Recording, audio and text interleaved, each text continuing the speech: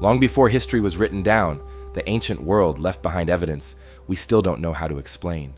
Vast stone ruins stand in deserts, jungles, mountains, and beneath the sea, built with a scale and precision that continues to raise questions. Strange artifacts turn up where they shouldn't. Lost cities vanish from the record, and whole civilizations leave behind fragments that feel far too incomplete for something so important. Some of these mysteries have been studied for generations.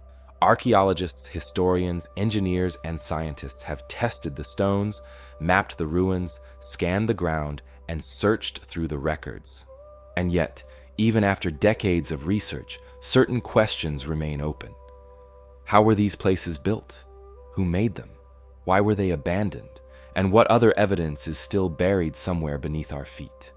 So tonight, join us as we dive into a massive collection of these ancient mysteries. They'll take us from impossible stonework and buried temples to vanished peoples, underwater ruins, unexplained artifacts, and sites that still challenge what we think we know about the past. Along the way, they'll show us how ancient people built, adapted, worshipped, explored, and disappeared, while leaving one question hanging in the air: how much of history are we still missing? So settle in, get comfortable, and let the outside world fade for a while, as we spend the next 8 hours exploring the world of ancient mysteries. As always with our long videos, the images in the background will be there for extra context, but you don't need to watch to enjoy these mysteries, so you can leave this playing while you work, rest, study, or drift off to sleep. Now, let's get started. In the Sichuan Basin of southwestern China, near the city of Guanghan, archaeologists uncovered one of the most baffling discoveries in East Asian history. Beneath layers of soil, they found the remains of an ancient civilization unknown to Chinese records. Massive bronze masks, gold-covered heads, and sculpted figures with long noses and staring eyes lay buried in pits filled with ash and broken artifacts. The site became known as Sanxingdui, and it revealed a culture so advanced and so different from its contemporaries that it challenged everything known about the origins of Chinese civilization.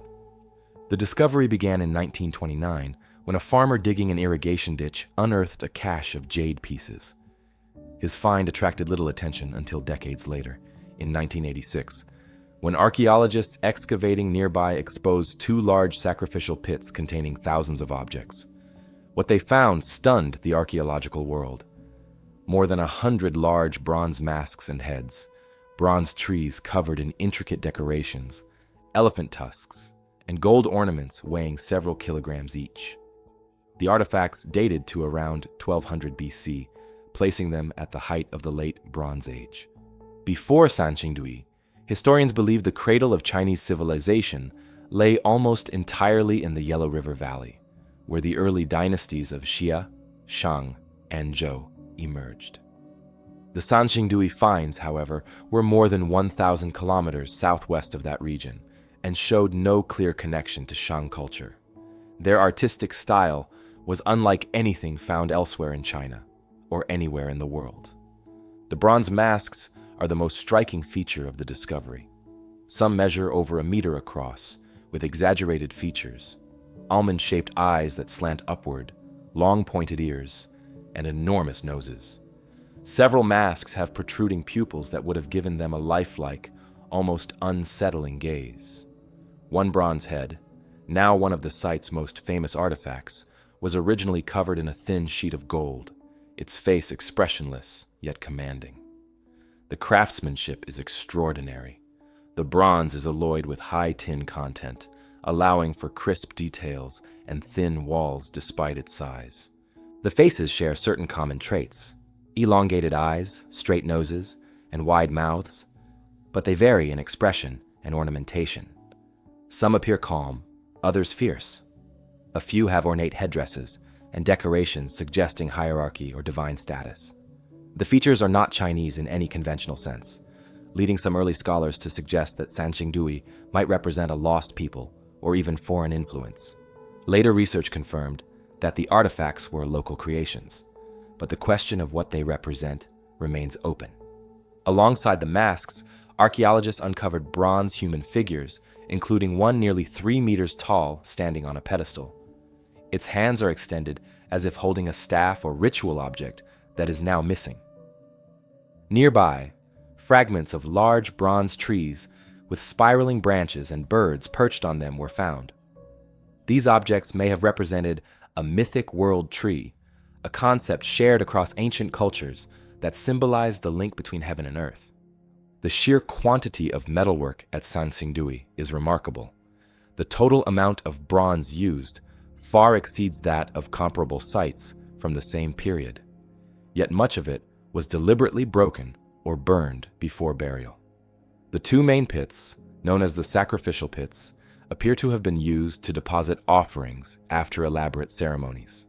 Charred bones, ash, and evidence of intense fire suggest that rituals involving burning and destruction preceded burial.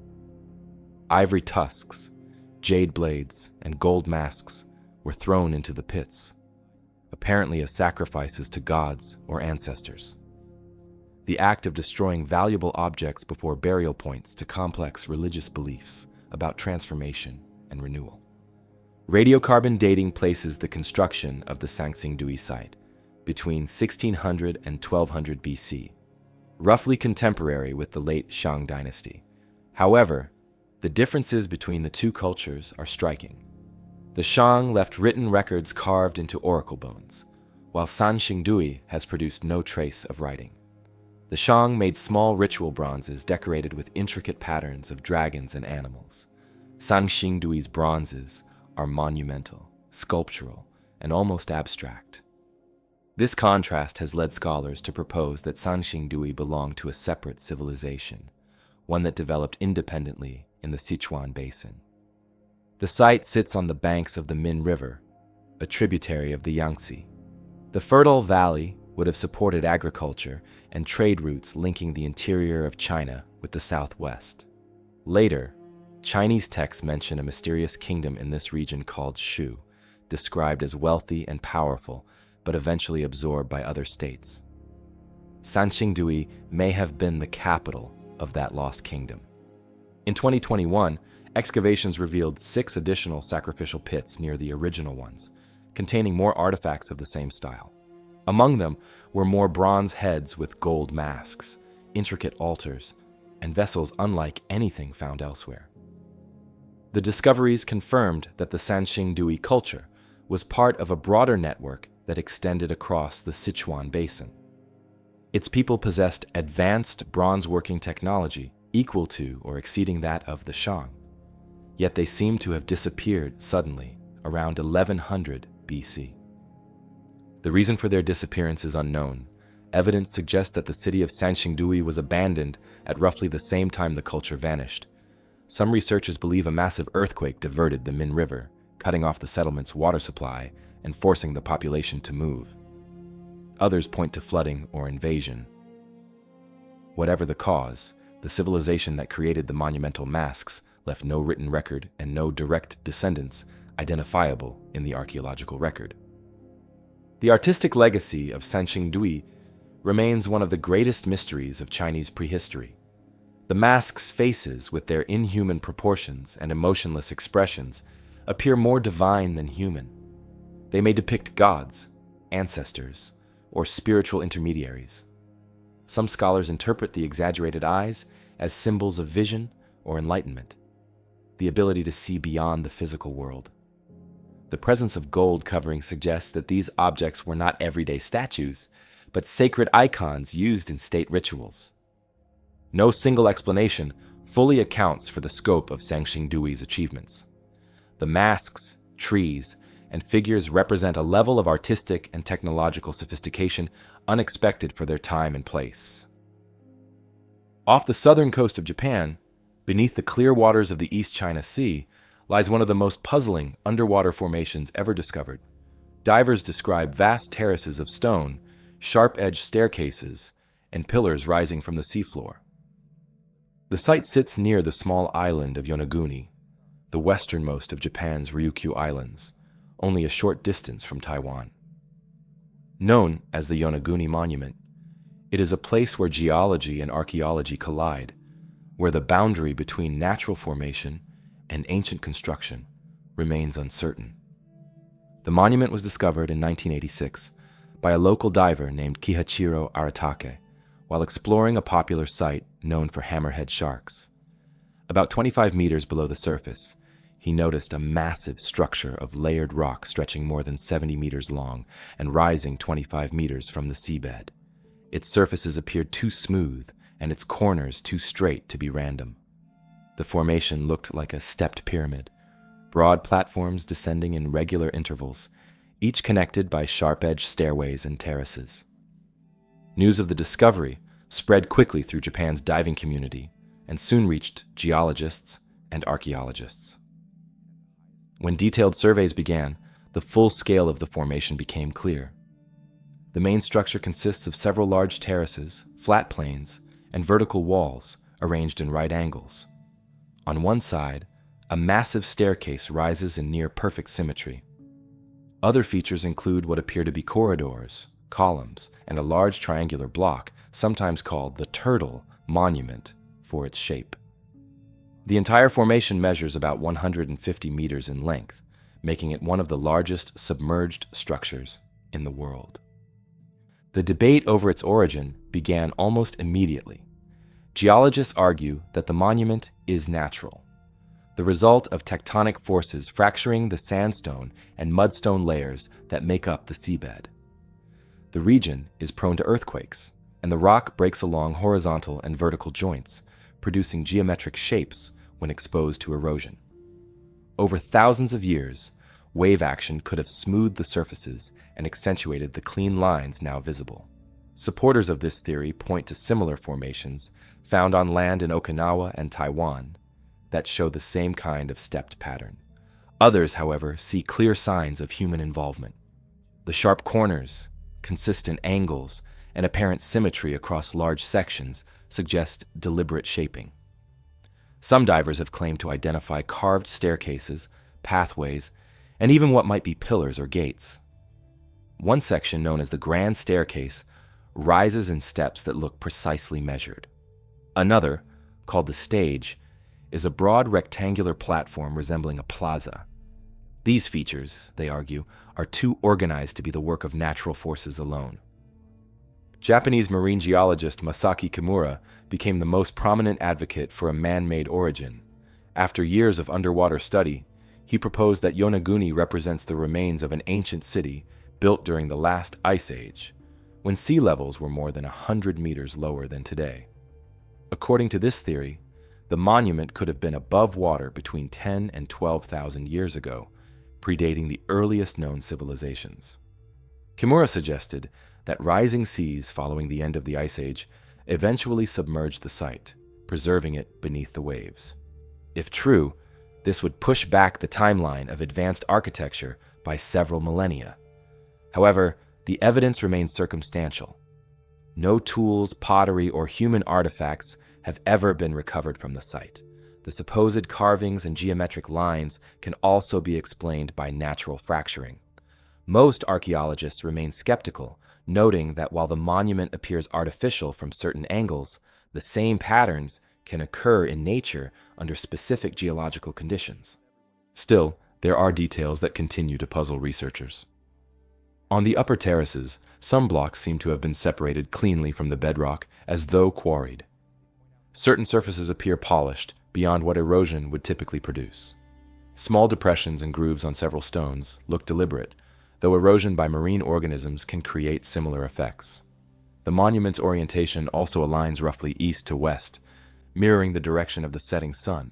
A coincidence, perhaps, but one that fuels speculation about intentional design. The island of Yonaguni has its own archaeological context that adds weight to the mystery. On land, ancient stone structures and pottery fragments dating back more than 2,000 years have been found, showing that the island was inhabited long before recorded history. The Ryukyu Islands in general were part of extensive trade networks linking Japan, Taiwan, and Southeast Asia. Whether those early islanders possessed the means or reason to build such a massive stone complex remains an open question. If the monument were constructed, its builders would have faced extraordinary challenges. The stone is dense and brittle, difficult to shape even with metal tools, let alone the stone implements available in prehistoric Japan. The sheer scale of the site, terraces stretching hundreds of meters and walls rising several stories tall, implies an organized labor force and advanced planning. For that reason, many scientists dismiss the idea of deliberate construction, preferring natural explanations over one that implies an unknown civilization operating thousands of years earlier than any evidence supports. Yet the monument's resemblance to step pyramids and temples found elsewhere keeps the mystery alive. The regularity of the terraces recalls the ziggurats of Mesopotamia or the pyramids of Mesoamerica, both of which served as ceremonial centers. Kimura's measurements of the structure's base outline suggest proportional ratios similar to those used in ancient architecture. If nature created the Yonaguni Monument, it did so with uncanny precision. The site's position along a tectonic fault adds another dimension to the debate. Earthquakes and volcanic activity could have fractured and tilted the rock layers, shaping the terraces into their present form. Geological uplift may also have exposed and submerged the formation multiple times throughout history. This constant movement makes it nearly impossible to date the monument accurately or determine how long it has been underwater. Despite these uncertainties, Yonaguni remains one of the most visually striking underwater formations on the planet. Divers describe the experience of swimming along the terraces as drifting through a sunken city. The clear, tropical water and the monument's scale give it a sense of grandeur rarely found beneath the sea. Whether natural or artificial, the structure evokes the same awe as standing among ancient ruins. Beyond Japan's southern seas, another mystery waits in the dry highlands of Bolivia, where a field of carved lines stretches across miles of earth, forming patterns that can only be seen from the sky. High on the Bolivian Altiplano, where the air is thin and the horizon stretches endlessly beneath the snow-covered peak of Mount Sajama, there lies a vast network of straight lines etched into the earth. They crisscross the plains for hundreds of kilometers, forming geometric patterns so large they can only be seen clearly from the air. Known as the Sajama Lines, they are among the most extensive ancient geoglyph systems in the world, covering an area larger than many modern nations, yet no one knows who made them, when they were first drawn, or what purpose they served. The Sajama Lines occupy a region west of Lake Pupo, near Bolivia's border with Chile. They stretch across roughly 22,000 square kilometers of dry plateau, radiating outward in every direction from the base of the volcano. The lines themselves are subtle, shallow paths about a meter wide, formed by scraping away the dark surface soil to reveal the pale layer beneath. When viewed from the ground, they appear faint and weathered, but from above, they form a striking lattice of perfect precision, with some lines extending straight for more than 20 kilometers without deviation. Early explorers and aerial photographers who documented the region in the 20th century compared the Sajama Lines to the Nazca Lines of Peru. But while the Nazca figures form animals and shapes, the Sajama network is entirely geometric. It is composed of straight paths intersecting at nodes and running across hills, valleys, and riverbeds with unbroken continuity. The sheer number is staggering. Archaeologists estimate there may be more than 16,000 individual lines, some aligned with ancient shrines, others vanishing into the horizon. The indigenous Aymara and Quechua people of the Altiplano have long known of the lines. In their languages, the tracks are called sekis, a term meaning sacred pathways or spiritual lines connecting important sites. This suggests that the Sajama network may have been part of a ceremonial landscape rather than a system of roads. According to Andean cosmology, mountains, or apus, were considered living deities, and lines linking them represented spiritual connections between communities and their sacred geography. Archaeological surveys have identified small stone cairns, burial towers, and ancient shrines along many of the paths. These points may have marked pilgrimage routes used for religious processions or offerings. Some lines converge on the bases of mountains or cross near springs and lakes, places traditionally associated with fertility and water rituals. This pattern indicates that the builders were not simply drawing for artistic effect. They were inscribing meaning onto the land, turning the Altiplano into a kind of open-air temple. Dating the Sajama Lines, however, has proven difficult. The dry climate preserves the markings well, but there is little organic material to analyze. The structures along the paths date to various periods, from pre-Inca civilizations to later Aymara and Inca occupation, suggesting that the network may have been created and maintained over centuries. Some researchers believe the earliest lines could date back 2,000 or 3,000 years, while others propose that the Inca formalized or expanded an older system during their rule in the 15th century. What makes the Sajama Lines so remarkable is their precision. They maintain straight trajectories across rugged terrain, ignoring natural obstacles. In some areas, the lines climb steep hills and descend again without visible deviation, as if guided by survey instruments far more advanced than any known to have existed in pre-Columbian South America. The consistency suggests a high level of coordination, possibly the work of multiple communities following shared planning principles. Yet how such accuracy was achieved without aerial perspective or modern tools remains unknown. Some theories propose that the builders used simple sighting techniques, aligning stones or posts at long distances to maintain straight lines. Others suggest they followed astronomical references, aligning the paths with the rising and setting points of the sun or key stars. Measurements show that many lines correspond roughly to cardinal directions or solstice alignments, implying that the Sajama network may have doubled as a cosmic map or calendar. Despite these possible explanations, the true purpose of the lines remains elusive. Their scale and distribution make them impractical as roads or boundaries. There is little evidence of wheeled transport in the region, and many lines lead to nowhere, ending abruptly in the open plains. If they were used for processions, they could have guided pilgrims during large-scale religious festivals, connecting dispersed settlements and shrines. The repetitive act of walking these paths might itself have been a form of devotion, transforming travel into ritual. Comparisons with other Andean Psyche systems offer clues. In the Inca capital of Cusco, a network of radiating lines connected hundreds of shrines across the landscape, forming both spiritual and administrative divisions of the empire. The Sajama Lines may represent an earlier or parallel version of this concept, a physical manifestation of order imposed on the land, integrating social, political, and cosmic organization into a single structure. The environmental context of the Altiplano also helps explain the visibility and endurance of the Sajama Lines. The plateau's thin atmosphere and minimal rainfall prevent vegetation from reclaiming the ground.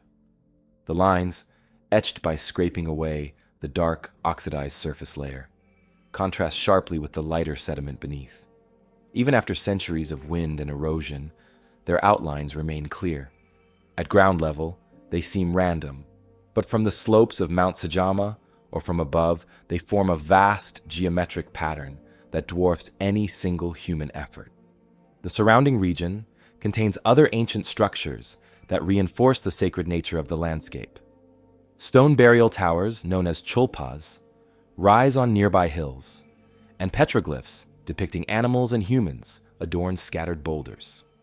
Together, these features create a panorama of prehistoric activity, suggesting that the Altiplano was once a densely ritualized environment where every mountain and valley held symbolic importance. Some modern researchers argue that the Sajama Lines could represent mapping systems tied to irrigation or resource distribution, their alignments marking routes for seasonal herding or trade. However, this explanation struggles to account for the sheer number and precision of the lines, many of which cross terrain, unsuitable for practical use. Their scale seems more aligned with spiritual or astronomical motives than with agriculture or transport. The mystery of their creation deepens when considering the altitude. Much of the Sajama region lies above 4,000 meters, where oxygen is scarce and weather conditions are harsh. Constructing or maintaining such an enormous network under these conditions would have required enormous effort and dedication. The persistence of the lines across centuries indicates that they were continually renewed, perhaps as part of ritual duties passed from generation to generation. Viewed as a whole, the Sajama Lines transform the landscape into something deliberate, a vast design invisible to those who walked it but clear from the sky. Whether intentional or accidental, the result is one of the largest and most intricate human-made patterns on Earth. The builders' purpose remains hidden, their identity uncertain, their techniques unexplained, yet the lines continue to mark the Bolivian plains, crossing the high desert like ancient pathways that still lead somewhere beyond understanding. The chambers of Hal-Saflieni continue to hold their mystery in the cool limestone depths, where sound and shadow still echo through halls carved more than 5,000 years ago.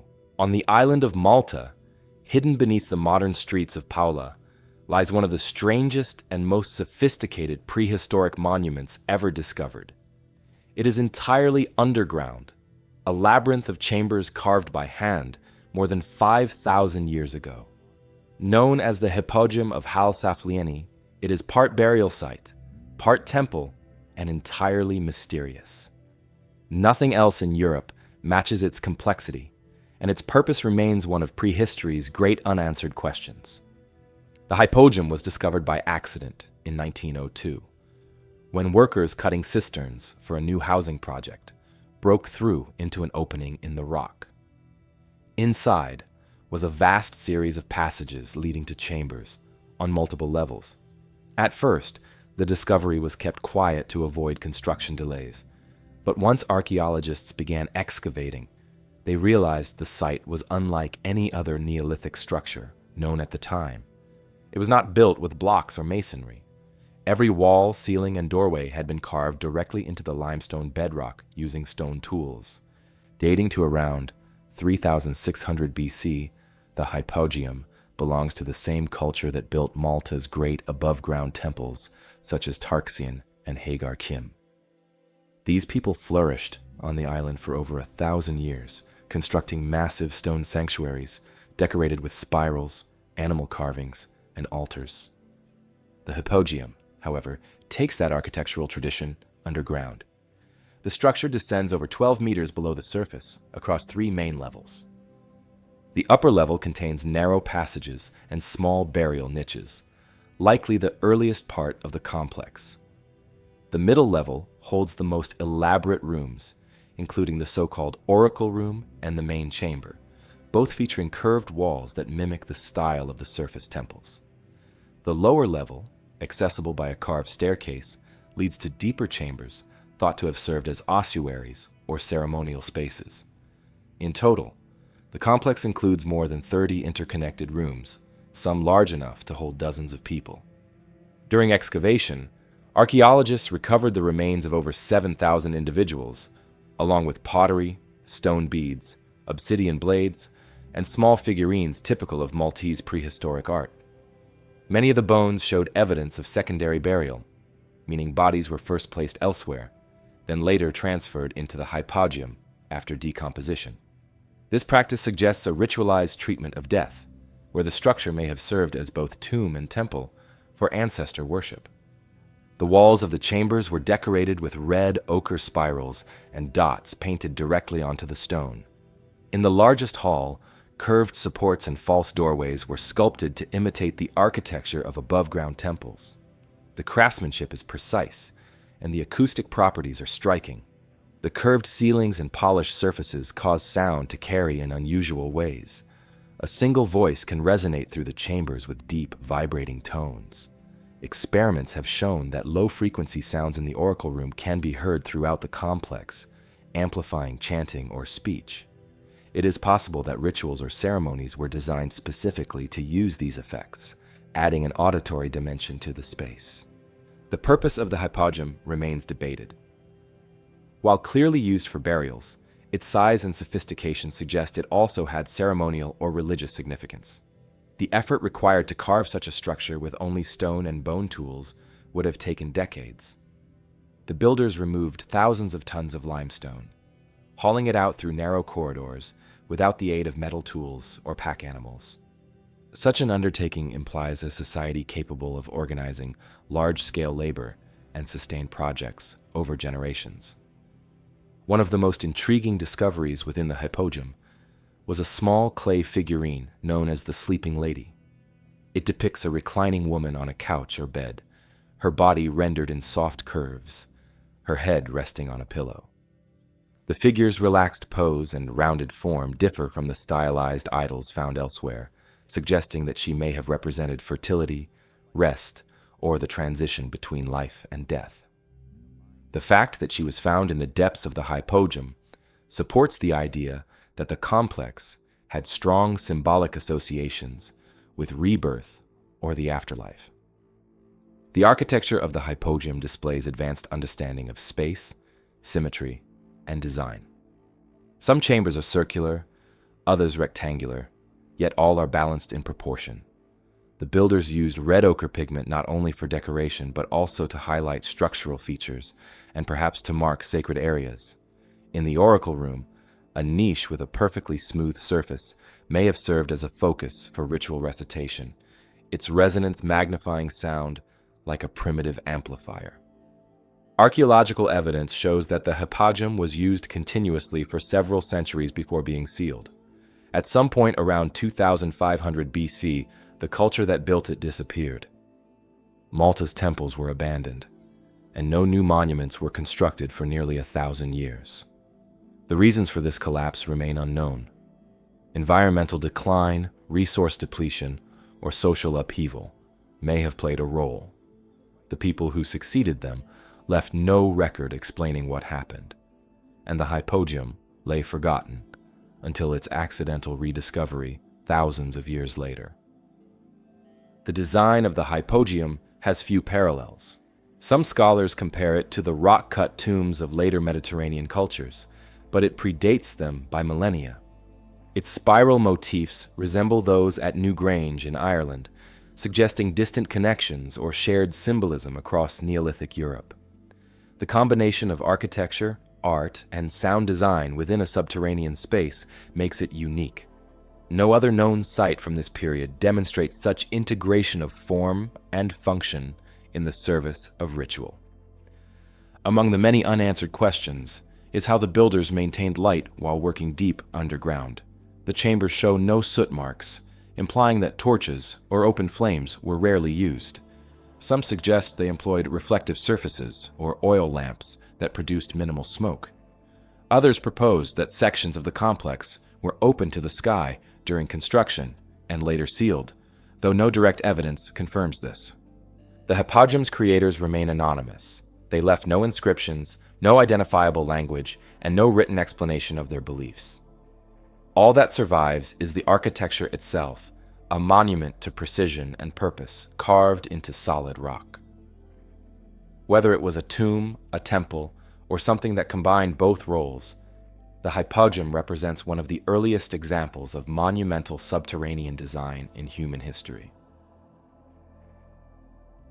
In the plains of northern Syria, about 55 kilometers southwest of Aleppo, the ruins of an ancient city once lay buried under a mound of dust known as Tel Mardik. For centuries, it looked like any other forgotten ruin in the region. But in the 1970s, archaeologists uncovered something extraordinary beneath the soil: the remains of a palace that contained one of the oldest and largest archives ever discovered. The city was Ebla, and within its walls were more than 17,000 clay tablets, written in cuneiform script. They preserved the records of a powerful Bronze Age kingdom that had flourished more than 4,000 years ago. The tablets survived only because the palace that housed them was destroyed by fire.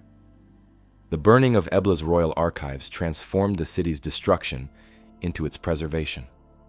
When the palace collapsed around 2300 BC, flames swept through its rooms, baking the clay tablets in intense heat. What would have crumbled into dust instead hardened into near permanence. Thousands of years later, the same fire that ended the city's life ensured its memory would survive. Ebla first rose to prominence around 2500 BC during a time when early kingdoms were emerging across Mesopotamia and the Levant. Its location between the Euphrates and the Mediterranean made it a key crossroads for trade. Caravans passed through carrying timber, wool, metals, and textiles. The city grew rich controlling these routes, and its influence stretched across much of northern Syria.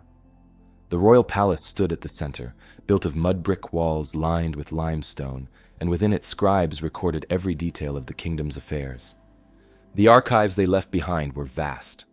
The tablets contained administrative accounts, royal decrees, trade contracts, and lists of offerings to the gods. Some even recorded diplomatic correspondence with neighboring powers, including cities in Mesopotamia and Anatolia. There were also lexical texts, lists of words written in both Sumerian and Eblate, an early Semitic language that had previously been unknown. These bilingual tablets became crucial for understanding ancient languages and provided the first direct evidence of written Semitic speech. Among the most remarkable finds were tablets describing royal marriages, temple rituals, and detailed inventories of goods. They listed thousands of sheep and goats, jars of oil and wine, and shipments of copper and silver. The records show a bureaucracy of staggering complexity, run by administrators who tracked every transaction in precise detail. The tablets were stored in orderly stacks on wooden shelves in the palace's archive rooms, arranged by subject and size. When the shelves collapsed during the fire, the tablets fell to the floor in neat piles, exactly where they were found by archaeologists millennia later. The fire that consumed the palace also sealed its secrets. Its cause remains uncertain. Evidence of widespread burning across the site suggests deliberate destruction, possibly the result of invasion. Around 2300 BC, the Akkadian Empire under Sargon and his grandson Naram-Sin expanded westward from Mesopotamia, conquering city after city. Ancient texts record that Naram-Sin destroyed a city called Ebla, which many scholars identify with Ebla. If true, the Akkadian army may have burned the city during its campaign, ending its independence and scattering its people. The discovery of the archives in the 1970s was one of the most significant archaeological finds of the 20th century. Italian archaeologist Paolo Mattiai, who led the excavations, recognized the scale of the discovery when he uncovered the first tablets in situ, baked hard but intact. The fire had left the walls collapsed and blackened, but the tablets' inscriptions were perfectly legible. When the writing was translated, the scale of Ebla's world became clear. A complex urban kingdom with trade connections reaching as far as Mesopotamia, Egypt, and possibly the cities of the Levantine coast. The Ebla tablets revealed a society that had achieved administrative sophistication comparable to that of Sumer and Akkad. Its scribes used a version of the Sumerian cuneiform system, but adapted it for their own Semitic language. The lists of professions, goods, and rituals show parallels to later biblical and Mesopotamian traditions. Names such as Adam, Abraham, and Ishmael appear in the archives, though likely as common names rather than direct references to later figures. Still, these similarities fueled early speculation about connections between Ebla and later Near Eastern cultures. The tablets also offered insight into religion. The people of Ebla worshipped a pantheon that included familiar Mesopotamian gods like Dagon and Ishtar, as well as local deities unique to Syria. Temples dedicated to the storm god and the sun god stood alongside shrines to ancestral spirits. Ritual texts described sacrifices, festivals, and prayers that reveal how religion structured the daily life of the city. Archaeologists have reconstructed much of the layout of Ebla's royal quarter. The palace complex covered several hectares and included reception halls, storage rooms, and administrative offices. Thick walls and fortified gates surrounded the Acropolis. Beyond it stretched residential districts, workshops, and temples. Excavations show that Ebla was rebuilt more than once after earlier destructions, but the final fire that consumed the palace marked the end of its golden age. What followed remains partly unclear. After its destruction, Ebla seems to have been rebuilt on a smaller scale, only to decline again around 2000 BC. The site was eventually abandoned. By the time of the later Assyrian and Babylonian empires, its name had faded from memory. The burned palace and its archives lay buried under centuries of dust until their rediscovery. The fire that destroyed Ebla's archives remains one of archaeology's most paradoxical events. It obliterated a city, but preserved its history in extraordinary detail. Without that destruction, nearly everything about Ebla's language, administration, and culture would have been lost. The heat that charred its walls hardened its tablets into durable records of life 4,000 years ago. Far to the north in Anatolia, another ancient city once guarded its own treasures. A pair of stone lions that stood at its gates before both disappeared, leaving behind only fragments and the memory of their watch over an empire that no longer exists. In the mountains of central Turkey, the ruins of Hattusa sit atop a rugged plateau of limestone and grass. Once the capital of the Hittite Empire, this ancient city dominated Anatolia during the 2nd millennium BC. Massive walls, carved gates, and stone temples once stood here, guarded by the empire's most famous sentinels, colossal lions carved from solid blocks of basalt. For centuries, these statues watched over the city's entrances. Then they disappeared, leaving only records of their existence and fragments buried in the soil.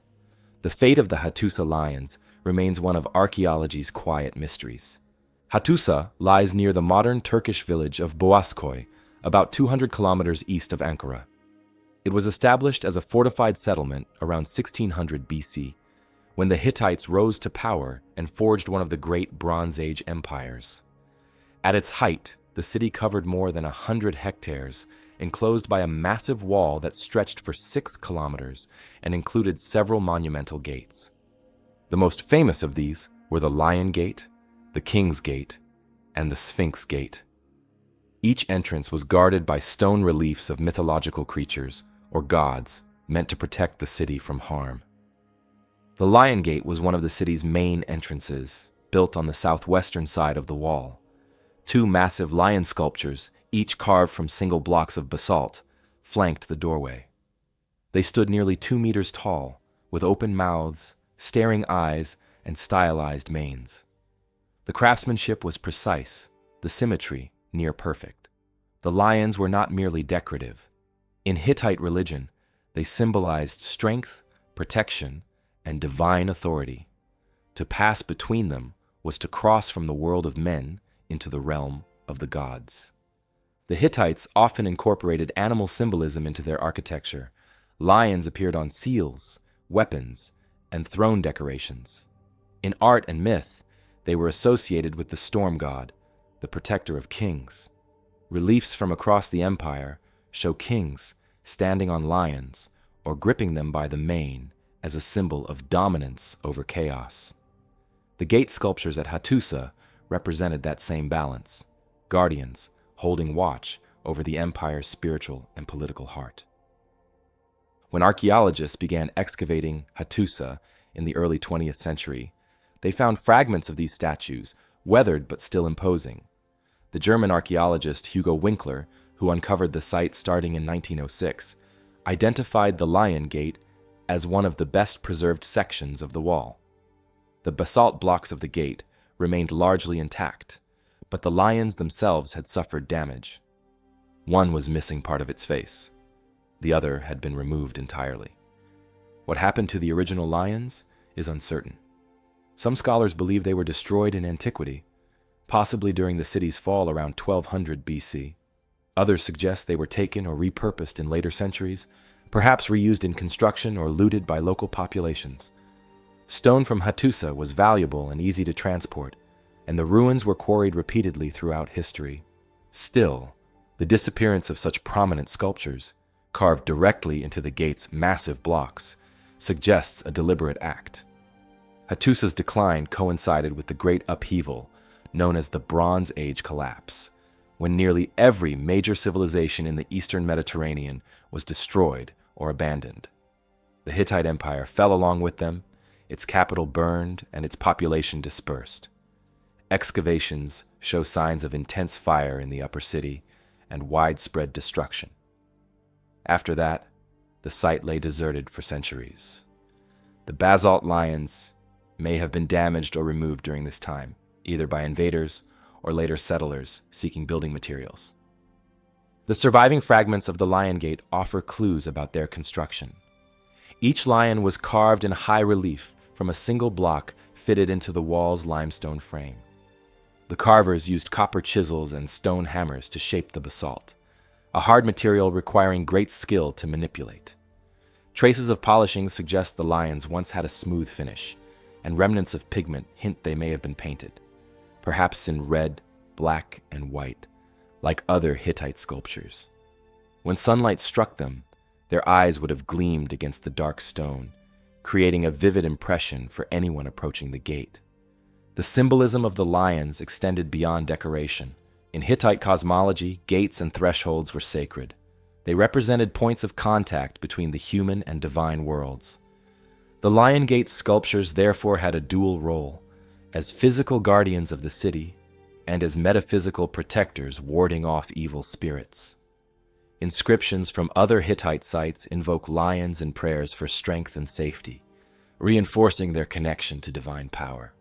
Hattusa's architecture reflected the empire's administrative might. The lower city contained palaces, storage facilities, and temples dedicated to the storm god and the sun goddess. The upper city was filled with sanctuaries and ritual spaces, many of which had reliefs carved into the rock. The Great Temple, one of the largest in the ancient Near East, housed statues of deities imported from neighboring cultures, evidence of the Hittites' ability to integrate foreign gods into their pantheon. The city's gates served as more than defensive features. They were ceremonial spaces where rituals took place during processions or royal festivals. Passing through the Lion Gate would have been an act of spiritual significance, the lions watching as priests, soldiers, and kings moved between the inner and outer worlds of the city. Over time, earthquakes, erosion, and looting took their toll on Hattusa's monuments. By the time the first modern explorers arrived, much of the original sculpture was missing. Fragments of lions have been found elsewhere in Anatolia, sometimes built into later structures or used as cornerstones. Whether any of these fragments once belonged to the Lion Gate remains unclear. What is certain is that the sculptures disappeared long before their rediscovery. The mystery of the lion's fate remains unsolved. If they were destroyed during the city's fall, the pieces may still lie buried beneath collapsed walls. If they were removed, their trail has been lost through millennia of rebuilding and resettlement in the region. The Lion Gate itself still towers over the ruins of Hattusa, its basalt stones dark against the pale limestone. The carved sockets where the lions once stood remain visible, empty spaces where divine protectors once kept watch. Their disappearance adds a final layer of mystery to a city already filled with unanswered questions about its rise and fall. As the lions of Hattusa faded into history, the fate of another ancient city in the same region would soon echo its story. A powerful kingdom reduced to ash and silence when sudden catastrophe struck and its fields turned to desert. In northeastern Syria, on the edge of the Khabur River plain, stands a mound that once held one of the great cities of early Mesopotamia. Known today as Tel Leilan, it was an urban center that thrived during the 3rd millennium BC, a time when cities were spreading across the Fertile Crescent. Writing was taking shape, and the first empires were rising. For more than 1,000 years, Leilan grew, traded, and ruled over fertile farmland. Then, without warning, the city fell silent. The cause of its sudden collapse remains one of the enduring mysteries of the ancient Near East. Tel Leilan sits near the modern border between Syria and Iraq, about 30 kilometers north of the ancient city of Nineveh. The site covers nearly 90 hectares, rising more than 20 meters above the surrounding plain. Excavations reveal that it began as a small farming village around 5000 BC. By 2600 BC, it had become a city with massive fortifications, a central palace, and sprawling suburbs. It was strategically positioned to control trade routes linking northern Mesopotamia with the mountains of Anatolia and the Iranian plateau. The fertile plains around it made it a key agricultural hub, producing grain for regional exchange. By the early 2nd millennium BC, Leilan served as the capital of a kingdom known as Shekna. Tablets found at the site describe its role as an administrative center under the Akkadian Empire, which dominated Mesopotamia around 2300 BC. Akkadian inscriptions mention Leilan's involvement in supplying grain to imperial armies and distributing goods across the empire's northern territories. Archaeologists uncovered large storehouses filled with grain silos and clay ceilings bearing the names of officials, evidence of a complex bureaucracy managing the city's economy. Then, around 2200 BC, the records stop. The palace was abandoned, the storehouses emptied, and the entire city left to decay. Layers of windblown dust cover the final occupation levels, showing that the site was deserted for centuries. The reason for this sudden collapse has long puzzled archaeologists. There is no sign of invasion or burning, no mass graves or signs of battle. Instead, the evidence points to something less visible, but equally devastating: environmental catastrophe. Sediment cores taken from the Kabur region show a sharp shift in climate around the same time Leilan was abandoned. Grain pollen disappears from the record, replaced by traces of desert plants. Chemical analysis of soil samples reveals a drop in moisture levels and an increase in windborne dust. The conclusion is clear: the region suffered a severe and prolonged drought around 2200 BC, lasting more than a century. The once fertile plains turned arid, and crops failed across northern Mesopotamia. This period coincides with what scholars call the 4.2 kiloyear event, a global climate anomaly that affected civilisations from Egypt to China. In Mesopotamia, rainfall declined drastically, causing rivers to shrink and farmlands to dry out. For a city like Leilan, dependent on irrigation and surplus grain production, the impact would have been catastrophic. Archaeological evidence shows that irrigation canals silted up and houses were abandoned in stages, suggesting a gradual depopulation as food supplies dwindled. The drought did not only destroy agriculture, it also undermined political stability. The Akkadian Empire, which had relied on northern cities like Leilan for grain, collapsed around the same time. Texts from southern Mesopotamia describe famine, rebellion, and mass migration. One lamentation poem from the city of reads, "The great storm swept away the land. The people, parched, sought water in vain." These words may describe the same environmental disaster that emptied Leilan. Archaeologists excavating the site in the 1980s discovered that the final occupation layers contained desperate signs of adaptation. Storage rooms were repurposed, smaller dwellings built within the ruins of larger ones. Animal bones show a shift from cattle to hardier goats and sheep, but these efforts were not enough. Eventually, even the few who remained left the city. Windblown sediment quickly covered its walls, sealing it in time. For centuries afterward, Leilan lay abandoned.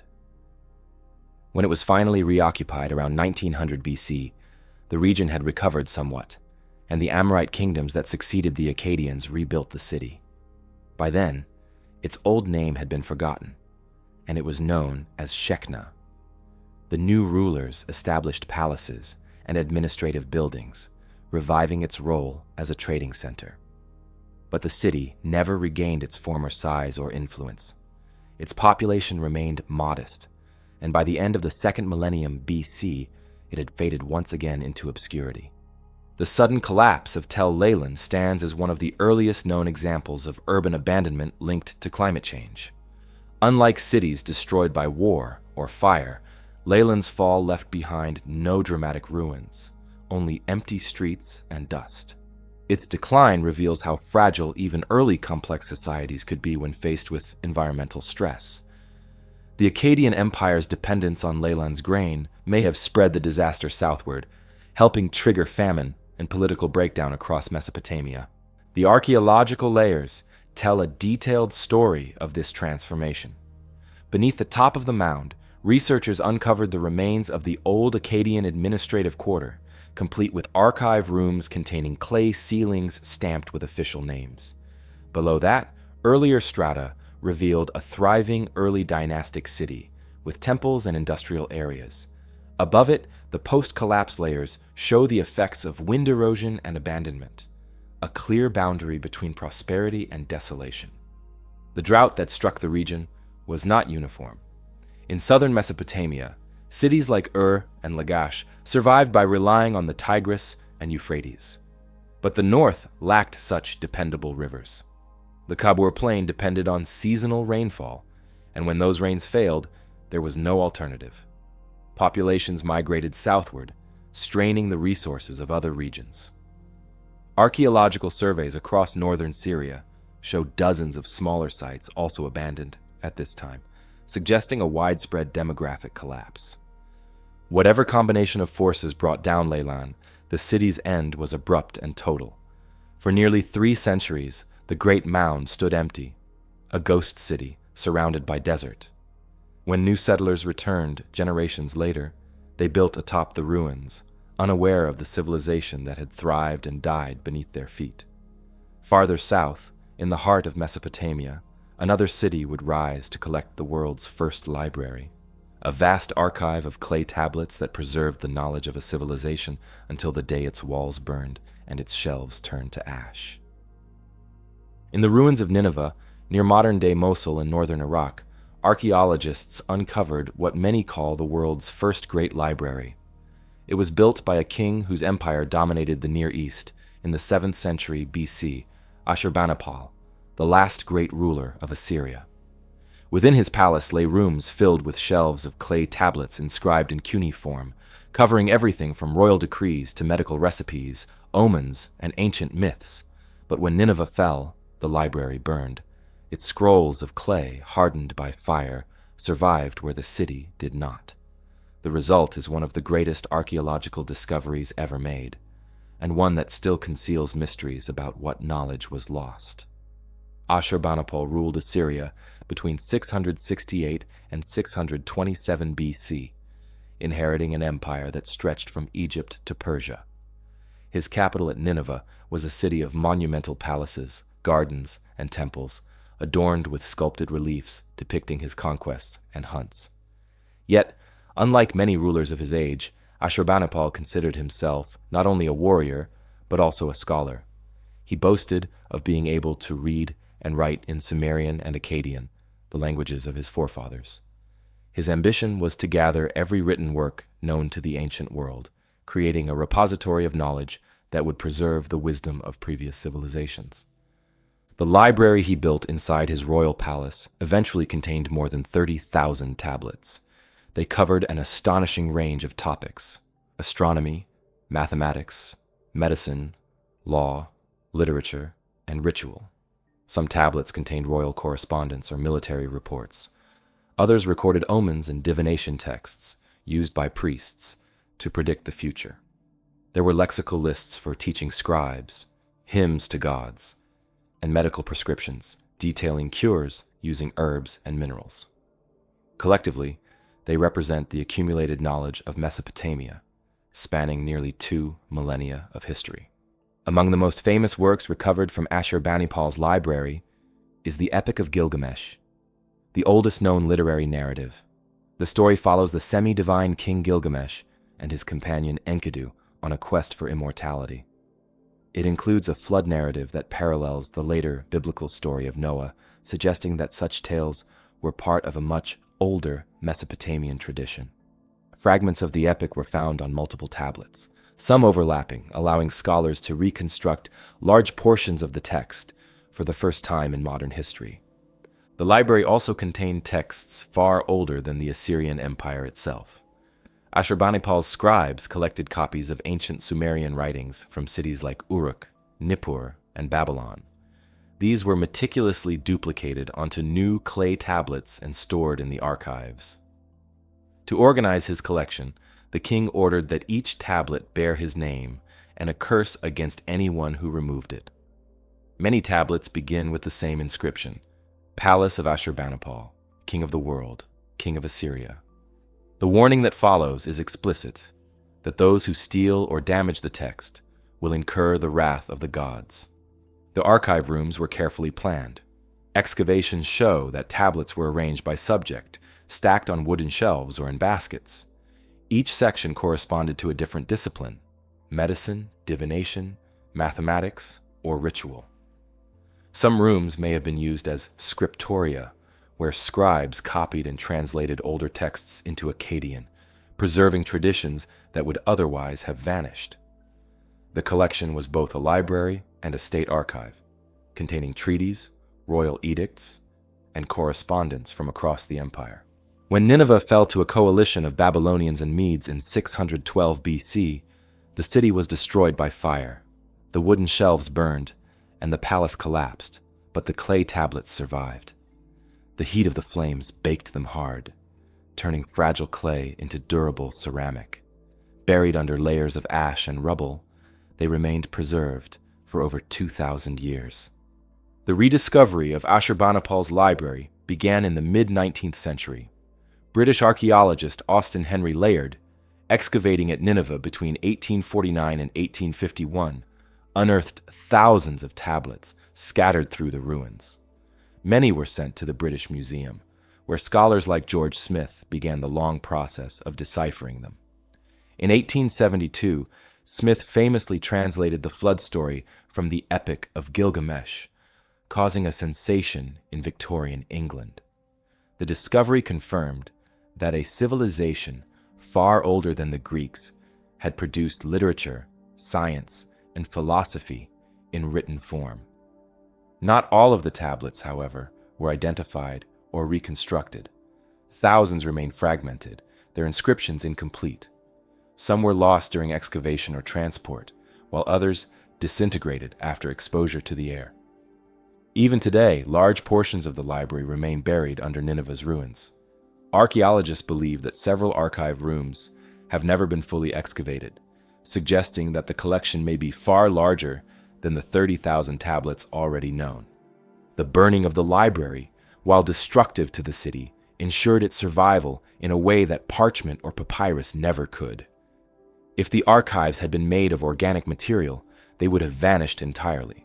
Instead, the fire that consumed Ashurbanipal's palace turned his records into a time capsule, preserving a written record of ancient Mesopotamian life with extraordinary detail. The library reveals the Assyrians' deep concern with knowledge and order.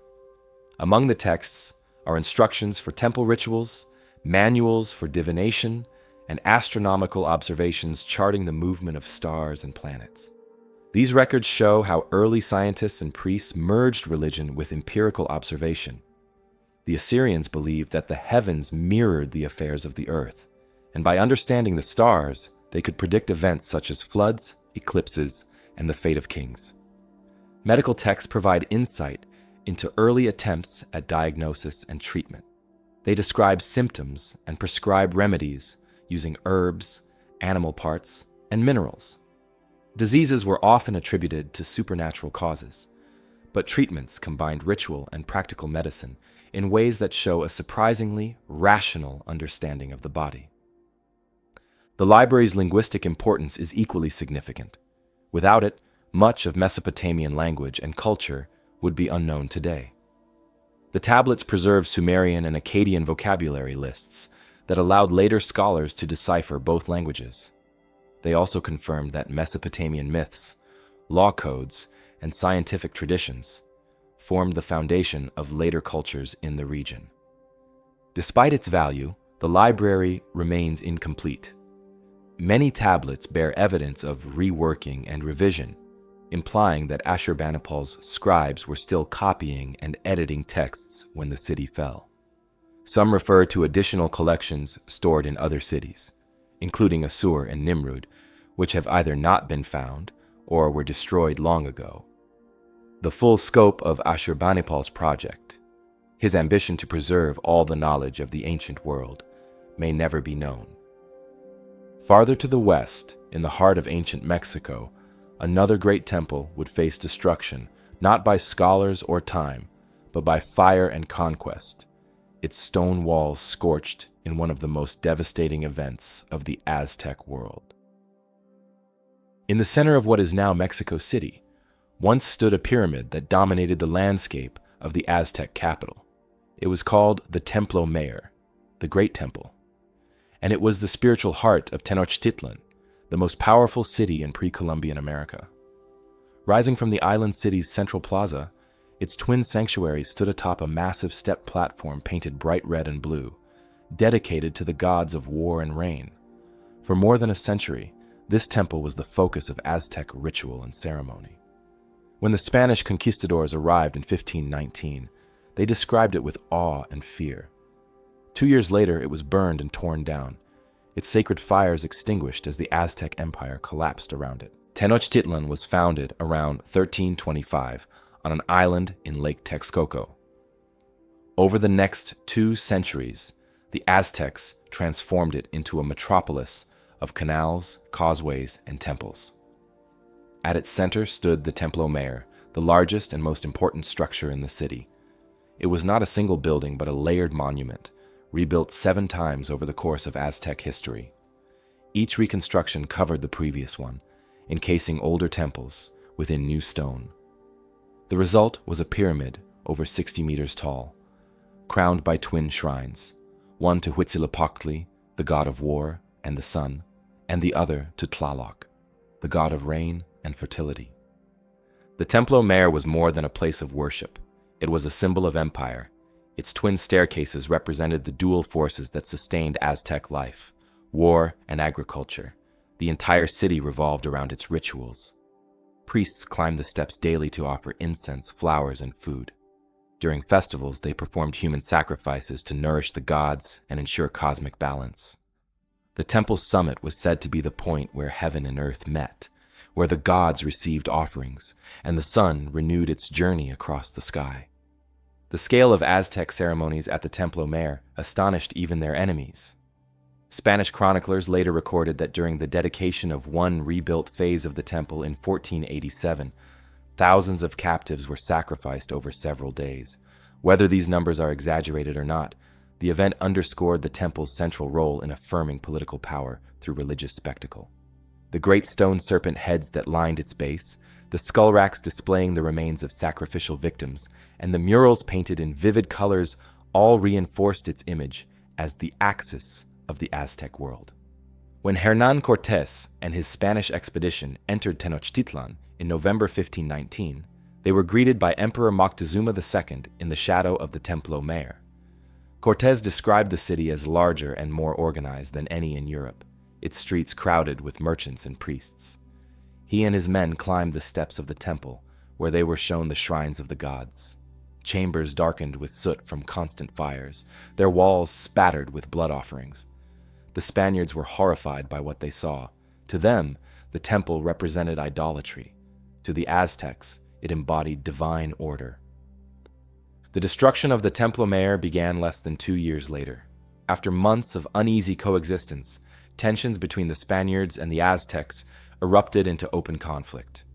In May 1520, while Cortés was away dealing with a rival Spanish force, his lieutenant Pedro de Alvarado ordered an attack during the festival of Toxcatl, a ceremony held in honor of the god Tezcatlipoca. Hundreds of unarmed nobles and priests gathered at the temple were slaughtered. The massacre sparked a full uprising. The Aztecs drove the Spaniards from the city in what became known as La Noche Triste, the Night of Sorrows. Cortés regrouped, gathered allies, and returned to lay siege to Tenochtitlan in 1521. The siege lasted nearly 3 months. Spanish forces and their indigenous allies cut off the causeways, blocked supply routes, and bombarded the city with cannon fire from captured brigantines on the lake. Disease and starvation spread rapidly. By August, much of the city lay in ruins. During the final assault, the Templo Mayor became the last refuge of the Aztec defenders. Warriors fought from its steps, hurling stones and spears at the attackers. According to Spanish accounts, flames consumed the temple's wooden structures as the fighting reached its peak. The shrines of the gods were burned, the altars defiled, and the statues toppled from the summit. When the battle ended, Cortés ordered the temple dismantled. Its stones were used to build the new colonial city, including the foundations of Mexico City's cathedral, which still stands near the same site. The Spanish saw the destruction as a victory of Christianity over paganism. For the Aztecs, it was the end of their world, The fall of the cosmic order, they believed, sustained the sun itself. The great fires that consumed the Templo Mayor were both literal and symbolic, erasing centuries of devotion in a single act of conquest. The ruins of the temple remained buried for centuries under the streets of Mexico City. In the late 20th century, archaeologists began excavations after utility workers accidentally unearthed part of a stone sculpture near the cathedral. What they uncovered were the layered remains of the original pyramid, each level corresponding to a different era of Aztec history. Inside were thousands of offerings, jade ornaments, obsidian blades, seashells from distant coasts, and the bones of birds and humans used in rituals. These finds revealed that each rebuilding of the temple had been accompanied by massive ceremonies, reaffirming the link between rulers, gods, and empire. Among the discoveries were stone carvings of Huitzilopochtli's legendary battles against darkness and serpentine sculptures representing the earth goddess Coatlicue. The foundations still bear traces of fire and ash, evidence of the burning described by the conquistadors. Archaeologists also found charred remains of wooden beams, possibly from the temple's final destruction during the siege. The scale of the blaze would have been immense, its smoke visible for miles across the valley. The burning of the Templo Mayor marked the collapse of one of the most complex civilizations of the Americas. Yet, like other destroyed cities of the ancient world, it also preserved what it consumed. The fire sealed layers of offerings and artifacts beneath the rubble, protecting them from later construction. Excavations continue to reveal new finds, fragments of statues, ceremonial knives, and traces of paint from the temple's walls. Each discovery adds another piece to the story of Tenochtitlan's rise and fall. Far across the ocean in Europe, another ancient monument carved into a hillside tells its own story through a single image, the outline of a mysterious white horse that has watched over the English countryside for thousands of years. In the rolling hills of Oxfordshire, England, a vast white figure stretches across the grass. It's not visible from the ground, not fully. To truly see it, you have to climb higher, or better yet, look from the air. There, cut into the slope of the hill, is the outline of a running horse more than 100 meters long, its body formed by narrow trenches filled with chalk. Known as the Uffington White Horse, it is one of Britain's oldest and most enduring landmarks, a monument carved into the landscape long before recorded history.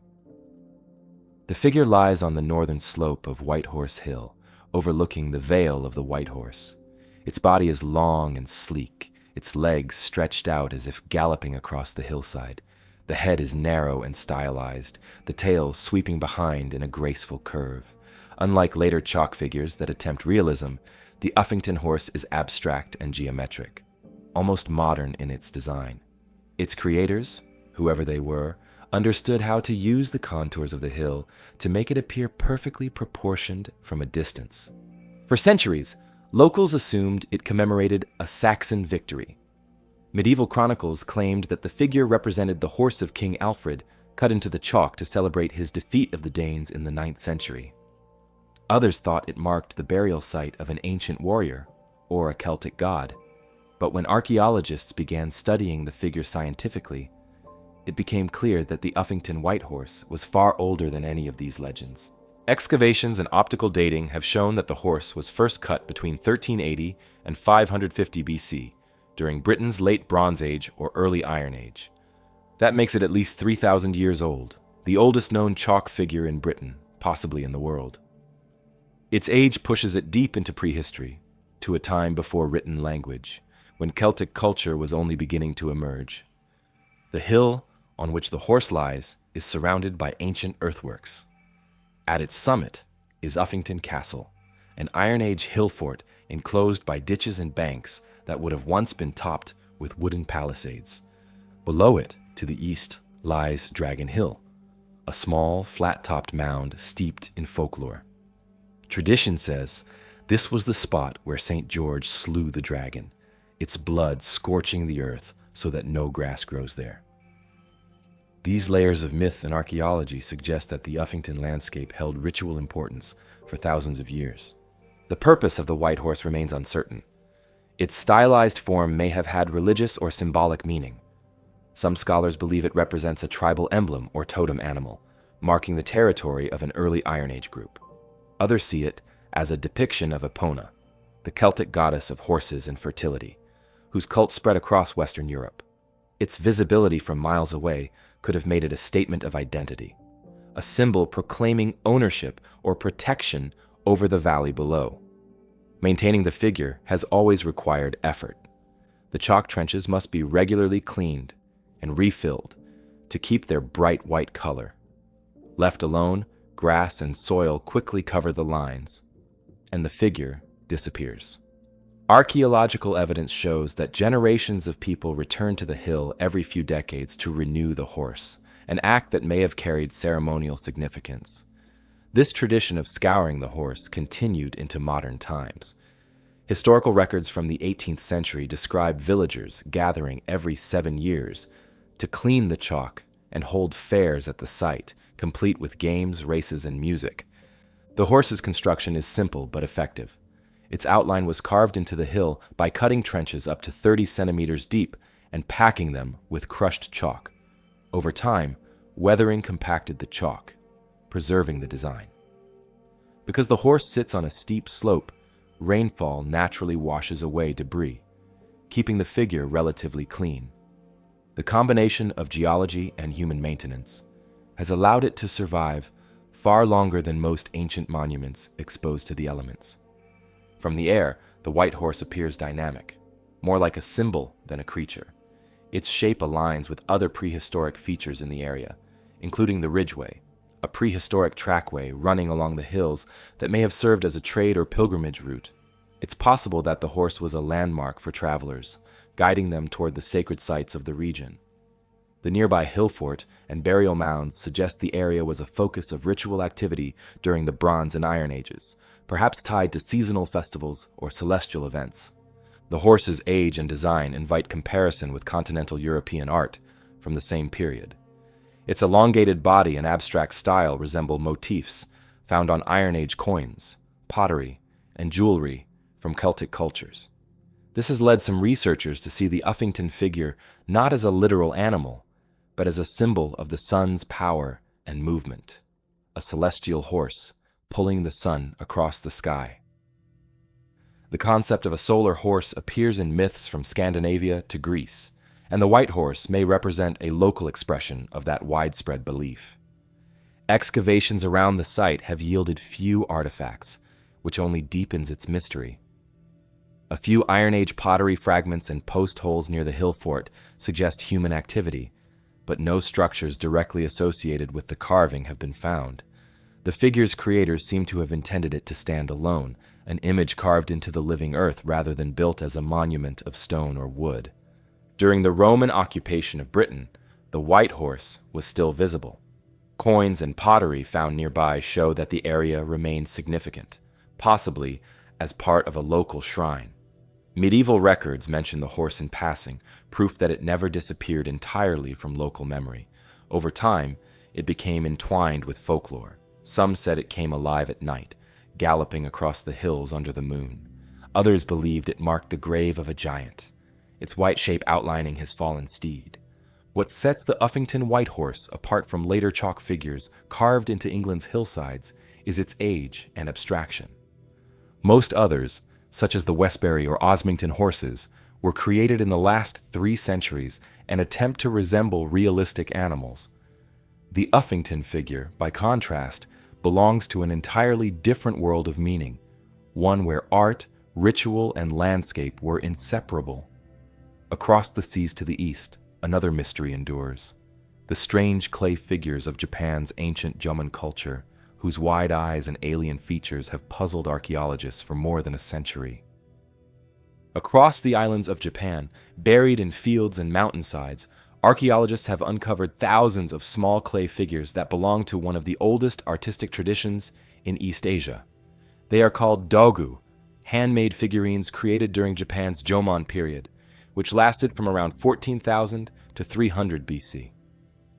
The Jomon were hunter-gatherers who lived in pit dwellings, hunted deer and boar, and gathered nuts and shellfish.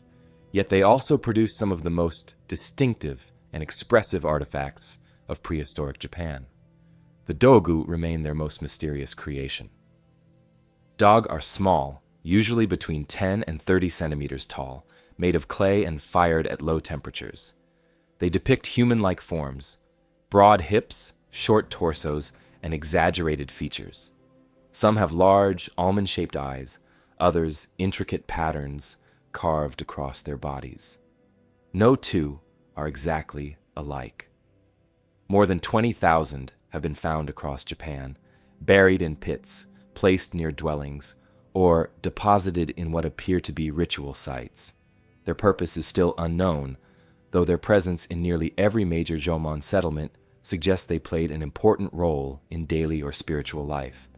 The earliest dog date to around 2500 BC, but the style evolved dramatically over time. In the Middle Jomon period, the figures became more elaborate, decorated with spirals and cord markings that mirrored the patterns used on pottery. Later examples from the final Jomon around 1000 to 300 BC show an entirely new level of abstraction. The most famous of these are the goggle-eyed figures known as shakoki dogu, found primarily in northeastern Japan. Their oversized eyes, flared hips, and alien-like appearance have made them icons of prehistoric art. And, in some circles, subjects of wild speculation. The shakoki dog take their name from the word for snow goggles, traditional eyewear once used in northern Japan to protect against glare. The resemblance is striking. Each figure's face is dominated by two enormous circular eyes, sometimes rimmed with raised clay bands. Their bodies are heavily ornamented with relief patterns that resemble clothing, armor, or tattoos. Some hold their arms outstretched, others rest their hands on their bellies or hips. Many are broken at the limbs or head, but the breaks appear deliberate rather than accidental, as if part of a ritual act. Archaeologists have proposed several theories about the purpose of these figurines. One is that they served as fertility symbols. The wide hips and rounded bellies of many dogs suggest female forms, possibly representing mothers or goddesses associated with birth and agriculture. Some have small incisions on their abdomens that could symbolize pregnancy. Others may have been used as protective charms, figures placed in homes or graves to guard the living or accompany the dead. The theory of ritual breakage adds another layer of meaning. Many dog are found intentionally broken and buried, sometimes in groups. This suggests that they may have been used in ceremonies intended to transfer illness or misfortune from a person to the figure. Once the ritual was complete, the dog would be destroyed or buried to seal the act. Similar practices appear in other ancient cultures, where symbolic destruction was believed to release power or prevent harm from returning. Beyond their possible religious function, dog also reflect the aesthetic and technological sophistication of the Jomon people. The Jomon culture is known for producing some of the world's earliest pottery, predating the rise of agriculture in many other regions. Their ceramic vessels, often decorated with elaborate cord-marked designs, demonstrate both creativity and precision. The same craftsmanship appears in the dog. The figures were shaped by hand, polished with tools of wood or bone, and fired in open pits at relatively low heat. Despite this, many survive intact after thousands of years.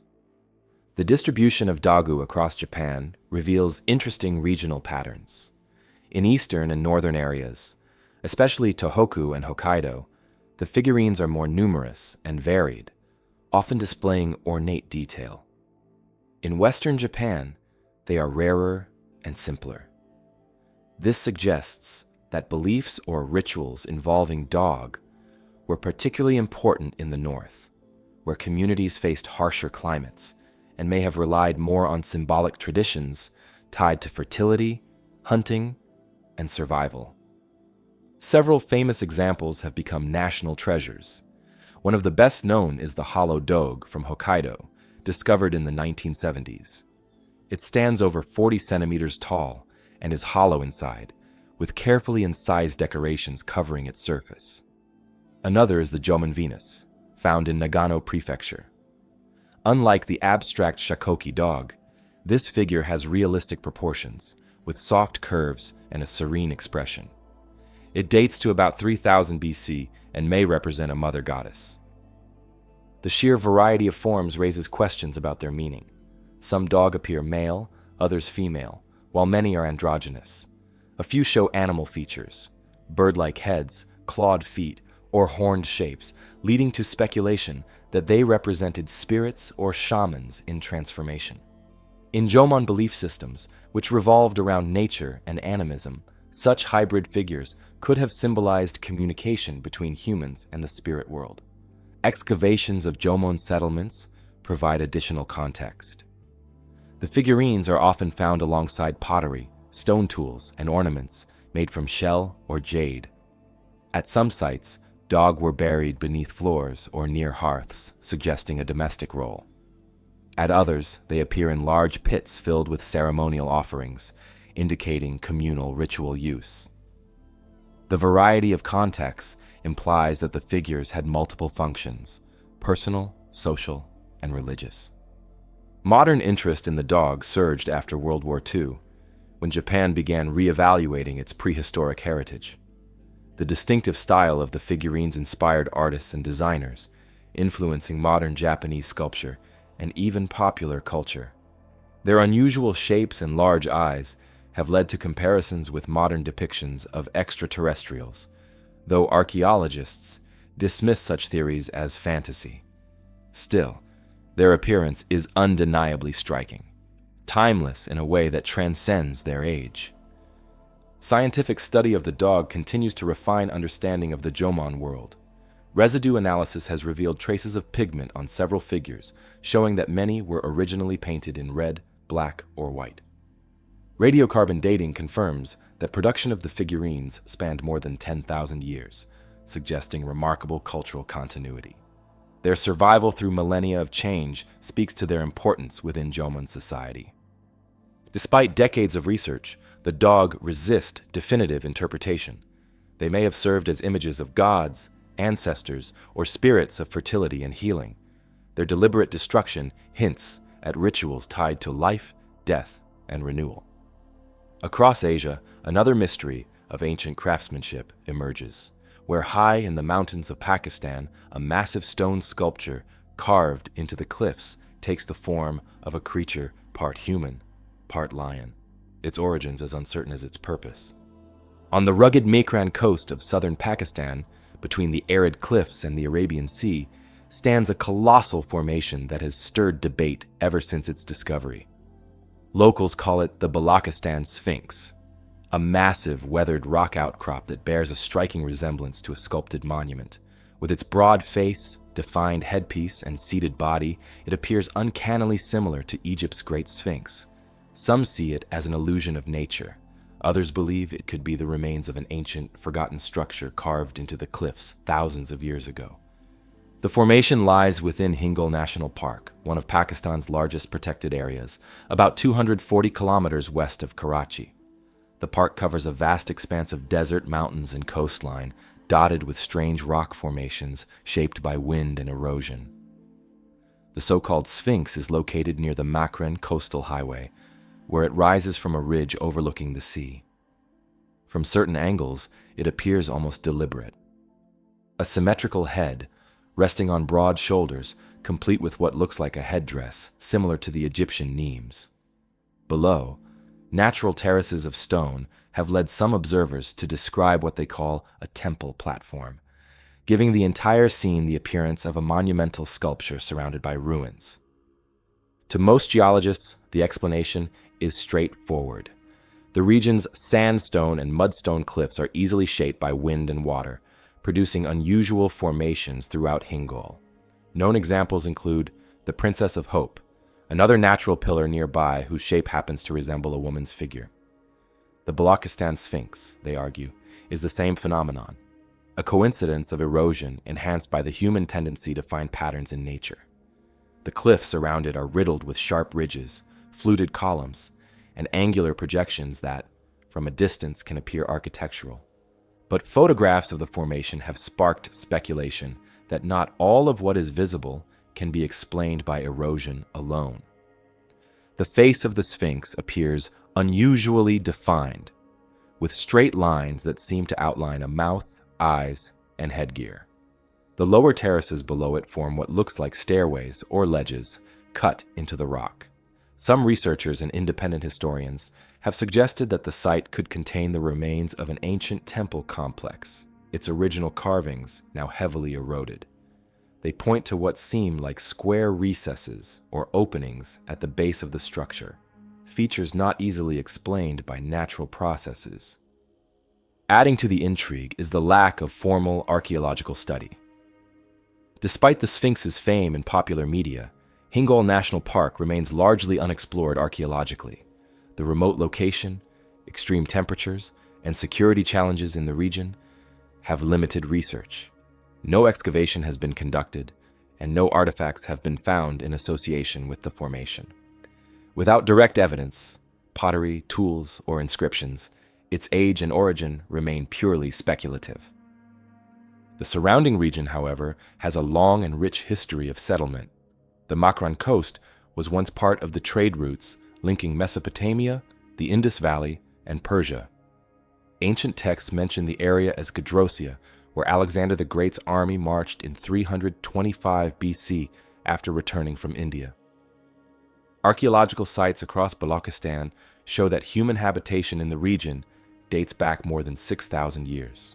The nearby ruins of Mehrgar, one of the earliest known farming settlements in South Asia, and the Indus Valley city of Mohenjo-Daro to the east, show that advanced civilizations flourished not far from this area.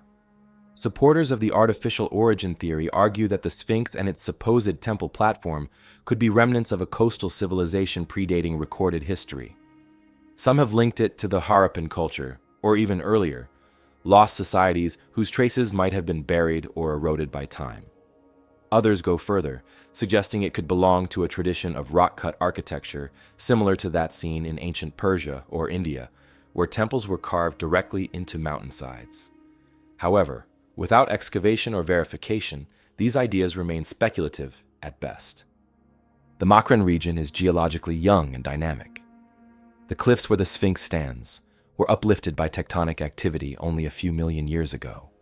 The sandstone layers are soft, easily shaped by wind-borne particles and the periodic floods that sweep through the valleys.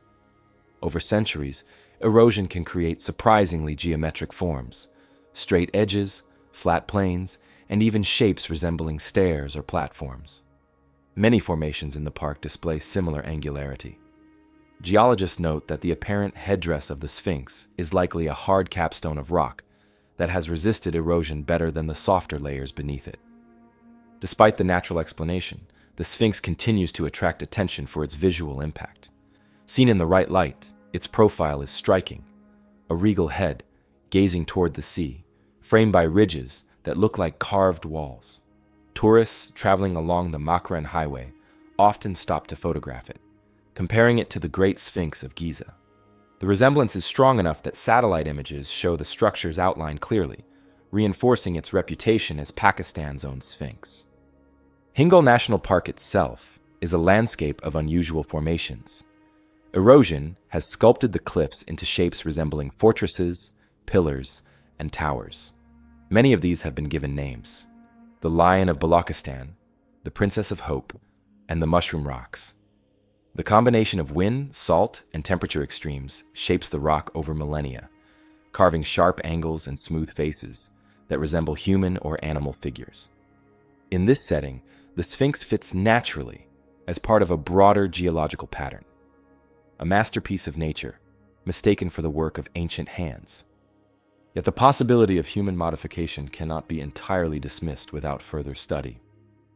Throughout the Indian subcontinent, ancient builders carved temples, shrines, and statues into living rock.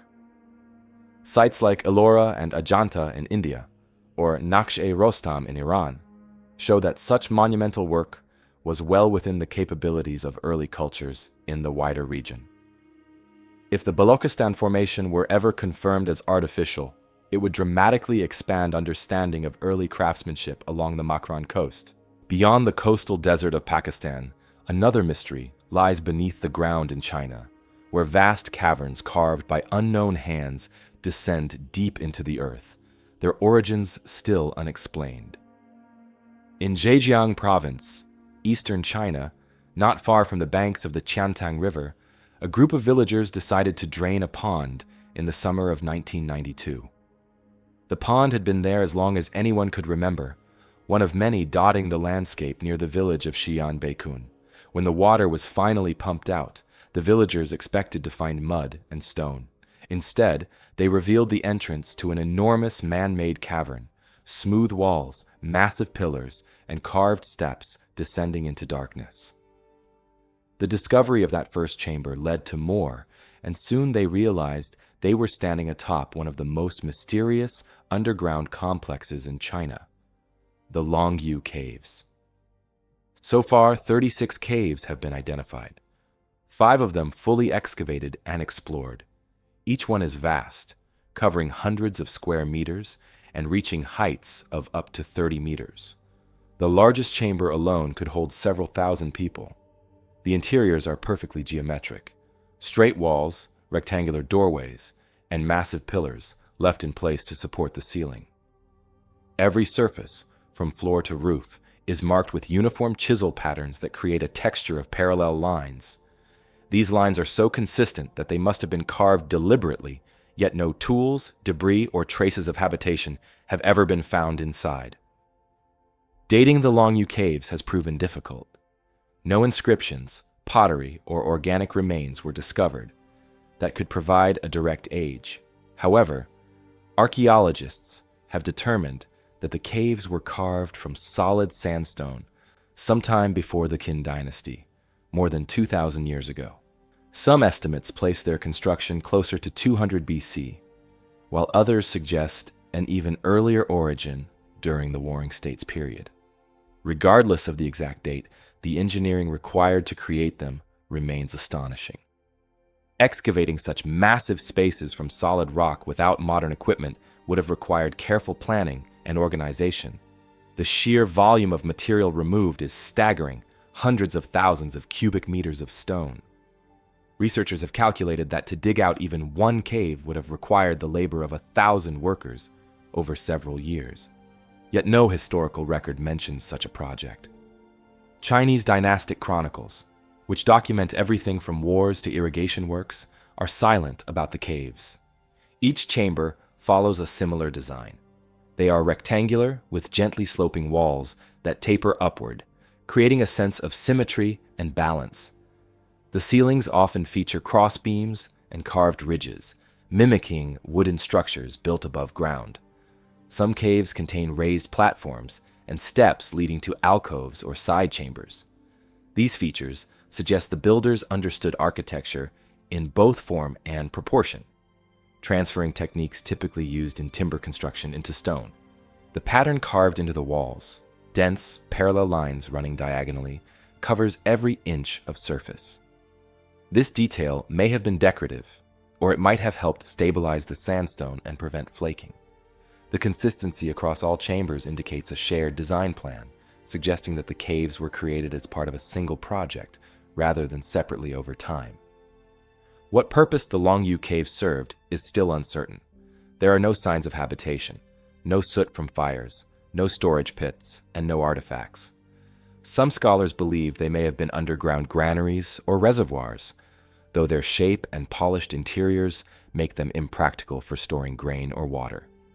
Others propose they were tombs or temples, built for ceremonial use or to house the remains of nobles. Yet no human bones or burial goods have been found. The design of the caves also lacks any defensive or military features, ruling out their use as shelters or fortresses. Instead, the effort invested in their construction suggests a symbolic or ritual purpose. Some historians have linked the caves to the nearby Xiaonanhai region, where ancient temples dedicated to local deities once stood. The idea is that the caves might have been part of a larger religious complex, sanctuaries carved into the earth to mirror celestial order. Local legends hint at an older memory of their existence. Before their rediscovery, the ponds that filled the caves were believed to be bottomless. Villagers threw objects and even animals into the water, only to see them disappear without a sound. When the water was finally drained in 1992, the discovery seemed almost supernatural, an ancient monument hiding in plain sight beneath an ordinary landscape. The precision of the workmanship raises further questions about the methods used.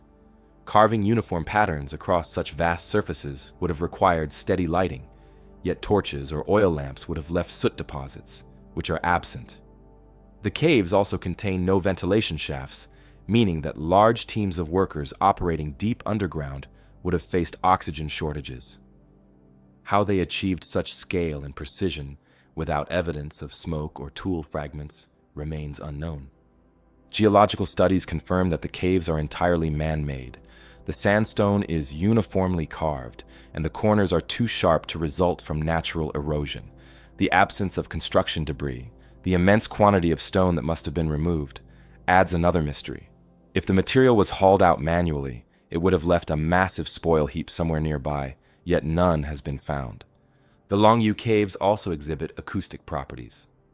Visitors report that sounds echo evenly through the chambers, suggesting deliberate shaping for resonance.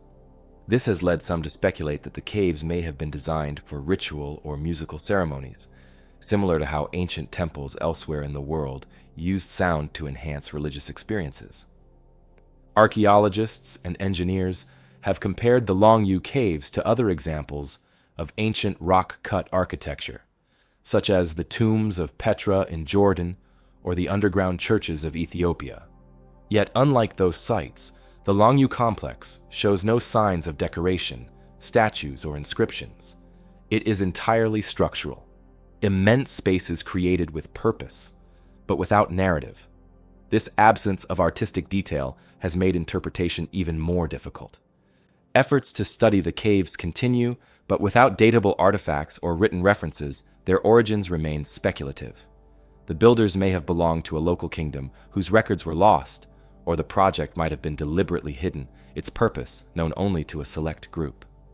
Farther west, in the ancient city of Petra, another civilization carved stone into living rock, creating temples and tombs that still tower above the desert canyons, structures that may yet hold secrets as deep as those of Longyou. In the desert canyons of southern Jordan, hidden between towering cliffs of red sandstone, lies one of the most striking monuments of the ancient world. Known today as Al-Kazne, the treasury of Petra, it is a facade carved directly into the rock, rising nearly 40 meters high. Its columns and statues gleam pink in the sunlight, a remnant of a lost city that once controlled trade routes across Arabia. But among the many mysteries surrounding Petra, one stands out. Evidence that this monumental structure was at some point damaged by fire. Petra was the capital of the Nabatean kingdom, a civilization that flourished between the 4th century BC and the 1st century AD. The Nabateans were masters of trade and engineering. They controlled the routes that carried frankincense, spices, and silk between Arabia, Egypt, and the Mediterranean. Their wealth transformed Petra into a city of temples, tombs, and markets carved directly into the cliffs of sandstone. At its height, it was home to tens of thousands of people and served as a crossroads of cultures, where Greek, Egyptian, and Mesopotamian influences merged in unique ways. The treasury stands at the entrance to Petra's main valley, the Syke, a narrow gorge with walls rising more than 100 meters. Visitors walking through the Syke catch their first glimpse of the monument through a slit of light between the cliffs, an approach that must have been deliberately designed to create a dramatic reveal. The facade is adorned with Corinthian columns, sculpted eagles, Amazons, and floral motifs. At its center is a circular urn carved high above the entrance, said by local legend to contain hidden treasure, the origin of its modern name. Despite its fame, little is known about the true purpose of the treasury. It was not a treasury in any modern sense, but more likely a royal tomb or temple. Archaeological excavations of the interior revealed a large chamber cut into the rock, along with smaller niches and corridors. Yet unlike the richly decorated facade, the interior is bare. Soot marks on the walls suggest that the chamber was once exposed to fire. though whether from ritual use, accident, or deliberate destruction is unclear. The evidence of burning in the treasury is not unique to Petra. Across the city, many tombs and temples bear similar blackened surfaces. The cause of these fires remains debated. Some archaeologists believe that the damage occurred during the city's decline in late antiquity, when earthquakes and invasions left many buildings abandoned. Others propose that the burning was part of deliberate destruction, perhaps during the Byzantine or early Islamic periods, when old temples and shrines were defaced or reused. The soot inside the treasury could indicate later occupation, when locals or travelers used the empty chamber for shelter and cooking fires. However, the uniform spread of burn marks and the absence of debris, typical of campfires, suggests something more significant. Some scholars have proposed that a large fire may have occurred when Petra was attacked during the Roman annexation of Nabatea in 106 AD. Historical sources describe Roman campaigns against rebellious Nabatean cities, though Petra itself was largely spared major destruction. If a fire did break out inside the treasury, it may have been incidental, caused by stored offerings, oil lamps, or wooden fittings set alight during unrest. Petra's sandstone cliffs make it particularly vulnerable to fire damage. The stone, while durable, darkens when exposed to intense heat. This has preserved traces of ancient burn events in remarkable clarity. The same darkened patina seen in the treasury appears in other structures, such as the Temple of the Winged Lions and the Great Temple, both of which show evidence of charring and heat fracturing. Archaeologists excavating those sites uncovered layers of ash, melted pottery, and carbonized wood fragments, confirming that large fires swept through parts of Petra during its later occupation. The treasury itself shows no sign of reconstruction after such an event, suggesting that if it was damaged by fire, it may already have lost its original function by that time. By the 2nd century AD, the city was under Roman rule, and many of its older buildings were repurposed or abandoned. Earthquakes in the 4th and 6th centuries caused further devastation, collapsing temples and aqueducts. The fires that left their mark on Petra likely belong to this turbulent period of decline. Even in ruin, the treasury remained a focal point for later inhabitants. During the Byzantine era, when Christianity spread through the region, many of Petra's tombs were converted into churches. Some may have been intentionally cleared with fire to purge older symbols or idols. The soot coating inside the treasury could date from this time, the residue of burning torches and ritual cleansing. When Western explorers rediscovered Petra in the early 19th century, they found the treasury sealed and silent, its interior coated in layers of smoke and dust. Local Bedouin guides told stories of how their ancestors had fired rifles at the urn above the doorway, believing it held gold. The pockmarks on the urn's surface, still visible today, bear witness to those legends. The mixture of myth, natural decay, and ancient damage has blurred the line between history and imagination. Modern analysis has provided further clues. Microscopic study of the black deposits on the walls reveals traces of charcoal and resin, suggesting that large oil lamps or torches once burned inside. The soot is thickest near the ceiling, implying that the fire was sustained but not destructive enough to collapse the chamber. This supports the theory that the burning was deliberate and possibly ceremonial. Fire played a central role in Nabatean religion, which honored deities associated with the sun, fertility, and transformation. The use of fire in temple rituals was common across the ancient world. It symbolized purification and communication with the gods. The treasury's facade itself bears no signs of fire damage, meaning the event was contained within the chamber. This contrast between the pristine exterior and the darkened interior has fueled speculation that the building's destruction was not accidental, but part of a ritual or repurposing that marked the end of its use. The mystery of the burning of Petra's treasury is only one part of a larger puzzle surrounding the city's decline. By the time early Islamic writers mentioned the region in the 8th century, Petra was a forgotten ruin. Its great facades were buried in sand, and its water channels had collapsed. The city that once glowed red at sunset, alive with merchants and priests, had been reduced to a hollow shell. Farther across the world, in North America's heartland, another monumental site would rise and fall, a vast city of wood and earth whose astronomical monuments and mysterious collapse would echo the lost grandeur of Petra. In the heart of North America, just across the Mississippi River from modern St. Louis, once stood a city larger than London in its day. Long before European colonization, this was Cahokia, a sprawling urban center built by the Mississippian culture between 1050 and 1350 AD. At its peak, Cahokia covered more than 6 square miles, home to perhaps 20,000 people. It was a city of earth and wood, filled with pyramidal mounds, ceremonial plazas, and a wooden circle that tracked the rising of the sun. That circle, known as Woodhenge, was Cahokia's solar calendar, a structure that guided rituals, agriculture, and the rhythm of life in a civilization that would one day vanish almost without explanation. Woodhenge was discovered in the 1960s by archaeologist Warren Whittrey during excavations west of Cahokia's Central Plaza. He uncovered a series of evenly spaced post holes forming perfect circles, each one originally holding a massive red cedar log. The largest circle measured more than 400 feet in diameter and consisted of 48 posts, each about 20 feet tall. The posts were aligned with the movements of the sun across the horizon, the spring and fall equinoxes, the summer and winter solstices, and other key celestial points. When viewed from the center of the circle, the sun would rise between specific posts on particular days of the year, creating a precise calendar built entirely from wood.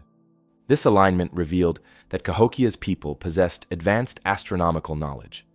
The circle's design allowed priests or astronomers to predict seasonal changes vital for agriculture and ritual. At sunrise on the equinox, the sun appeared directly over the great earthen mound known as Monk's Mound, the city's central pyramid and political center. The timing of these solar events likely marked ceremonies of renewal, fertility, and harvest, linking the people's spiritual beliefs to the cycles of the natural world. Cahokia's Woodhenge wasn't a single monument. Excavations revealed at least 5 versions built over time, each slightly different in size and alignment. The rebuilding suggests that as the city grew, the ceremonial landscape evolved with it. Each new circle required cutting, transporting, and erecting dozens of heavy logs, an immense communal effort. Red cedar, considered sacred by many Native American cultures, was brought from miles away, a clear indication that these structures held deep religious significance. The construction of Woodhenge coincided with Cahokia's sudden rise around 1050 AD, a period archaeologists call the Big Bang. In less than a generation, small farming villages across the region consolidated into one massive city. Immense labor went into reshaping the landscape, leveling plazas, building more than 100 mounds, and digging vast borrow pits to move earth by hand. The city's centerpiece, Monk's Mound, rose 10 stories high and covered 14 acres at its base. Atop it stood a massive wooden building, possibly the ruler's temple or residence. Around it stretched neighborhoods, gardens, and smaller mounds, aligned with religious and astronomical principles. The precision of Cahokia's planning suggests centralized leadership and a powerful spiritual ideology. The alignment of mounds and plazas with celestial bodies shows that cosmology played a fundamental role in urban design. Woodhenge stood as both an observatory and a ritual stage, connecting the human and the cosmic. During key solar events, thousands may have gathered in the circle at dawn to witness the rising sun and participate in festivals that reaffirmed social order and divine authority. Yet the same monument that symbolized Cahokia's power would later mark its decline. By around 1250 AD, signs of stress began to appear across the city. Archaeological layers reveal evidence of deforestation, soil erosion, and flooding, likely caused by intensive agriculture and land clearing to support the growing population. The region's climate also shifted during this period. entering a phase of unpredictable rainfall and droughts known as the medieval warm period. These changes disrupted the river systems that sustained the city's farmlands. Excavations at the Woodhenge site show that the final circle, built late in Cahokia's history, was left to decay. The massive posts rotted and were never replaced. Silt filled the post holes, and the area gradually reverted to open field. Ceremonial use of the circle seems to have ended even before the rest of the city collapsed. As environmental pressures mounted, the elaborate rituals that once tied the community together may have lost their power to sustain faith and order. Cahokia's decline was not instantaneous. The city persisted for several generations, but population density dropped sharply after 1300. Archaeologists find evidence of social tension. Defensive palisades around key mounds, mass graves indicating warfare or sacrifice, and burned dwellings. Trade networks that once brought shells from the Gulf of Mexico and copper from the Great Lakes began to falter. The city that had once united the Mississippi Valley fragmented into smaller villages. By 1400, Cahokia was abandoned, its great plazas and Woodhenge swallowed by prairie grass. The cause of this collapse remains debated. Climate change and resource depletion likely played major roles, but some scholars suggest political upheaval or disease may have contributed. Without written records, the final chapters of Cahokia's story are pieced together through archaeology alone. What is certain is that the city's fall was total. When European explorers arrived centuries later, they found no memory of it among the tribes of the region. Only its mounds and the faint traces of post holes in the earth told of the civilization that had once measured the sun and built monuments to its rising.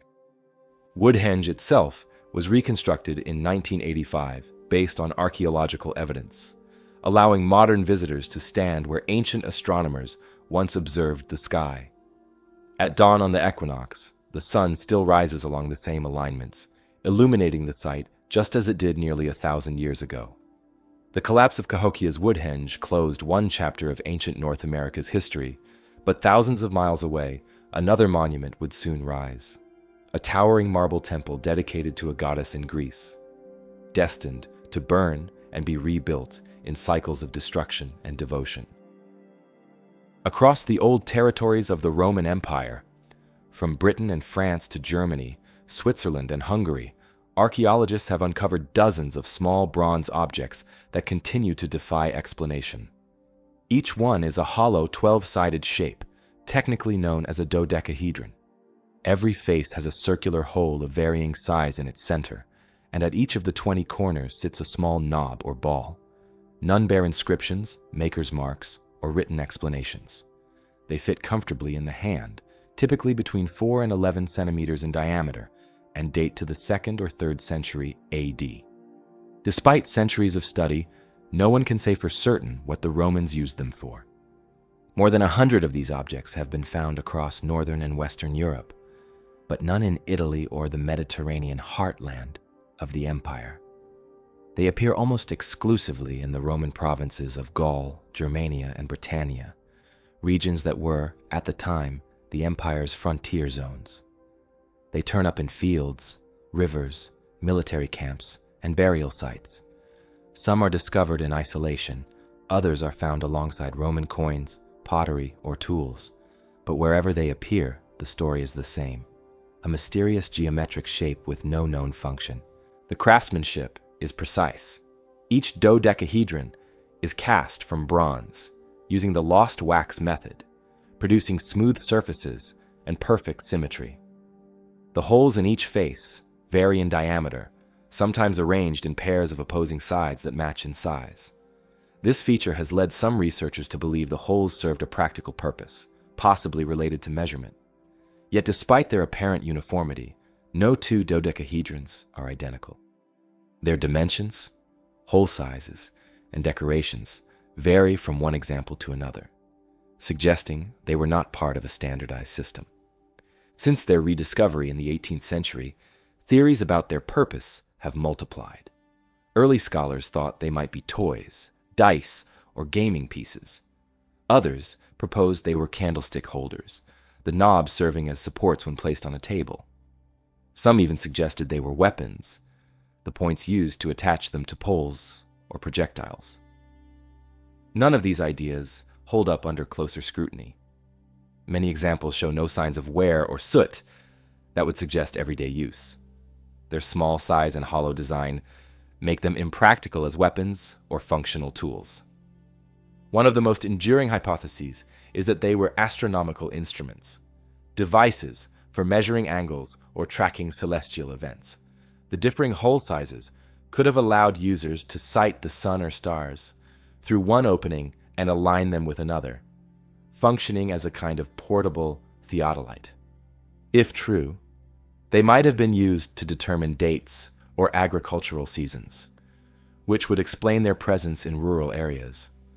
A similar idea proposes that they were used to measure distances or calculate projectile trajectories for the Roman army.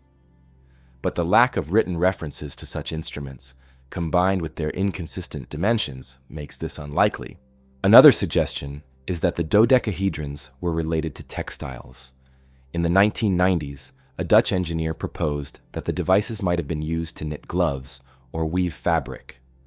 The holes, he argued, could have guided threads to create uniform stitching. Experimental archaeologists even managed to use a replica to produce knitted finger coverings, lending some credibility to the theory. Still, this explanation leaves questions. The dodecahedron's distribution, often in military or ceremonial contexts, does not align with domestic crafts. A more symbolic interpretation is that they served as ritual or religious objects. Some have been found in hoards or graves, suggesting they were valuable or sacred. The Romans often used geometric shapes in spiritual contexts, associating them with order, the cosmos, or divine balance. The dodecahedron, in particular, was known to Greek philosophers like Plato, who described it as the shape representing the universe. In this sense, the bronze dodecahedrons might have functioned as amulets or instruments in divination, perhaps used by priests to interpret omens or communicate with the gods. The fact that all known examples come from the empire's northern provinces supports the idea that they may have had local, rather than Roman, significance. They could represent a fusion of Roman craftsmanship with Celtic or Germanic beliefs. Several have been found at Gallo-Roman temples or near shrines, where they might have been used in rituals involving light or offerings.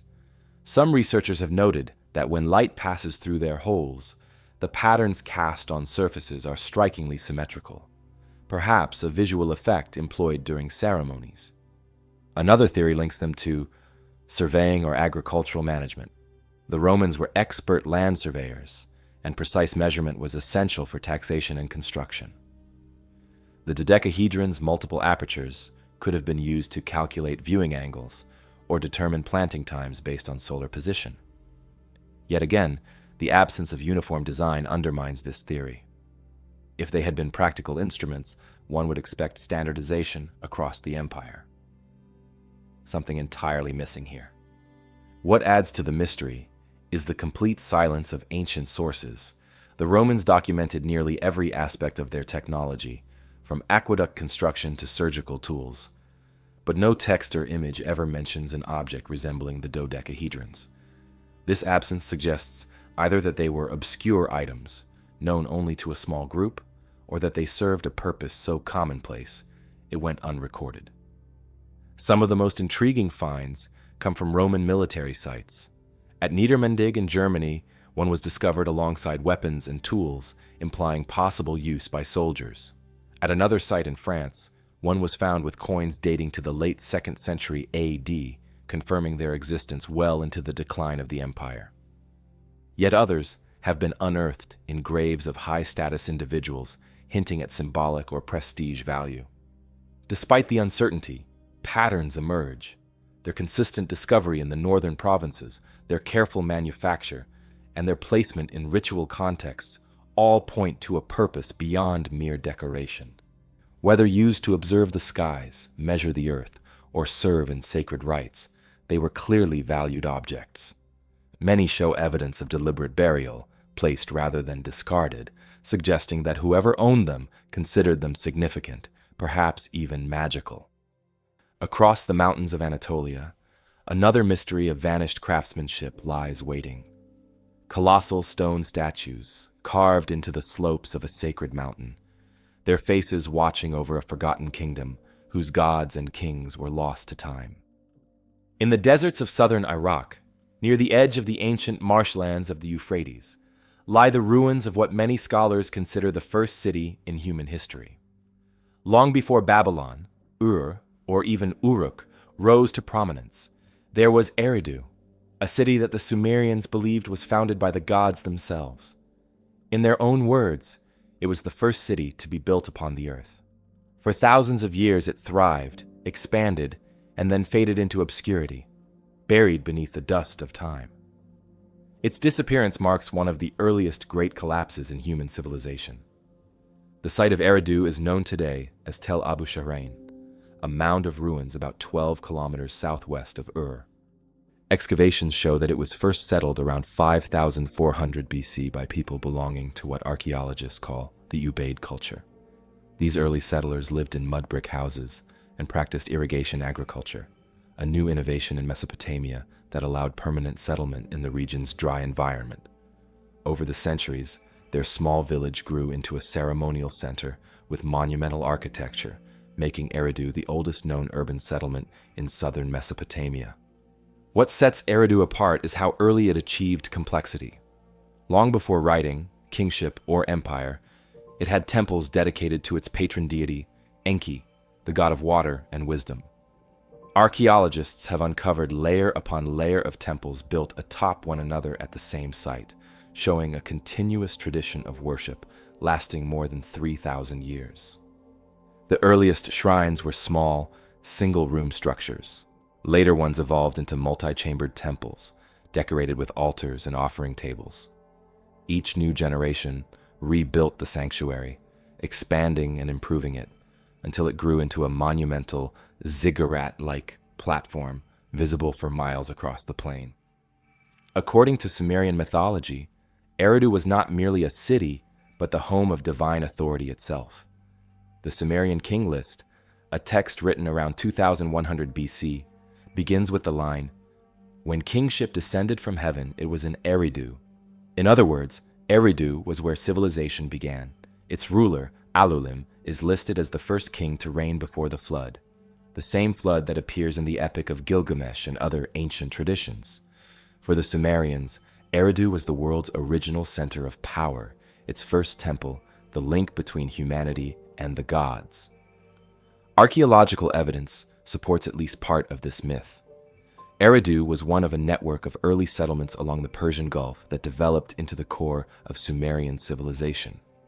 Its growth coincided with the spread of irrigation canals and trade networks connecting southern Mesopotamia to northern cities and the Gulf Coast. By around 4000 BC, Eridu had become a true city, home to several thousand people. Excavations revealed fine pottery, imported stone, and intricate clay figurines, evidence of wealth and cultural sophistication. Yet, even as Eridu flourished, other cities began to surpass it. By the middle of the 4th millennium BC, Uruk, located just to the north, expanded rapidly and became the dominant urban center in Sumer. The reasons are clear in the geography. Uruk lay on a better trade route, closer to river channels that connected to the north and east. Over time, the shifting of waterways left Eridu farther from the main channels of the Euphrates, reducing its access to irrigation and transport. The same river system that had once sustained it began to move away. Environmental change appears to have played a major role in Eridu's decline. Geological studies show that during the late 4th and early 3rd millennium BC, the region's climate became drier, and the southern marshes receded. As the water table dropped, agriculture around Eridu would have become more difficult. The ancient canals dried up, and fields turned to salt-crusted desert. The city's population dwindled, its once grand temple abandoned. By around 2000 BC, Eridu had been largely deserted. The story of its fall may be preserved in Sumerian mythology. The Eridu Genesis, one of the oldest surviving creation myths, describes how the gods created humanity, established cities, and then brought about a great flood to cleanse the earth. The text ends with the renewal of civilization after the waters recede. For archaeologists, the flood may correspond to a series of real events, regional floods that periodically devastated Mesopotamian cities. One such flood, around 2900 BC, left thick layers of silt in several southern sites. Whether or not Eridu was destroyed by water, the myth reflects the city's symbolic role as the starting and ending point of human civilization. Despite its decline, Eridu's religious influence endured. The god Enki remained one of the most important deities in Mesopotamian religion for millennia. His temple at Eridu, known as the Iabzu, House of the Deep Waters, was believed to sit above the subterranean ocean from which all life emerged. Even after the city's abandonment, later rulers continued to reference it in inscriptions. Kings of Ur and Babylon claimed divine sanction from Enki's temple, linking their authority to the sacred origins of Eridu. When the site was first excavated in the mid-20th century by Iraqi and British archaeologists, they uncovered an astonishing sequence of occupation layers. At least 16 distinct building phases were found in the main temple mound, spanning more than 3,000 years of continuous use. Each temple was constructed directly over the previous one, forming a chronological record of architectural evolution from the Neolithic period to the rise of the Sumerians. This sequence provided invaluable insight into the development of urban society in Mesopotamia. The city's final phase, during the early dynastic period around 2600 BC, shows signs of decline. The last temple was smaller, its construction less refined. Domestic structures nearby were sparsely built and irregular. The once thriving urban layout gave way to scattered huts, and finally, to empty ground. By the time the Akkadian Empire rose in the 24th century BC, Eridu had already faded into memory. Its temples stood abandoned and sandstorms slowly buried its ruins.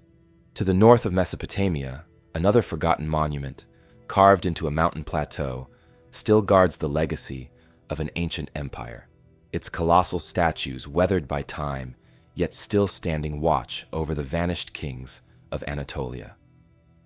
In the mountains of southeastern Turkey, rising more than 2,000 meters above the surrounding plains, stands one of the most extraordinary ancient monuments in the Near East. Known as Mount Nemrut, or Nemrut Dağ in Turkish, it was once crowned by colossal statues of gods, kings, and animals. A mountaintop sanctuary built by a forgotten kingdom. Today, the statues lie broken across the slopes, their massive heads toppled from their bodies, victims of earthquakes and time. Yet even in ruin, Nemrut remains one of the most spectacular archaeological sites in the world, its scattered fragments preserving the story of a ruler's attempt to link himself with the divine. Mount Nemrut lies in the Taurus Range near the upper Euphrates River, overlooking the modern province of Aduyaman. The site was created in the 1st century BC by King Antiochus I of Commagene, a small but wealthy kingdom that emerged between the fading Seleucid and rising Parthian empires. The Commagenians were a mix of Greek and Persian heritage, and their rulers embraced both traditions. Antiochus I, who reigned from about 70 to 36 BC, saw himself as the bridge between East and West. To celebrate this identity and to secure his place among the gods, he ordered the construction of a sanctuary atop Nemrut, the highest mountain in his realm. What Antiochus built defies simple description. The summit is dominated by an artificial mound of crushed stone, more than 50 meters high and 150 meters across. It covers what archaeologists believe to be his burial chamber, though his tomb has never been found. On the east and west sides of the mound, vast terraces were cut into the rock and lined with colossal statues representing both gods and kings. Each statue once stood nearly 9 meters tall, seated on thrones, facing outward toward the rising and setting sun. The figures include syncretic deities combining Greek and Persian elements: Zeus Oromazdes, Apollo Mithras, and Heracles Artagnius, along with the goddess Commagene herself, representing the land. At the center sat Antiochus I, depicted as equal to the gods, wearing the same attire and crowned with a similar headdress. Flanking the deities were giant eagles and lions, symbols of power, protection, and cosmic authority. Behind the statues, long inscriptions in Greek recorded the king's achievements, lineage, and his instructions for future generations to maintain the cult of his deified ancestors. Over time, the sanctuary fell silent. After the fall of Commagene in the 1st century AD, the mountain was abandoned. Centuries of wind, frost, and earthquakes reduced the statues to rubble. At some point, perhaps during a major quake in antiquity, the colossal heads toppled from their bodies and rolled down the terraces. They remain there still, resting in orderly rows as if deliberately placed, though they were never meant to stand alone. The statues' disappearance from their original positions gave Nemrut its haunting appearance. The massive stone heads, some as tall as 3 meters, stare across the barren landscape, their expressions eerily preserved. The head of Antiochus still bears his curling beard and regal crown. Zeus's face remains calm and commanding. The lions and eagles appear poised to guard their divine company for eternity. The bodies they once crowned are still seated upright, weathered but intact, their torsos now headless against the mountain slope. The site was unknown to the modern world until 1881, when a German engineer named Karl Sester stumbled upon it while surveying for the Ottoman government. His reports drew the attention of archaeologists, who soon realized the scale of the discovery. Excavations began in the 20th century, revealing the terraces, reliefs, and inscriptions buried beneath centuries of debris. Despite extensive study, the actual tomb of Antiochus has never been found. Attempts to locate it using ground-penetrating radar have suggested chambers hidden within the mound, but no one has dared to dig deeper for fear of destabilizing the structure. The vanished alignment of the statues, their original positions and arrangement, has been reconstructed through careful analysis. Archaeologists determined that the east terrace was oriented toward sunrise, symbolizing rebirth and divine ascent, while the west terrace faced sunset, representing death and immortality. The symmetrical layout reflected Antiochus's vision of cosmic order, linking heaven and earth, east and west. Between the two terraces ran a sacred processional path used for ceremonies and sacrifices. The entire complex was designed to turn the mountain itself into a throne for the gods. The inscriptions carved into the limestone provide insight into Antiochus's ambitions. He described himself as the manifestation of the gods, the great king, friend of the Romans and the Greeks, a ruler who sought harmony between cultures. He declared that his monument would stand as an eternal meeting place for gods and humans. He even prescribed rituals to be performed there by priests on specific days each year, possibly solstices and equinoxes, accompanied by feasting and offerings. The fact that these rites were meant to continue forever shows that Antiochus envisioned Nemrut as both tomb and temple, a place where his spirit would dwell alongside divine forces. The scale of the project raises questions about how such a remote and difficult site was built. The summit stands more than 2,000 meters above sea level, accessible only by narrow mountain paths.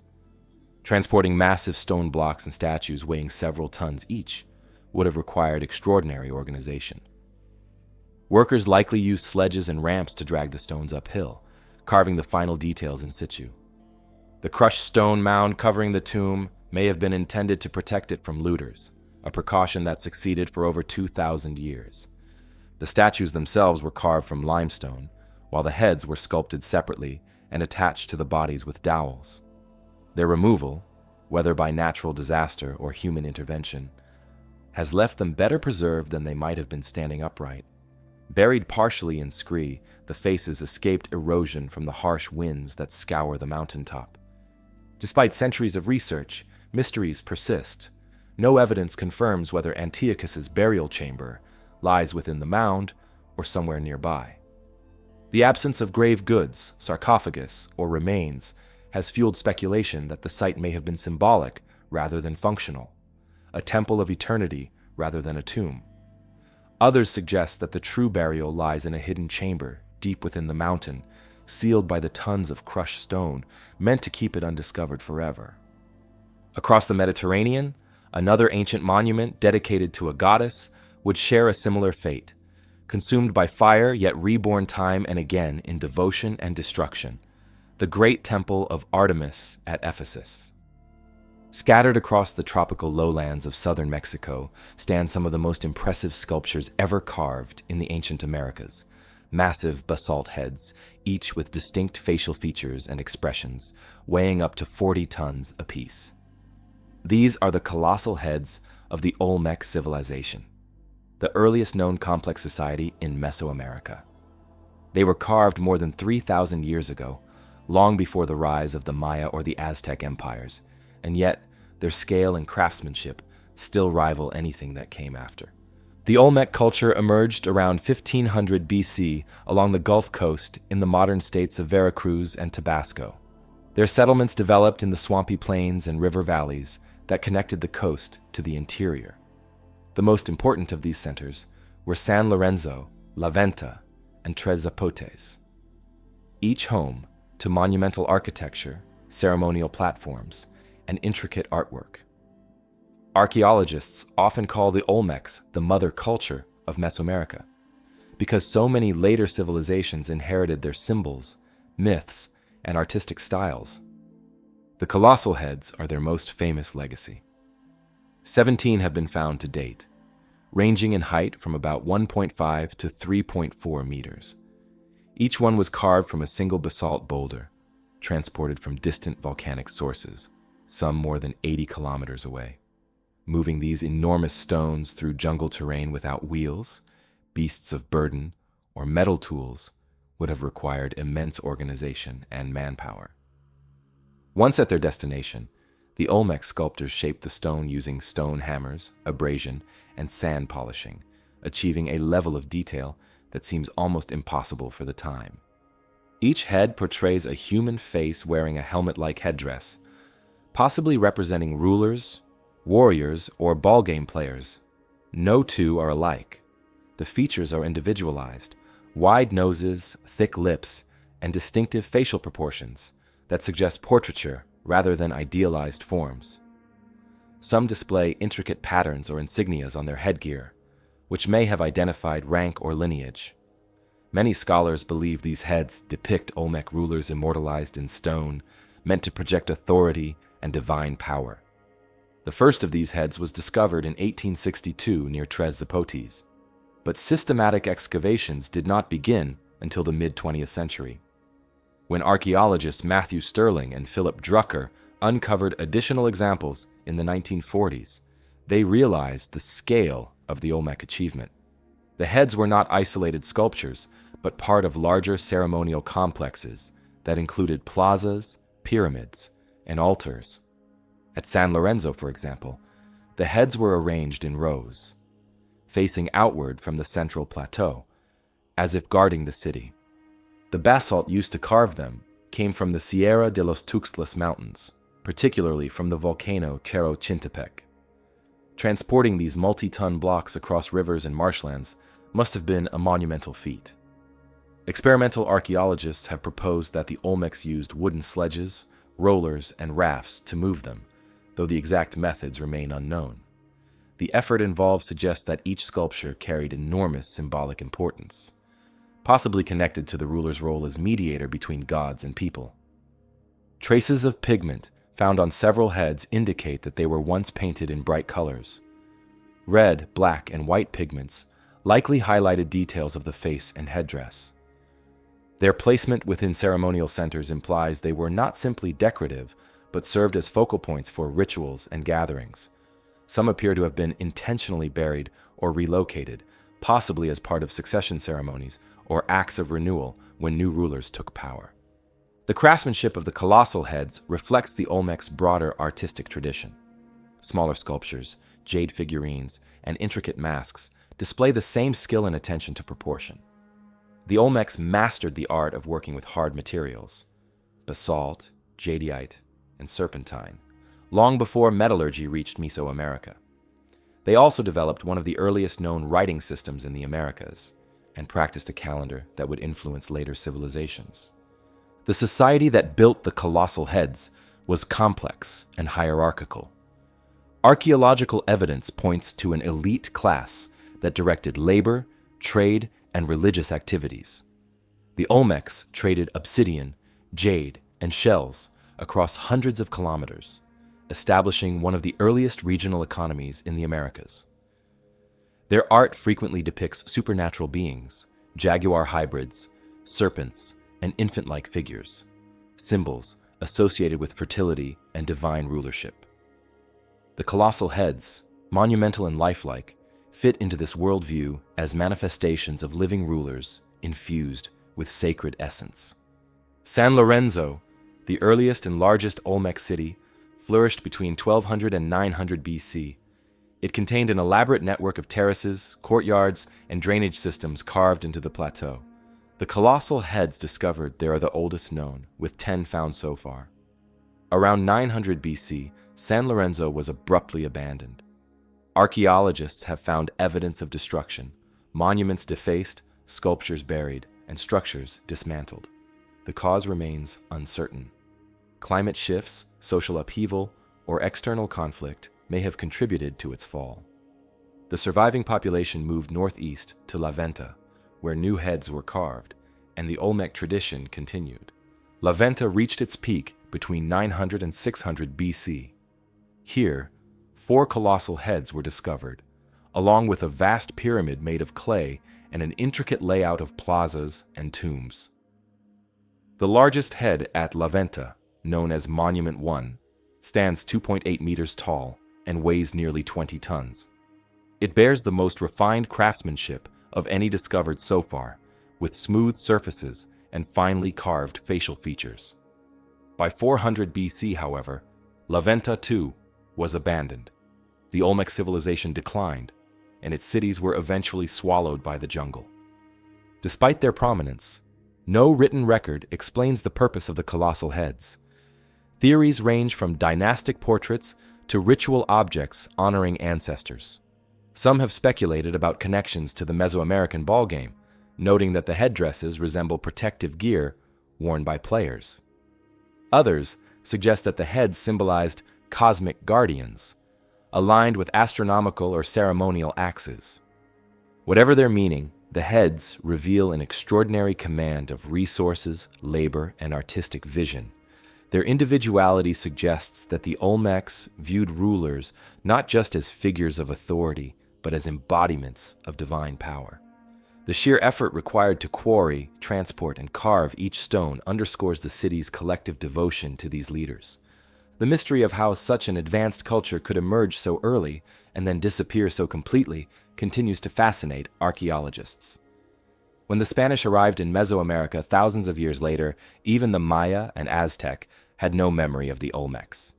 Their monuments remained buried until rediscovered in the modern era, the colossal heads staring out from the soil as if waiting to reclaim their story. In the distant highlands of Mesopotamia, another culture once rose to prominence under foreign rule, a people whose invasion would reshape the earliest empires and bring about one of the first dark ages of recorded history. More than 4,000 years ago, the world's first empire collapsed. The great cities of Mesopotamia, Akkad, Ur, Lagash, fell into ruin, their canals choked with silt, and their temples abandoned. The cause, according to ancient scribes, was an invasion by strange mountain tribes from the east. They called them the Gutians, and for more than a century, their name became synonymous with chaos. To the Sumerians, these people were the destroyers of order, the barbarians who toppled kings and ended an age of prosperity. Yet who the Gutians really were, where they came from, and why they disappeared just as suddenly as they arrived, remain mysteries that still puzzle historians today. The Gutian invasion marks the end of the Akkadian Empire, which had dominated Mesopotamia for nearly 2 centuries.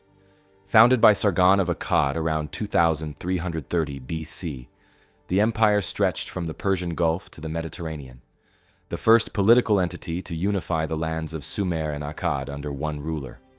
Its cities thrived on trade and agriculture, supported by complex irrigation systems and governed by a centralized bureaucracy. For a time, it seemed invincible. But by the reign of Naram Sin, Sargon's grandson, the empire began to face growing challenges: internal revolts, resource shortages, and incursions from hostile peoples beyond its borders. The Gutians first appear in Sumerian and Akkadian inscriptions during this turbulent period. They were described as tribes from the Zagros Mountains to the northeast, a rugged region that today spans western Iran and parts of Kurdistan. The Sumerians viewed the Zagros Highlanders as primitive herders, contrasting their nomadic way of life with the urban sophistication of the southern cities. Texts refer to them as those who do not know grain and people who know no kingship. Whether these descriptions were accurate or exaggerated propaganda is unclear, but they reveal how alien the Gutians appeared to the settled peoples of Mesopotamia. The collapse of the Akkadian Empire was not a single event, but a chain reaction of disasters. Archaeological and climatic evidence points to a severe drought that struck the region around 2200 BC. Rainfall declined, rivers shifted, and harvests failed. This period, known to modern scholars as the 4.2 kilo-year event, caused widespread famine across the Near East. As the empire's food supplies dwindled, its cities became unstable. Provinces rebelled, and the imperial army could no longer maintain control over distant territories. In this weakened state, the Akkadians faced increasing pressure from mountain tribes. The Gutians may have initially entered Mesopotamia as raiders or migrants searching for better land. Over time, they began to seize settlements along the Diyala and Tigris valleys. Sumerian sources describe them as swift and unpredictable, small bands that struck villages, looted grain stores, and disappeared back into the hills. Eventually, their incursions grew larger and more organized. Around 2154 BC, the Akkadian capital itself fell, marking the end of the empire and the beginning of Gutian rule. For the next century, Mesopotamia entered what later scribes called the Gutian period, remembered as an age of decline. The Sumerian king list, which records dynasties stretching back to mythological times, lists a long sequence of Gutian rulers. Names that appear foreign and unfamiliar, such as Inkishush, Sarlagab, and Tirigan. The list notes that no king was famous during their reign, suggesting fragmented authority and chaos. Administrative texts from this era are scarce, and archaeological layers show depopulation and economic contraction. Trade networks broke down, irrigation canals silted over, and many cities were abandoned or reduced in size. Yet the picture may not have been as catastrophic as Sumerian accounts suggest. Archaeologists have found evidence that life continued in some regions, particularly in southern Mesopotamia, where local rulers maintained limited independence. The Gutians likely lacked the administrative system to govern the vast and complex Sumerian cities they had conquered. Instead, they seem to have ruled through loose control, extracting tribute rather than directly managing affairs. Their presence may have disrupted the old order without completely destroying it. The most vivid description of this period comes from later Sumerian literature, particularly the Curse of Akkad, a poetic text written centuries after the events. It portrays the fall of Akkad as divine punishment for the arrogance of Naram Sin, who defied the gods by attacking their temple at Nippur. In the poem, the gods unleash the Gutians as agents of retribution, described as a people who know no cities, who are like wild dogs, who cause the fields to run with blood. Such imagery reflects how deeply the memory of the invasion scarred Mesopotamian consciousness. The Gutians became a symbol of disorder, invoked in later writings whenever society faced collapse. Eventually, the Gutian dynasty faded as quickly as it had risen. Around 2112 BC, a coalition of Sumerian city-states, led by Utu-Hegal of Uruk, defeated the last Gutian ruler, Tirigan. According to inscriptions, Utu-Hegal captured Tirigan, near the city of Adab and proclaimed the restoration of Sumerian kingship. Soon after, Utu-Hegal was succeeded by Ur-Nammu, founder of the third dynasty of Ur. An era of renewed prosperity and monumental building often seen as the Sumerian Renaissance. The Gutians, once feared as destroyers, vanished from history. What became of them after their expulsion is uncertain. They may have retreated to their mountain homelands, reabsorbed into the tribal networks of the Zagros. Later Assyrian and Babylonian texts occasionally mention Gutium as a distant region, but by then it referred to a geographical area rather than a people. Archaeological surveys in western Iran have uncovered small settlements and burial sites that may correspond to Gutian tribes, but no definitive link has been established. Modern historians view the Gutian invasion not simply as an act of conquest, but as part of a broader pattern of environmental and social transformation. The drought that crippled Akkad likely displaced many groups across the Near East, setting off waves of migration and conflict. The Gutians may have been one of several mountain peoples, along with the Lulubi and Elamites, who exploited the vacuum left by the empire's collapse. Their brief domination of Mesopotamia reflects how fragile the world's first states could be in the face of climate stress and political fragmentation. Despite their reputation as destroyers, the Gutians played a role in shaping Mesopotamian history. Their invasion ended the world's first empire, but paved the way for the rise of new powers. The lessons of their incursion lingered in Sumerian thought, that prosperity could vanish without warning, and that the gods could raise up outsiders to humble even the mightiest of kings. After the Gutians vanished, the cities of Sumer rose again under new dynasties. Their temples were rebuilt, their canals restored, and their scribes once more filled clay tablets with records of trade, law, and worship. But the memory of the mountain invaders never faded, immortalized in clay as a warning of how quickly civilization can unravel. High in the valleys of southern Mexico, the Zapotec civilization built one of the most enduring cultures of ancient Mesoamerica. Their capital, Monte Alban, rose on an artificial mountaintop above the Oaxaca Valley, a city of terraces, plazas, and pyramids that stood for over 1,000 years. But toward the end of its rule, something happened that fractured the order of this once stable kingdom. Archaeological layers at Monte Alban tell a story of internal strife. Temples burned, fortifications hastily constructed, and elite tombs abandoned. Historians call it the Great Zapotec Rebellion, a mysterious uprising that shattered one of ancient Mexico's longest-lived civilizations.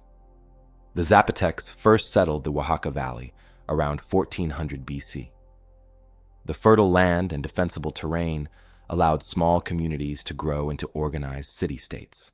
By 500 BC, Monte Alban had become the center of a unified Zapotec polity, complete with a ruling class, a priestly elite, and monumental architecture. The city expanded across the ridges overlooking 3 valleys, its flat summit carved by human hands, into a ceremonial core surrounded by palaces and plazas. Monte Alban flourished between 300 BC and 800 AD, reaching a population estimated between 25,000 and 35,000. The city was carefully planned, residential terraces arranged along the slopes, defensive walls circling its perimeter, and a central plaza filled with pyramids, ball courts, and carved stelae.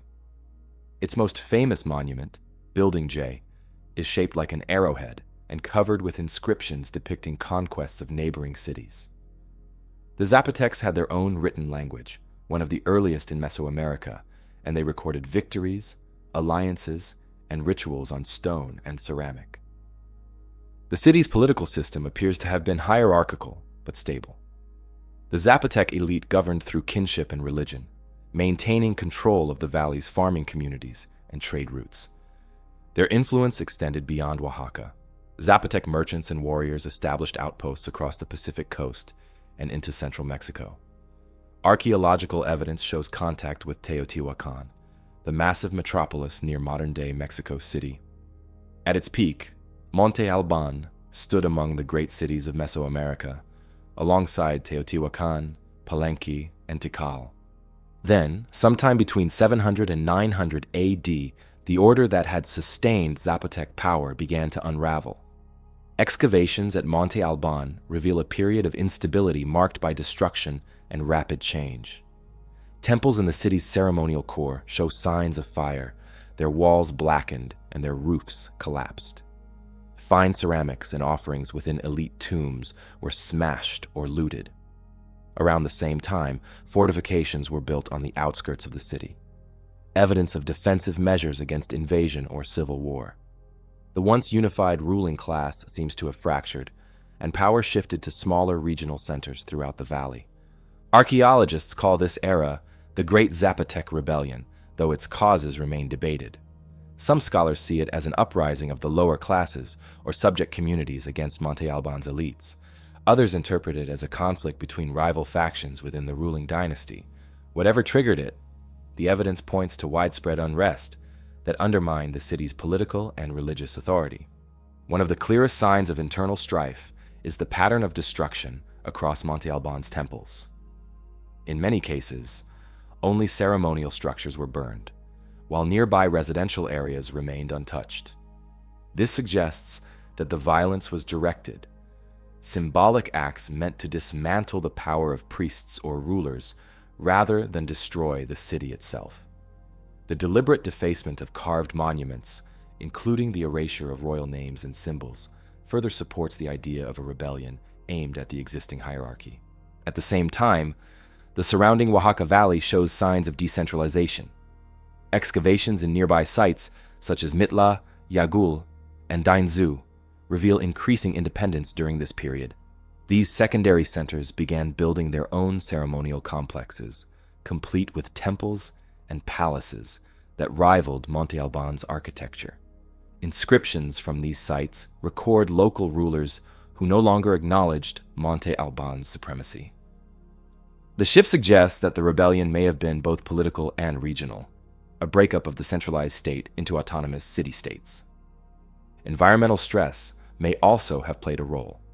Paleoclimatic studies show evidence of prolonged droughts in southern Mexico around the same time. Reduced rainfall would have strained the valley's agricultural system, which relied on terrace farming and irrigation to support a dense population. Food shortages could have fueled discontent among farmers and dependent communities, weakening the authority of the central government. Trade disruptions may have compounded the crisis.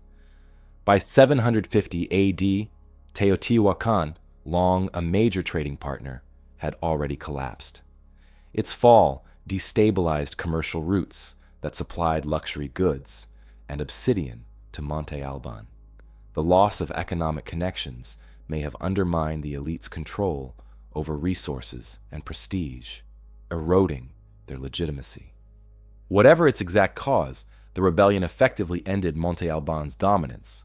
The city's population declined rapidly after 800 AD, and its ceremonial center was gradually abandoned. By the time the Spanish chroniclers arrived in the 16th century, Monte Alban's ruins were already shrouded in legend.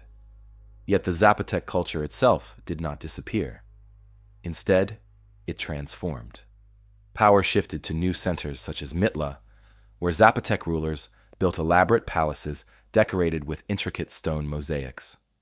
These later Zapotec states retained elements of Monte Alban's religion and governance, but were smaller and more localized. The memory of the rebellion survives only in the archaeological record, in burned temples, toppled altars, and hastily built fortifications. The pattern of destruction at Monte Alban mirrors other collapses across Mesoamerica during the same period, including the fall of Teotihuacan and the decline of the classic Maya cities. Some historians suggest these were interconnected crises, part of a broader wave of upheaval triggered by environmental and social pressures across the region. Monte Alban's fall also marked a turning point in Mesoamerican politics. The centralized city-states of the Classic period gave way to looser confederations and regional powers. By the post-Classic era, around 1000 AD, the Oaxaca Valley was divided among competing Zapotec and Mixtec kingdoms. Warfare became more frequent, and alliances shifted constantly. The once great mountaintop capital that had unified the region for centuries became little more than a sacred ruin, visited occasionally for rituals but no longer inhabited. Archaeological work continues to shed light on this period of rebellion and decline. Excavations beneath collapsed temples have uncovered caches of burned offerings, ceramic vessels, jade beads, and obsidian blades, buried in the ashes of destruction. These deposits suggest that even as the old regime fell, new leaders sought to restore divine favor through ritual. In this sense, the rebellion may not have been a complete rejection of Zapotec religion, but an attempt to renew it under different leadership. The Great Zapotec Rebellion remains one of ancient Mexico's most dramatic turning points, an uprising that transformed a regional superpower into a collection of rival city-states. The flames that consumed Monte Alban's temples ended one chapter of Zapotec history, but ignited the beginnings of another that would endure for centuries. Farther north, another civilization was building its own monumental sanctuaries, only to meet its downfall in fire and conquest. The mighty Temple of Artemis at Ephesus, whose repeated destruction would echo through history. In the ancient city of Ephesus, on the western coast of modern-day Turkey, once stood a temple so magnificent that it was counted among the 7 wonders of the ancient world. It was dedicated to Artemis, the Greek goddess of the hunt, fertility, and the moon. A deity worshipped in Ephesus as the protector of women and wild nature. The temple was vast, built of marble, surrounded by more than 100 towering columns, and adorned with gilded statues and carved reliefs. For centuries, it was a center of faith, wealth, and culture. Then, one night in 356 BC, it went up in flames. The arsonist's name would become infamous, but his motive and the exact details of the fire remain a subject of speculation even today. The Temple of Artemis was not a single structure, but a succession of temples built over centuries. The earliest version, dating back to around 800 BC, was a modest shrine constructed by local inhabitants of Ephesus. Over time, as the city grew into a major Ionian port and trading center, the cult of Artemis expanded with it. By the 6th century BC, the Ephesians commissioned a grand new temple under the patronage of King Croesus of Lydia, whose legendary wealth funded its construction. Designed by the architects Chersiphron and Metagenes, this temple was unlike anything the world had seen. A colossal marble sanctuary measuring over 110 meters long and 55 meters wide, twice the size of the Parthenon in Athens. The temple's scale and decoration reflected both Greek and Anatolian influences. Artemis of Ephesus was not the slender huntress of Greek art, but a mother goddess figure, adorned with rows of symbolic breasts or eggs representing fertility. The temple's inner sanctum housed her sacred image, likely carved of wood and inlaid with gold and precious stones. Around it stood 127 columns, each nearly 20 meters tall, supporting a marble roof. Visitors described it as gleaming white by day and glowing under torchlight at night, its reflection shimmering in the waters of the nearby marsh. It was in this temple, the pride of Ephesus, that tragedy struck. According to ancient accounts, the fire broke out on the night of July 21st, 356 BC, coinciding, by extraordinary coincidence, with the birth of Alexander the Great. The arsonist was a man named Herostratus, who, when captured, confessed that he had set the temple ablaze deliberately in order to make his name immortal. Outraged, the Ephesians executed him and decreed that his name should never be spoken again, a punishment known as damnatio memoriae. Ironically, historians preserved his name precisely because later writers such as Strabo and Valerius Maximus recorded the decree itself, ensuring Herostratus achieved the fame he sought. The fire destroyed almost everything. The cedar roof collapsed, the ivory and gold statue of Artemis melted, and the marble foundations cracked from the heat. Ancient authors differed in their descriptions of the event. Some said the fire began in the wooden beams of the roof, spreading rapidly through the structure. Others suggested that Herostratus used oil-soaked torches to ignite the columns. Whatever the method, the destruction was complete. Only fragments of the outer colonnade and foundations remained. When the people of Ephesus mourned their loss, the story of the temple's destruction spread quickly across the Greek world. Later writers noted the uncanny coincidence that the goddess's sanctuary burned down on the night Alexander the Great was born, suggesting that Artemis was too preoccupied with his birth to protect her own temple. The tale became part of legend, a symbolic exchange between divine creation and destruction. Despite the devastation, the Ephesians were determined to rebuild. Within a few years, they began constructing a new, even grander temple on the same site. This reconstruction, completed around 323 BC, stood as a testament to both their devotion and their engineering skill. The new temple reused parts of the original foundation, but expanded its layout. It measured approximately 137 meters in length and 69 meters in width, with 127 columns arranged in double rows around the central hall. The sculptor Scopas, one of the artists who worked on the mausoleum at Halicarnassus, contributed to its decoration. The rebuilding effort was financed partly by contributions from the city and partly through temple funds accumulated over generations. According to Plutarch, when Alexander the Great visited Ephesus years later, he offered to pay for the temple's completion if the Ephesians would inscribe his name on it. The city declined politely, saying that it was inappropriate for one god to build a temple to another. The second temple stood for more than 6 centuries, serving not only as a religious center, but also as a marketplace, bank, and cultural hub. The site's wealth attracted pilgrims and merchants from across the Mediterranean.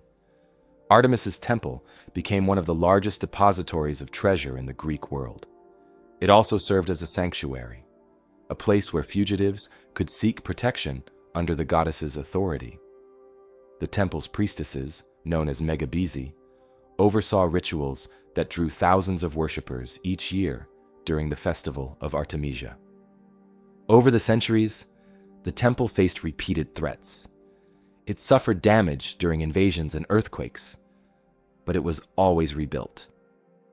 Its final destruction came not from fire or conquest, but neglect. By the 4th century AD, as Christianity spread through the Roman Empire, pagan temples were gradually abandoned or repurposed. In 401 AD, under the order of St. John Chrysostom, the Temple of Artemis was officially dismantled. Its marble blocks were reused in new buildings, including some that still stand in Ephesus and Constantinople today. Archaeological excavations in the 19th and 20th centuries uncovered the remains of the temple's foundation, along with fragments of columns, sculpted reliefs, and decorative friezes. British engineer John Turtle Wood located the site in 1869 after years of searching beneath layers of silt from the Caister River. Later excavations by the British Museum revealed the massive stone bases of the columns and parts of the sculptural decoration that once adorned the temple's facade. Some of these fragments, including column drums and reliefs, are now housed in the British Museum in London. Far to the south, across the deserts of Egypt, another ancient sanctuary would also burn, not by the hand of a single man seeking glory, but through centuries of conquest and mystery, hidden deep beneath the shifting sands of the Nile Delta. At the edge of Egypt's Giza Plateau, the Great Sphinx has guarded the pyramids for more than 4,000 years. Carved directly from the limestone bedrock, the statue stands over 20 meters tall and 73 meters long, its massive lion's body crowned with the head of a king. But there's one feature that has drawn as much attention as the monument itself: the missing nose. The Sphinx's mutilated face has puzzled historians and visitors for centuries. How it was lost and who was responsible remain questions that Egyptologists are still debating. The Great Sphinx is thought to have been carved during the reign of Pharaoh Khafre around 2500 BC, though some scholars argue it may be even older. It represents a fusion of human intelligence and animal strength, a symbolic guardian placed to protect the necropolis. Over millennia, the Sphinx has been buried and uncovered by shifting desert sands numerous times. When the wind covered its body, only the head remained visible, weathered by sun and sand. Even in ancient Egyptian records, the Sphinx is described as mysterious and ancient, suggesting that later dynasties already regarded it as a monument from a distant past. The first question about the nose's disappearance is one of timing. When was it still intact? The earliest known drawings of the Sphinx date back to the 1400s, long before photography. Sketches made by travelers such as Frederick Lewis Norden in 1737 and earlier Arab accounts from the 13th century already show the statue without its nose. That means the damage occurred sometime before the late medieval period, but pinpointing when and how is far more complicated. One of the most persistent myths blames Napoleon Bonaparte's soldiers. According to popular belief, during the French campaign in Egypt in 1798, troops used the Sphinx for target practice, blasting off its nose with cannon fire.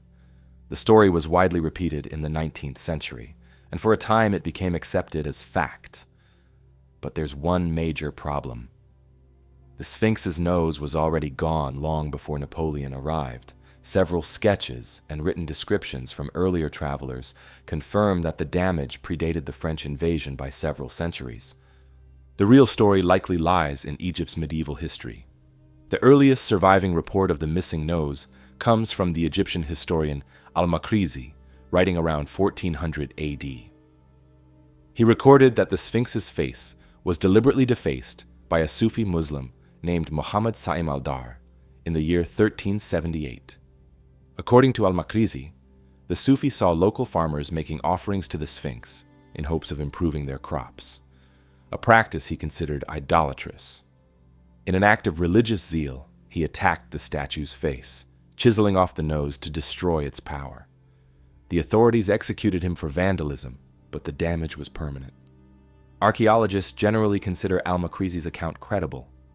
The damage to the Sphinx's nose shows clear signs of deliberate chiseling rather than erosion or explosive impact. Close examination reveals that the nose was broken off by hammering from both sides. The edges of the break are sharp and uneven, consistent with tools rather than natural weathering. Small holes around the nostrils suggest the use of wooden or metal wedges that were inserted and forced apart, splitting the stone. The missing nose was enormous, about 1.5 meters long and more than a meter wide.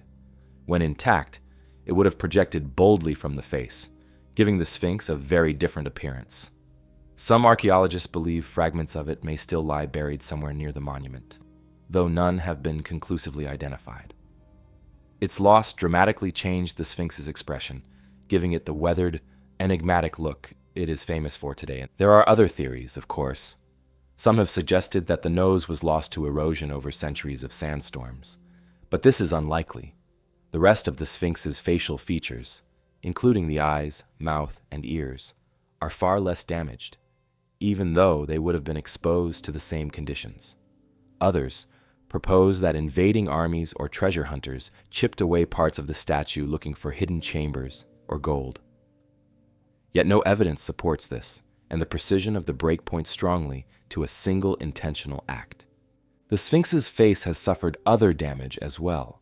Its ceremonial beard, a symbol of divine kingship, also broke off in antiquity. Fragments of it were excavated in the 19th century and now reside in the British Museum and the Cairo Museum.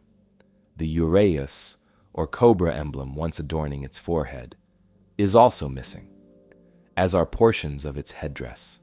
Over time, restoration projects have replaced and reinforced sections of the monument, but the original nose and beard are lost to history. Interestingly, the Sphinx's mutilation mirrors a broader pattern in ancient Egyptian monuments. Many statues from later periods show deliberate damage to the face, especially the nose and mouth. In Egyptian belief, these features were essential for the spirit's survival. The nose represented breath, the life force itself. Defacing a statue's face was thought to kill its spiritual power.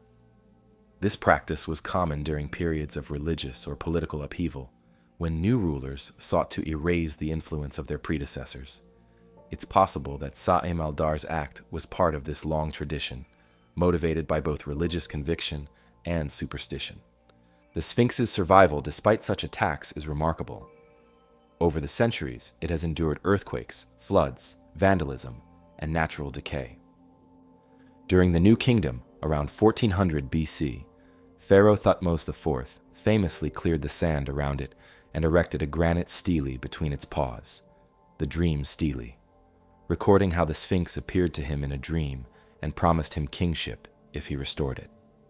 Since then, countless restorations have followed, each preserving the monument for another generation.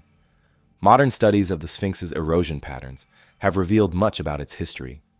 The body's weathering shows that parts of it were once exposed to heavy rainfall, suggesting that it was carved during a wetter climatic period, possibly much earlier than Khafre's reign. While mainstream Egyptology still places its construction around 2500 BC, this evidence has fueled debate among alternative historians who propose a date thousands of years older. Whatever its exact age, the Sphinx remains one of the oldest and largest sculptures ever made. Not far away in another ancient civilization, a discovery inside a richly decorated tomb would reveal a mystery of its own. A crimson-hued skeleton lying within a sarcophagus that held clues to one of the greatest women of Mesoamerica. Hidden inside a pyramid known as the Temple 13 was a sealed chamber filled with offerings, jewelry, and a stone sarcophagus painted a vivid red. When researchers opened it in 1994, they found the remains of a noblewoman completely covered in a thick layer of powdered cinnabar, mercury sulfide, the mineral responsible for the blood-red hue that gave her the name, the Red Queen. Her identity remains uncertain, but the discovery revealed both the artistry and ritual complexity of the Maya civilization at its height. Palenque was one of the great Maya city-states of the Classic period, flourishing between the 6th and 9th centuries AD.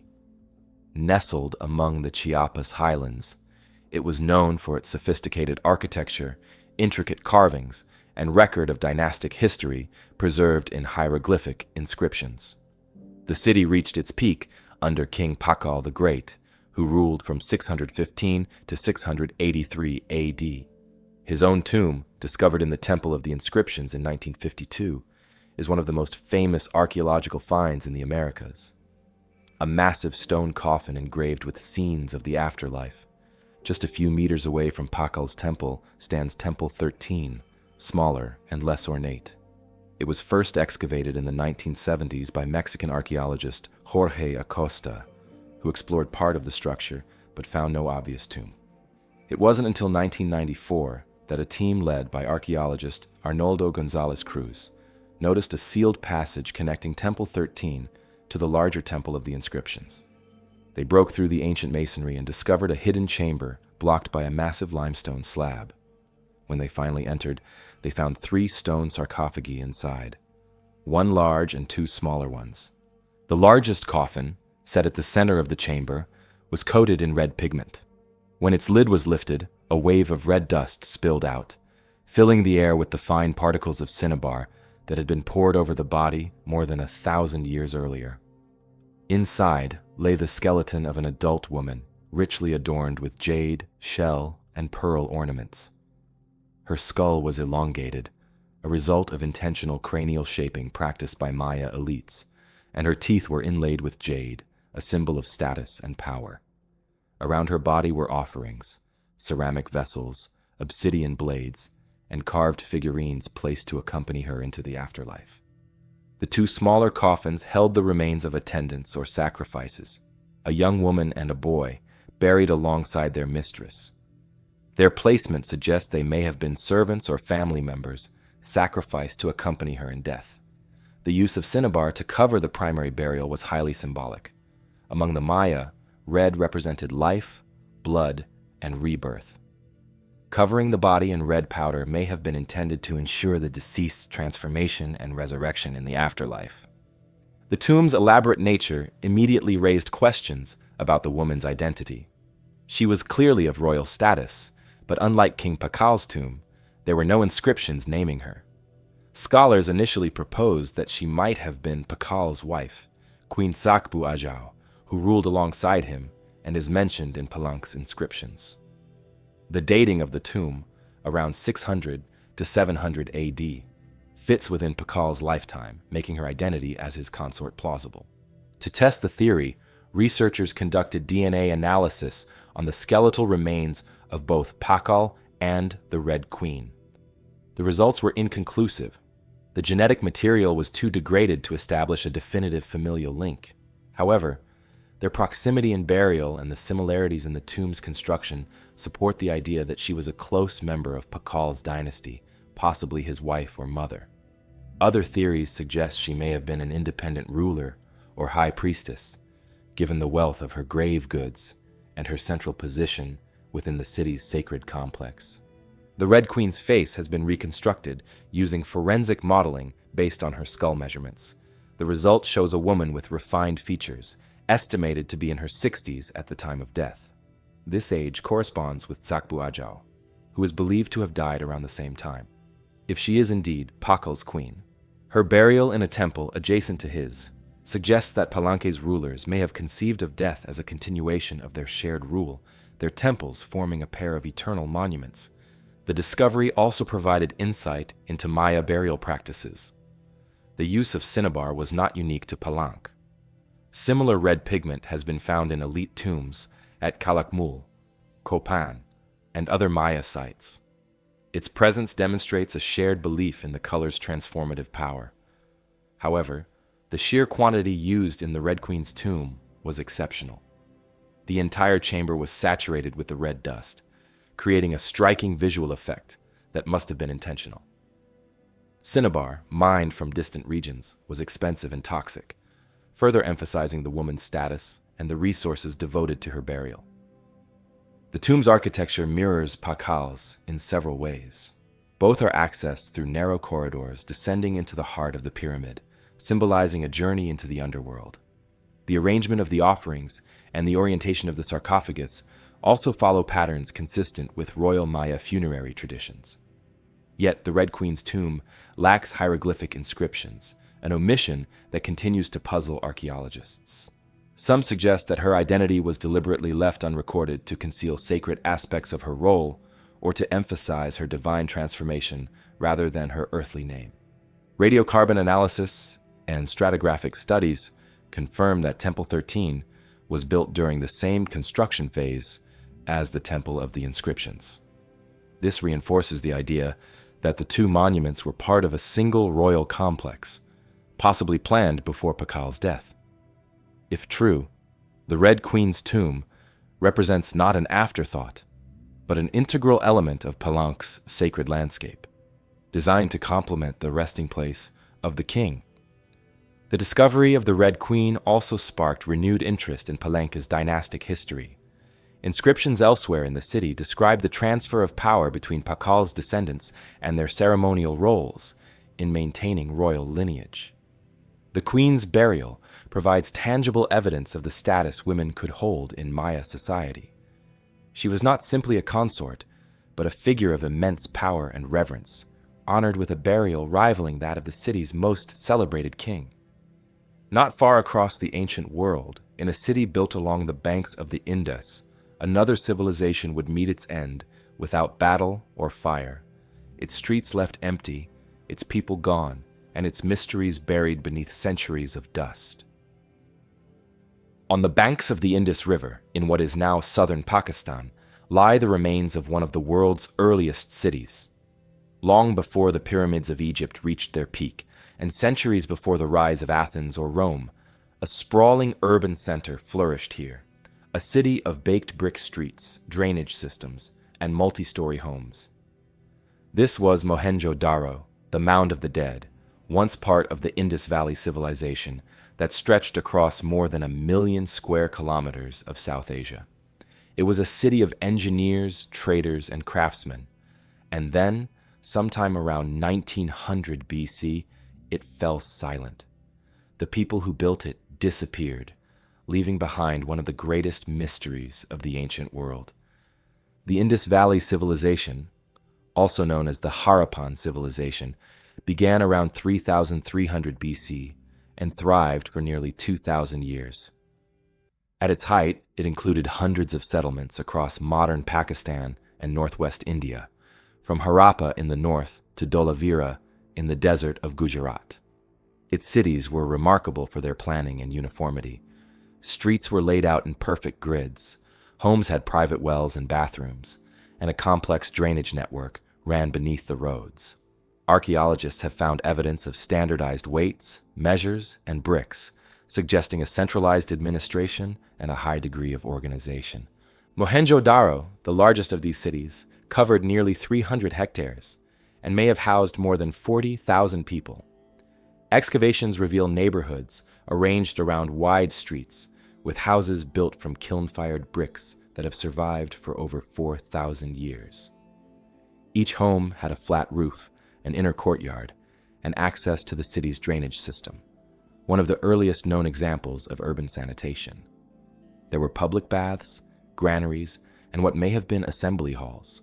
The most famous structure, the Great Bath, was a large, watertight pool, lined with bricks and bitumen, possibly used for ritual purification.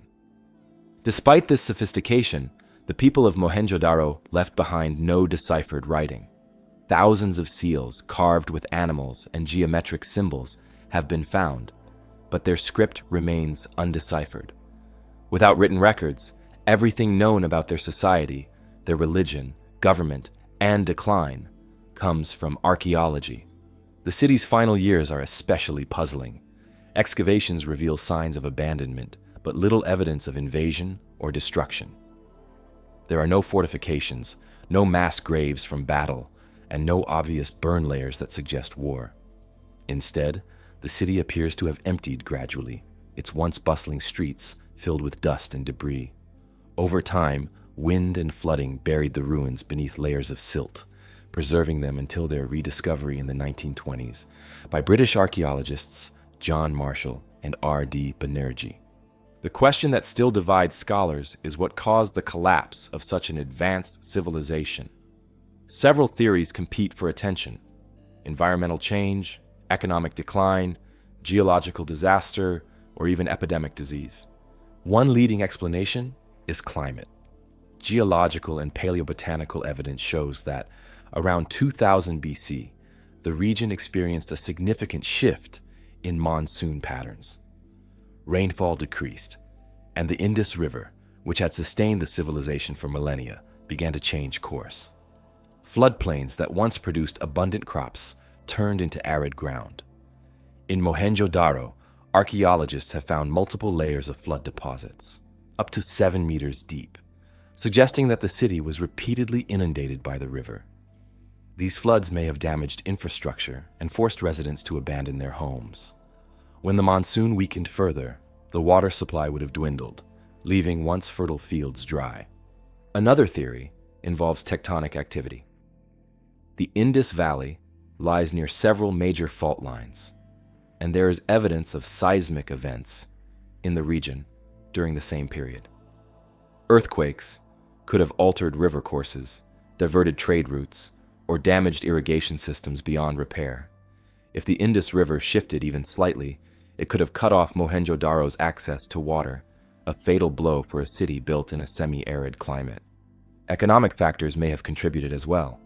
The Indus cities relied heavily on trade, exporting cotton, beads, and ceramics to Mesopotamia and beyond.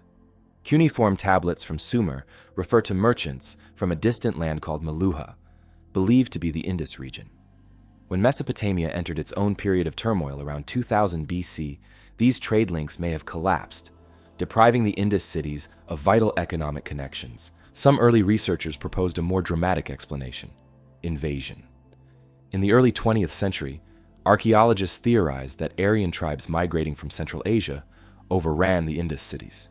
They pointed to a few skeletons found among the ruins of Mohenjo-Daro as evidence of violent conquest. But later studies have discredited this idea. The remains show no signs of warfare, and the Aryan migration occurred centuries after the decline of the Indus civilization. The scattered skeletons likely represent individuals who died after the city was already abandoned. More recent studies have suggested that internal collapse may have played a role. The uniformity seen across Indus cities implies a highly centralized system of control.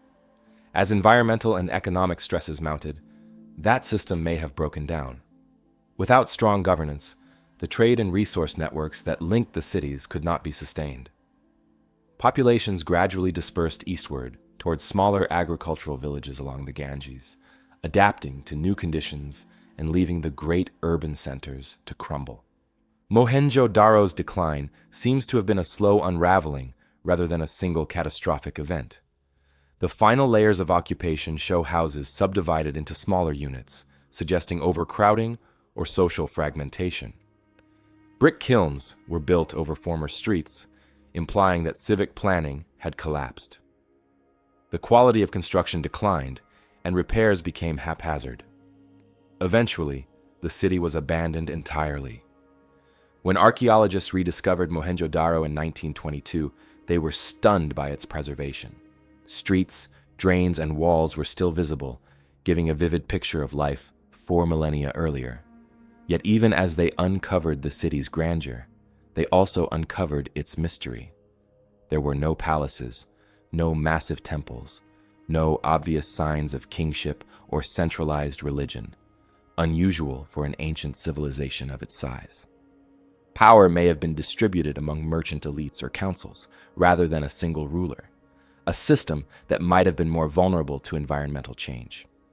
The Great Bath and nearby structures hint at complex rituals centered on purification, perhaps linked to water worship, an ironic contrast given that water may have been the force that ultimately doomed the city. The presence of advanced sanitation systems shows that public health was a civic concern, yet there is evidence that these systems failed in the final centuries as drains clogged and wells dried up. Far to the northwest, another powerful figure's death would trigger its own collapse, a single night that ended the life of a ruler whose empire stretched from the steppes of Asia to the heart of Europe. In the mid-5th century AD, Europe trembled under the advance of a single man, Attila the Hun.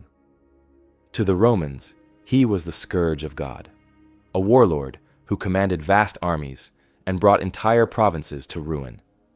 His empire stretched from the steppes of Central Asia to the borders of France, and even the Eastern Roman Empire paid him tribute to keep the peace. But in 453 AD, at the height of his power, Attila died suddenly in his sleep after a night of celebration. The cause of his death has been debated ever since, a mystery that remains unsolved after more than 15 centuries. The Huns were a nomadic people who appeared in Europe in the late 4th century, likely originating from Central Asia. Skilled horsemen and archers, they overwhelmed the Germanic tribes of the steppes and drove them westward into Roman territory, triggering the great migrations that helped bring down the Western Roman Empire. By the time Attila rose to power around 434 AD, the Huns had become a formidable confederation of tribes bound together by loyalty to their warlord. Attila ruled jointly with his brother Bleda at first, but after a few years Bleda was dead, murdered according to some accounts, leaving Attila as sole ruler. Attila's empire was not a state in the Roman sense. It was a mobile network of warriors, vassals, and conquered peoples, all dependent on his ability to provide spoils and tribute. He extracted enormous payments from both halves of the Roman world.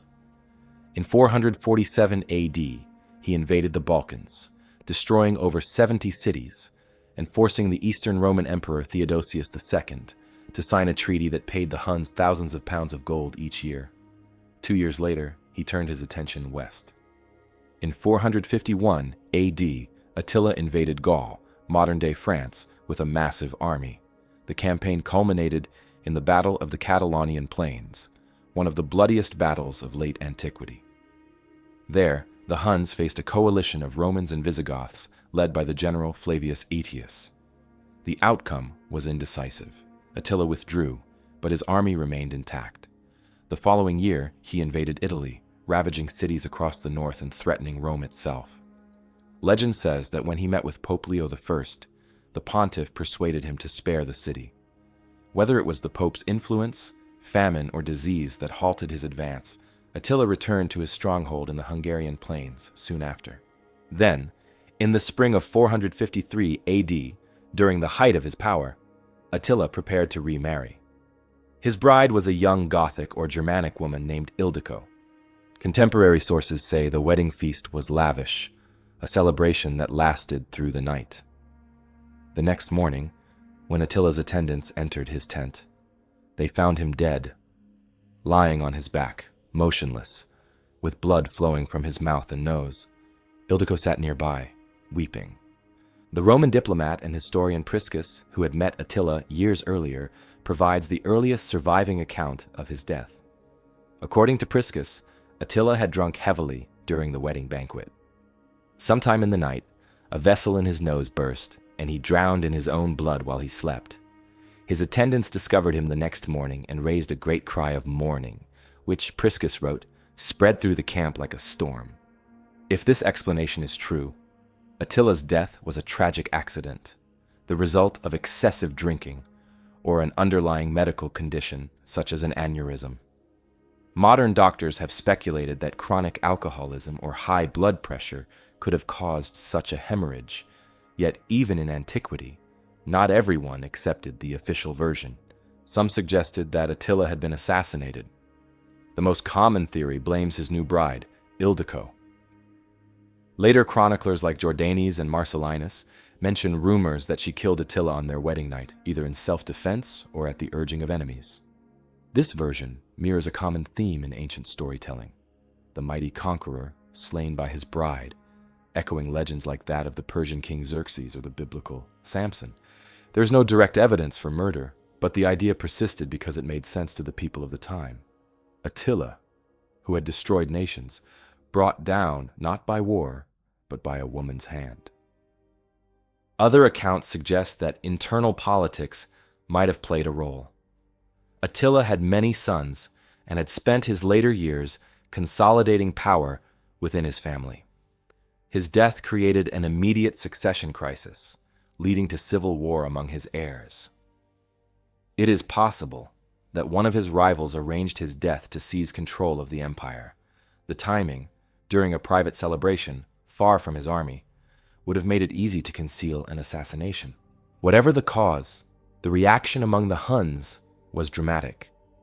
Priscus describes a funeral unlike any other. Attila's body was placed in a silk tent and displayed to his people, who mourned him with elaborate rituals. Warriors cut their faces so that, as the historian put it, the greatest of warriors should be mourned not with the tears of women, but with the blood of men. His body was then encased in 3 coffins, one of gold, one of silver, and one of iron, symbolizing his power over the wealth and might of the world. According to legend, the Huns buried Attila secretly along with great treasure, perhaps near a river that was diverted to conceal the tomb. After the burial, the workers who dug the grave were killed to keep the location hidden forever. No trace of Attila's tomb has ever been found. Archaeologists and treasure hunters have searched the plains of Hungary and Transylvania for centuries, but nothing conclusive has surfaced. With Attila's death, the empire he built disintegrated almost immediately. His sons fought among themselves for control, and within a few years, their confederation collapsed under pressure from the same subject peoples who had once served them. By 469 AD, the Huns had disappeared as a major force in Europe, their brief but devastating dominance reduced to legend. In Roman memory, Attila became both a symbol of barbaric fury and a figure of awe. Medieval chroniclers later wove him into myth, calling him the scourge sent by God to punish the sins of man. In Norse sagas, he appears as Atli, a warrior king whose greed leads to his downfall. Even in death, his story grew larger than life. The invincible conqueror brought low, not by war, but by mystery. In another part of the ancient world, far from the battlefields of Europe, another ruler's body would tell a story of sudden and violent death, a man whose preserved face still bears the final expression of agony, sealed forever in Egypt's desert sands. In 1881, a team of Egyptian workers stumbled upon a hidden cache of royal mummies in the cliffs of Deir el-Bahari near Luxor. Inside a single tomb, archaeologists uncovered more than 40 coffins. The reburied remains of pharaohs and nobles from the New Kingdom, secretly moved there by priests to protect them from tomb robbers. Among the bodies of famous kings like Seti I and Rameses II lay one mummy that immediately stood out.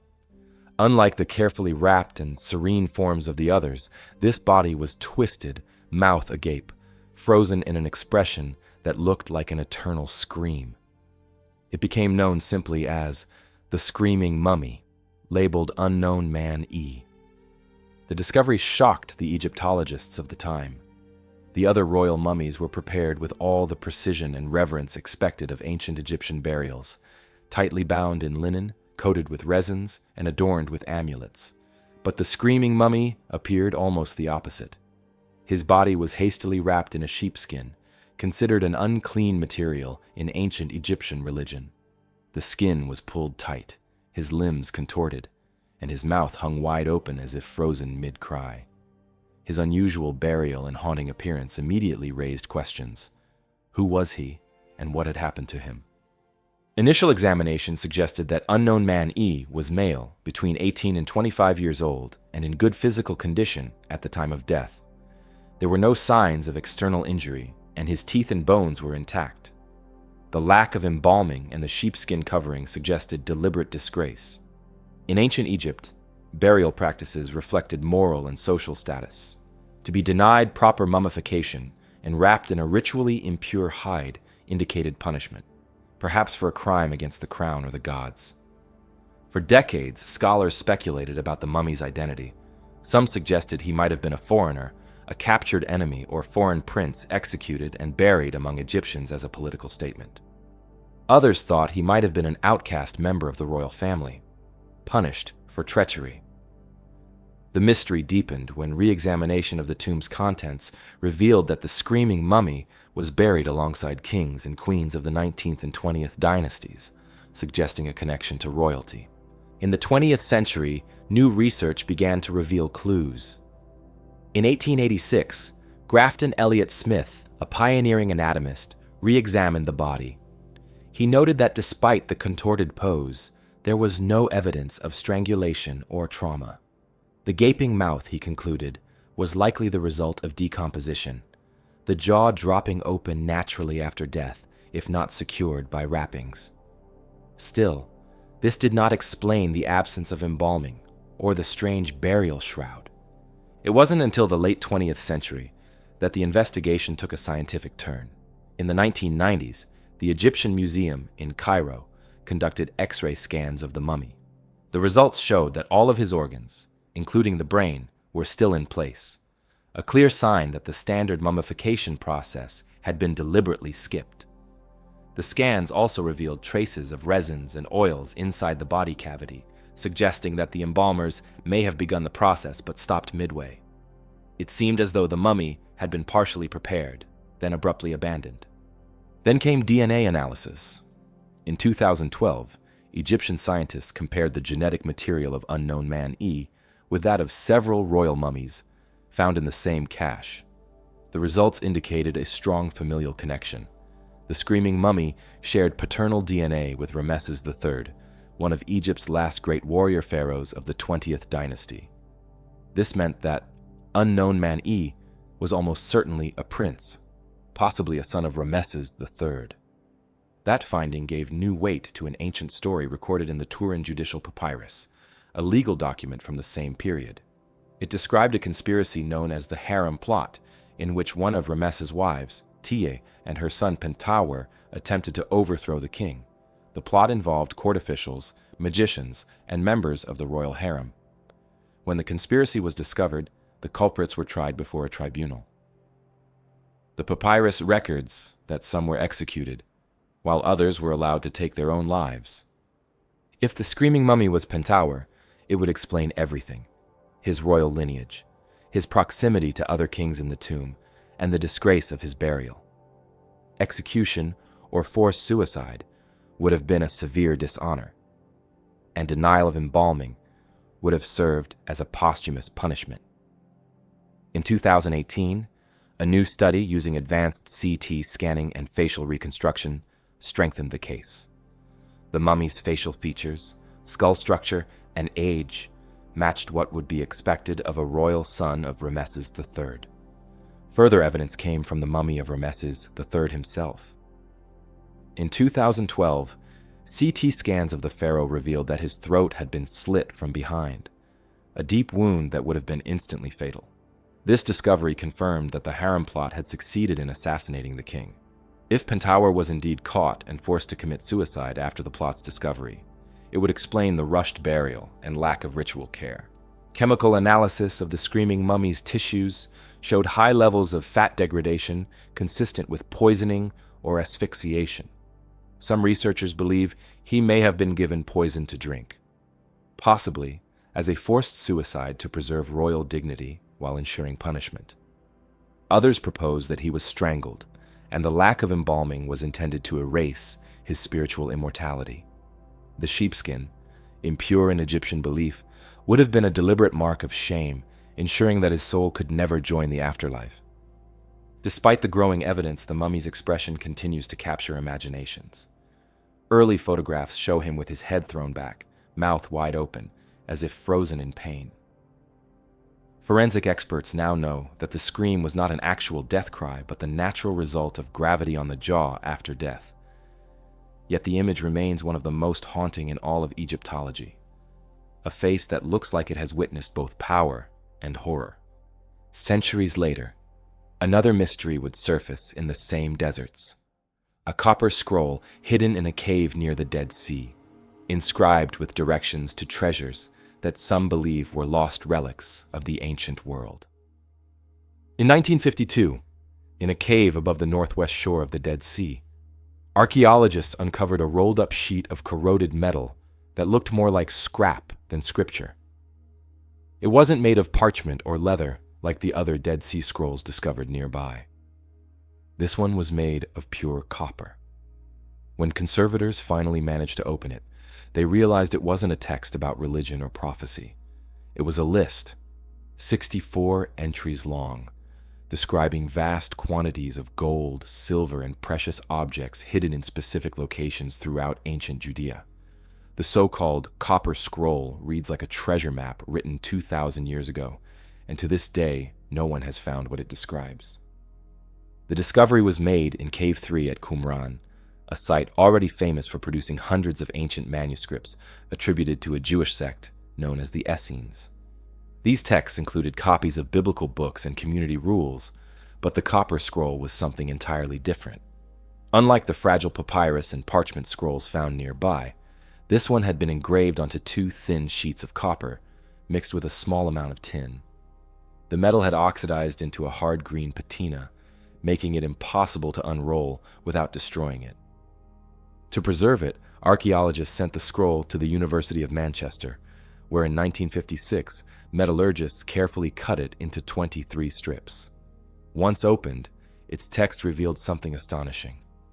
Written in Hebrew, it listed caches of treasure, weights of gold and silver measured in talents and shekels, buried in dozens of locations across the Judean wilderness, in valleys, under temples, near springs, and beneath ancient ruins.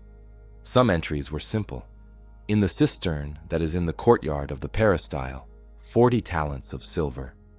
Others were far more elaborate, describing hidden deposits buried under steps or sealed inside stone vessels.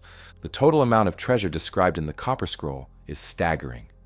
Estimates vary, but some researchers calculate that it refers to over 200 tons of gold and silver, a hoard worth billions of dollars in modern terms. Nothing like it exists in any other ancient document. Yet no treasure has ever been found, and scholars still disagree about who wrote the scroll and whether the riches it describes ever existed. The Copper Scroll's script dates to around the 1st century AD, making it one of the youngest of the Dead Sea Scrolls. Its Hebrew is unusual, not the formal literary style of scripture, but a plain, almost bureaucratic tone, suggesting a practical inventory rather than a religious text. Unlike the other scrolls, it makes no mention of God, prophecy, or law. Instead, it reads like the work of a group attempting to record the hiding places of immense wealth. So where did this treasure come from? There are 3 main theories. The first links it to the Second Temple in Jerusalem. In 70 AD, Roman legions under Titus destroyed the temple, looting its treasures and burning the city. Many scholars believe that before its fall, priests or temple officials may have hidden sacred objects and wealth in the countryside to prevent them from being seized. The Copper Scroll, according to this view, was a record left by those who concealed the items, perhaps hoping they would one day be recovered. This theory explains the detailed directions and religious context of many hiding places, such as in the chamber of the water conduit of the House of Hakos, which may refer to a priestly family mentioned in the Bible. A second theory suggests that the scroll was connected not to the temple, but to the Essenes themselves, the ascetic community believed to have lived at Qumran. Some historians think the Essenes fled Jerusalem with sacred objects when war broke out, hiding them in the desert. The copper scroll could have been their record of what was concealed.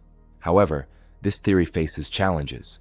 The Essenes were known for their poverty and rejection of material wealth, making it unlikely they would amass or record treasure on such a scale. A third theory is that the copper scroll is a product of an entirely different group, possibly Jewish rebels from the first or second revolts against Rome.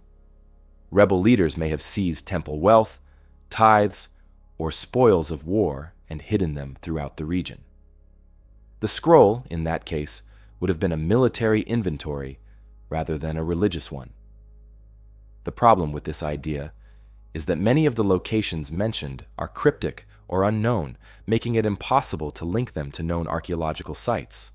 Attempts to follow the copper scroll's clues have led to decades of exploration, but with little success.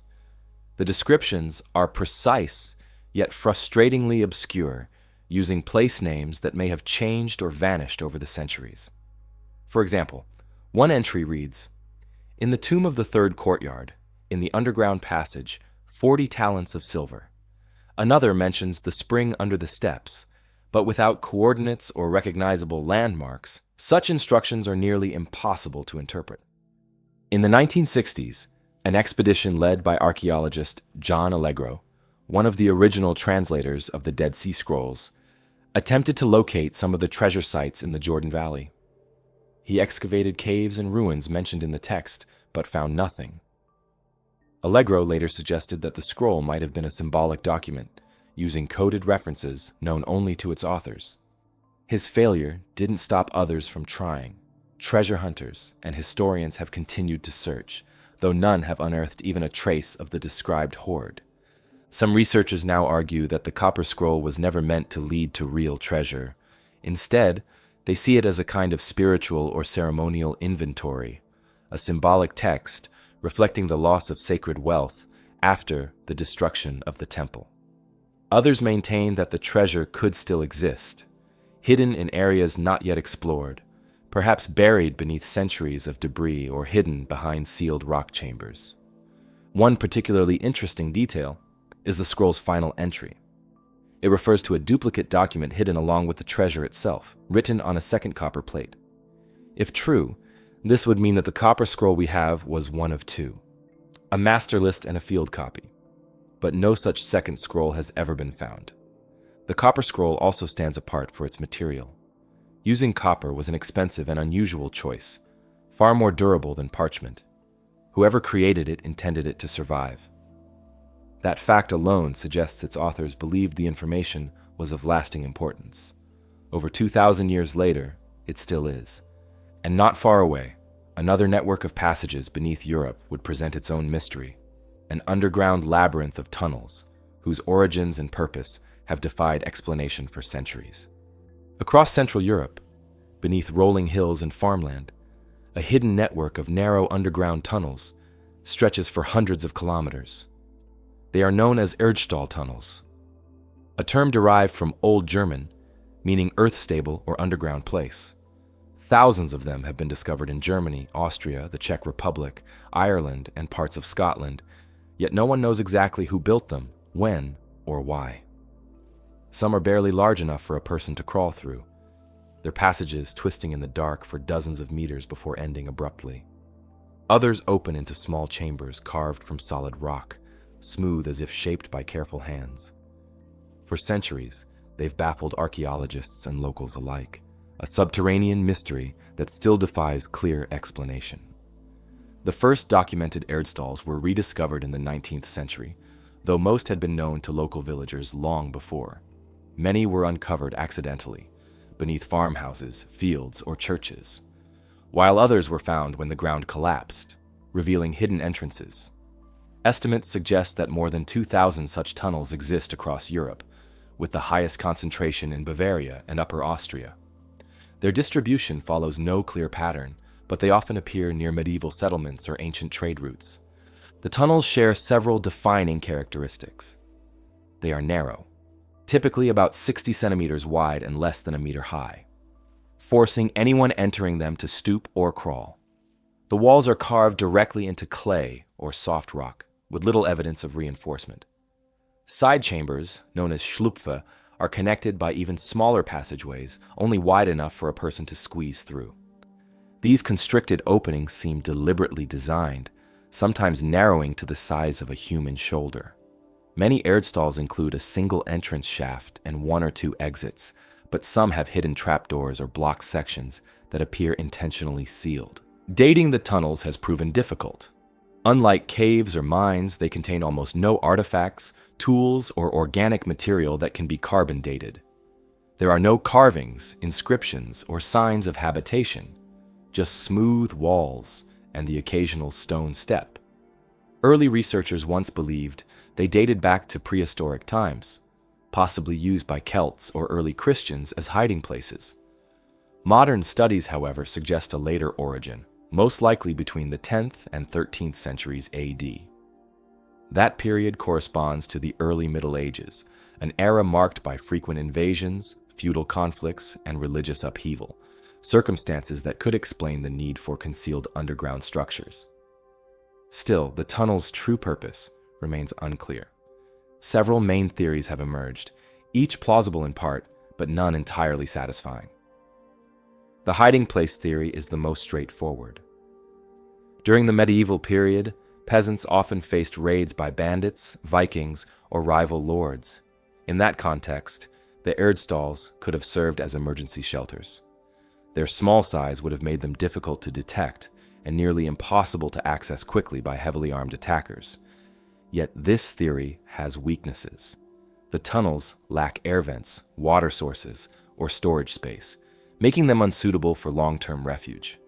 Some also terminate in dead ends rather than escape routes. Another theory proposes that the Erdstalls were storehouses for valuables or perishable goods. Their cool, constant underground temperature could have preserved food, documents, or treasure. But again, there's little evidence of use. No traces of soot from lamps, no remnants of containers, and no ash from fires. Their cramped design would have made carrying goods in or out extremely difficult. A third hypothesis views the tunnels as ritual or spiritual spaces. The narrow passages and confined chambers might have served a symbolic purpose, representing a journey of rebirth or a passage between worlds. In some regions, folklore supports this idea. Local legends call them Schratzloch, or dwarf holes, said to be inhabited by spirits or underground people. In Austria and Bavaria, stories persist of farmers encountering ghostly figures emerging from these tunnels at night.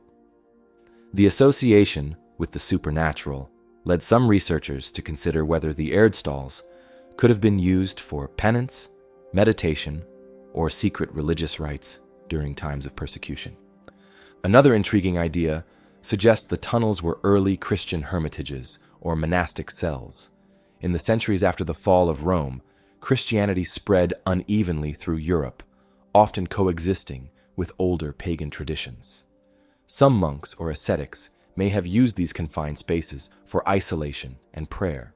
Supporting this theory, a few Erdstalls are located near old monasteries or churches, though none contain crosses, altars, or religious artifacts. There is also the possibility that they served a symbolic funerary function.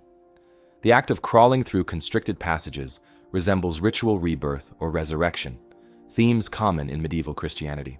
Some scholars have compared the Erdstalls to catacombs, though they differ in scale and layout. Unlike catacombs, they contain no graves, inscriptions, or ossuaries. Still, their design evokes a sense of passage, from light into darkness and back again. In the late 20th century, scientific surveys attempted to map the Erdstall networks using ground-penetrating radar. Results confirmed that most tunnels are short, averaging 20 to 30 meters, though some extend much farther. They tend to follow consistent architectural patterns, implying shared knowledge among their builders. This raises another question. If they were local or improvised refugees, why are they so standardized across distant regions? That consistency suggests coordination or cultural exchange on a much wider scale. One of the most famous examples is the Erdstall of Glazern in Lower Austria, discovered beneath a farmhouse in the 1960s. It consists of over 90 meters of twisting corridors, complete with niches carved into the walls and a small chamber at its end. Another, at Landskron, Germany, runs directly beneath a medieval church and includes multiple kneeling holes, narrow vertical shafts that open into the main tunnel, perhaps for communication or ventilation. Attempts to date the tunnels using luminescence and geological methods have yielded broad results. Some entrances appear medieval, while deeper sections may have older origins. This has led to speculation that the Erdstalls were repurposed or expanded over time. Some might have begun as prehistoric storage pits or ritual chambers later adapted during the Middle Ages. Even today, the tunnels continue to surface unexpectedly.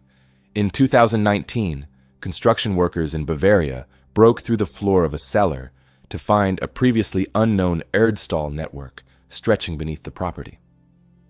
The discovery reignited debates about their function, as the new tunnels showed the same smooth walls and narrow connectors seen elsewhere, features that appear purposeful, yet perplexing. Local historians maintain that the Erdstalls were never meant for ordinary use, but for symbolic or emergency purposes, perhaps used rarely and only in specific circumstances. Their sheer labor cost, the effort to carve them by hand from hard soil, argues that they were important to those who built them.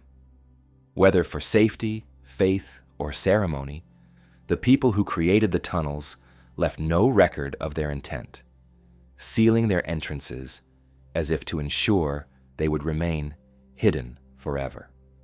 Far to the east, another mystery carved into stone would challenge archaeologists. An ancient set of figurines unearthed in Mesopotamia, their strange, reptilian faces, unlike anything else found in the ancient world.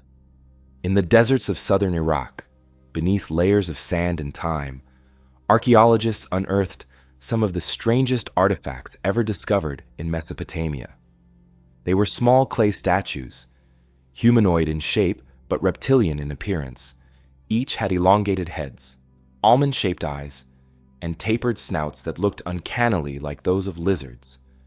Some were male, others female, and a few held infants that shared the same reptilian features. They became known as the Ubaid lizard figurines, named after the prehistoric culture that produced them. Despite being over 7,000 years old, their purpose and meaning remain unexplained. The Ubaid culture flourished in southern Mesopotamia between roughly 5,500 and 4,000 BC, centuries before the rise of Sumer, Akkad, and Babylon. It was one of the earliest settled societies in the region, laying the foundations for urban life in the ancient Near East. The people of the Ubaid period built some of the first permanent temples, developed irrigation systems to farm the Tigris and Euphrates floodplains, and traded across the Persian Gulf. Yet, unlike later civilizations that left behind written records, the Ubaid culture remains largely silent. What survives of it are fragments, pottery, tools, foundations, and these unusual figurines. The first examples were found in the early 20th century during British excavations at Tel al-Ubaid, near the ancient city of Ur. Later, more were discovered at sites such as Eridu, Uruk, and Lagash. They date to around 4,500 BC, near the end of the Ubaid period. The figurines vary in size from a few inches to nearly 30 centimeters tall. They were molded from clay and fired at low temperatures, giving them a dull brown or gray surface. Some were painted or engraved with simple geometric patterns. What makes them unique are their faces. The heads are elongated and smooth, the eyes large and slanted, the noses flattened, and the mouths small. Many have long, thin necks and bodies that appear lean and stylized. The limbs are proportionate but lack detailed musculature. Some figures are standing, others kneeling or seated. A few wear headdresses or helmets that suggest clothing or ritual attire. One of the most famous examples depicts a female figure nursing an infant, both with lizard-like heads, an image that has fueled endless speculation. Archaeologists classify these as anthropomorphic figurines, human in body, non-human in face. Similar figures appear in other prehistoric cultures, but the Ubaid examples are striking for their consistent reptilian features and the fact that they appear across multiple sites over several centuries. Their purpose remains a mystery. The simplest explanation is that they were religious icons, representations of deities, spirits, or ancestors. The Ubaid people were among the first to build temples, such as the one at Eridu, which may have been dedicated to an early water god, later known as Enki. These figurines could have represented divine beings connected to fertility, nature, or protection. The nursing figures, for instance, might symbolize motherhood or the continuation of life. Another possibility is that the figurines were amulets or household idols used in private rituals. Small figurines of humans and animals are common in ancient cultures, often placed in homes or graves for spiritual protection. However, the lizard-like features make the Ubaid examples unusual. If they were meant to depict gods, their appearance suggests that the Ubaid people envisioned their deities not in human form, but as hybrid creatures, part human, part animal. This idea would later reappear in Mesopotamian religion, where gods like Enki, Anu, and Inanna were often associated with animals or depicted with symbolic features. The reptilian aspect of the figurines has invited more speculative interpretations.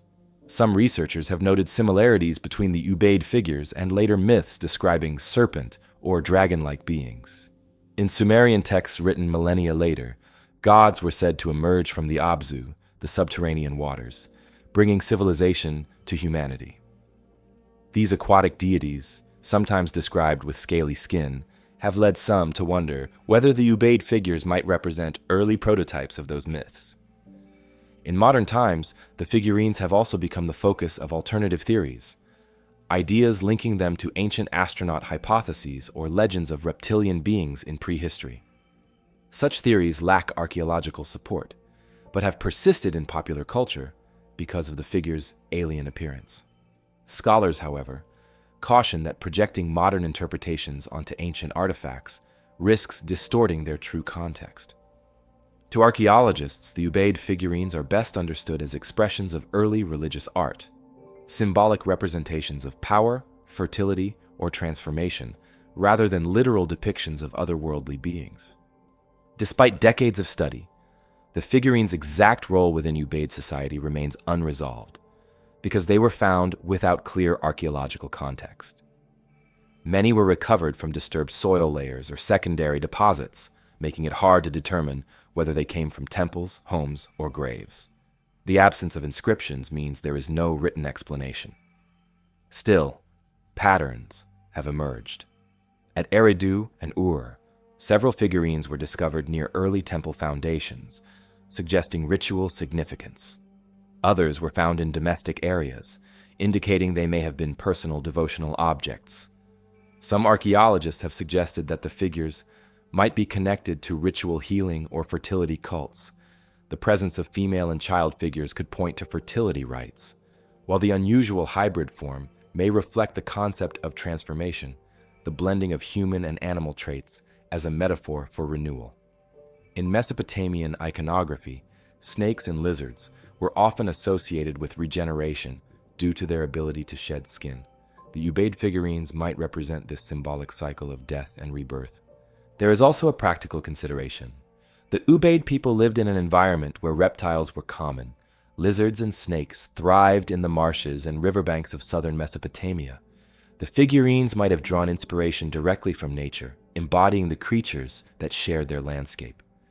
Radiocarbon dating and comparative analysis confirm that the Ubaid culture predated writing by at least a millennium, making these figures some of the earliest known examples of complex religious symbolism in the region. They bridge the gap between prehistoric animism and the organized pantheons of later Mesopotamian civilization. Today, many of the Ubaid lizard figurines are housed in the British Museum and the Iraq Museum in Baghdad. They remain some of the most striking artifacts of the ancient Near East. Small, yet unsettling in their precision, their expressions fixed in a form that seems neither fully human nor fully animal. Their discovery continues to challenge assumptions about the evolution of belief. Whether they depict gods, spirits, or symbolic ancestors, the figurines stand at the dawn of civilization's artistic and spiritual imagination. They remind us that even at humanity's earliest stages, people sought to represent forces beyond the ordinary, shaping clay into images that carried meaning we can only guess at today. Farther west, another ancient civilization would leave behind a mystery of its own, a miniature humanoid body discovered in South America, whose strange proportions and debated origins continue to fuel controversy among scientists to this day. In 2003, deep in Chile's Atacama Desert, one of the driest places on Earth, a local man searching for artifacts in an abandoned church stumbled upon something extraordinary. Wrapped in a white cloth tied with a purple ribbon, he found a tiny, mummified body. It was just 15 centimeters long, yet shockingly well preserved. The small skeleton had a human-like head, but its proportions were unlike anything he had ever seen. Its skull was elongated, its face narrow, and it appeared to have only 10 ribs instead of the usual 12. To the locals, it looked otherworldly. And soon, to much of the world, it would too. The discovery quickly gained attention after it changed hands several times, eventually reaching collectors and researchers in Spain. Nicknamed Ada after the Atacama Desert, the tiny skeleton was unlike any known mummy. It was so complete and detailed that scientists could see the contours of its teeth and the wrinkles of its dried skin. X-rays revealed a nearly complete skeleton with defined joints and bones that looked remarkably developed. Early estimates suggested it was a fetus or infant, but others claimed it was far too anatomically advanced for its size. Its skull shape, long and conical, reminded some of ancient cranial deformation practices, while to others, it looked more like depictions of extraterrestrial beings. The Atacama humanoid immediately entered popular culture. Photographs of Ada circulated online, often labeled as proof of alien life or genetic experimentation.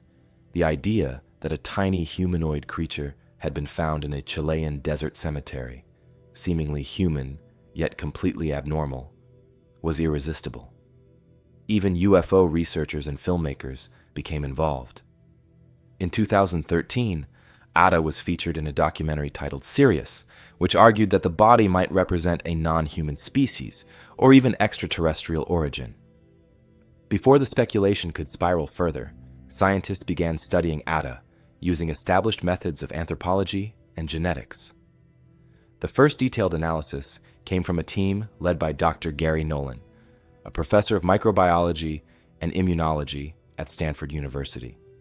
Using advanced imaging and DNA sequencing, Nolan's group set out to determine exactly what Ada was and what had caused her strange appearance. They started with the basics. X-rays and CT scans confirmed that Ada had a human-like skeleton, but her proportions were baffling. The bones looked mature, almost like those of a 6-year-old child, even though her height was that of a fetus. Her skull was disproportionately large, the eye sockets deep, and the ribs fewer than normal.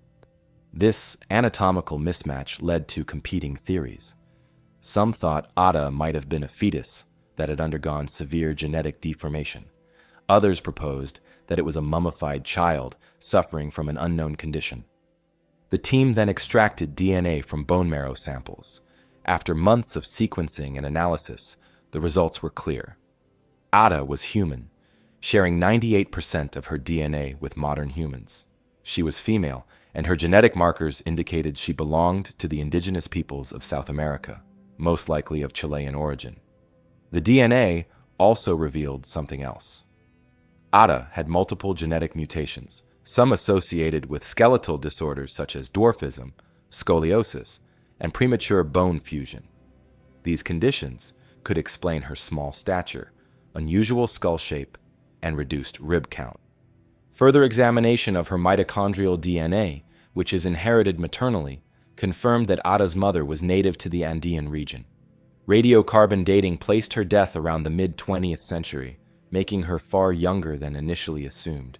She wasn't ancient, and certainly not extraterrestrial, but the product of a tragic human birth, possibly a stillborn infant or one who lived only briefly. However, even after the genetic evidence was published, controversy persisted.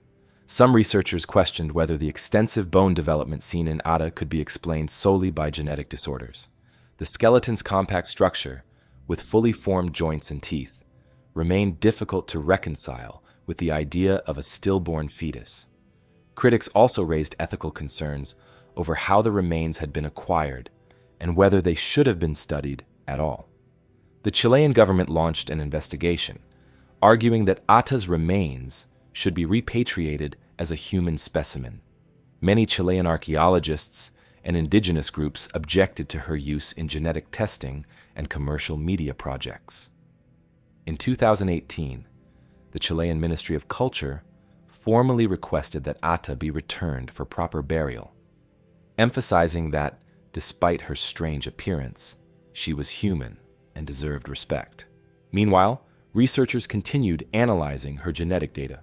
In 2018, a second, more detailed study published in Genome Research provided additional clarity. Scientists identified at least 7 genetic mutations linked to bone development.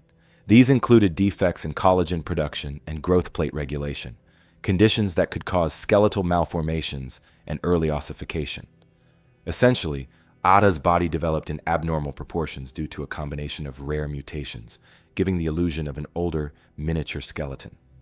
While this explanation resolved much of the scientific mystery, it couldn't erase the fascination surrounding the Atacama humanoid.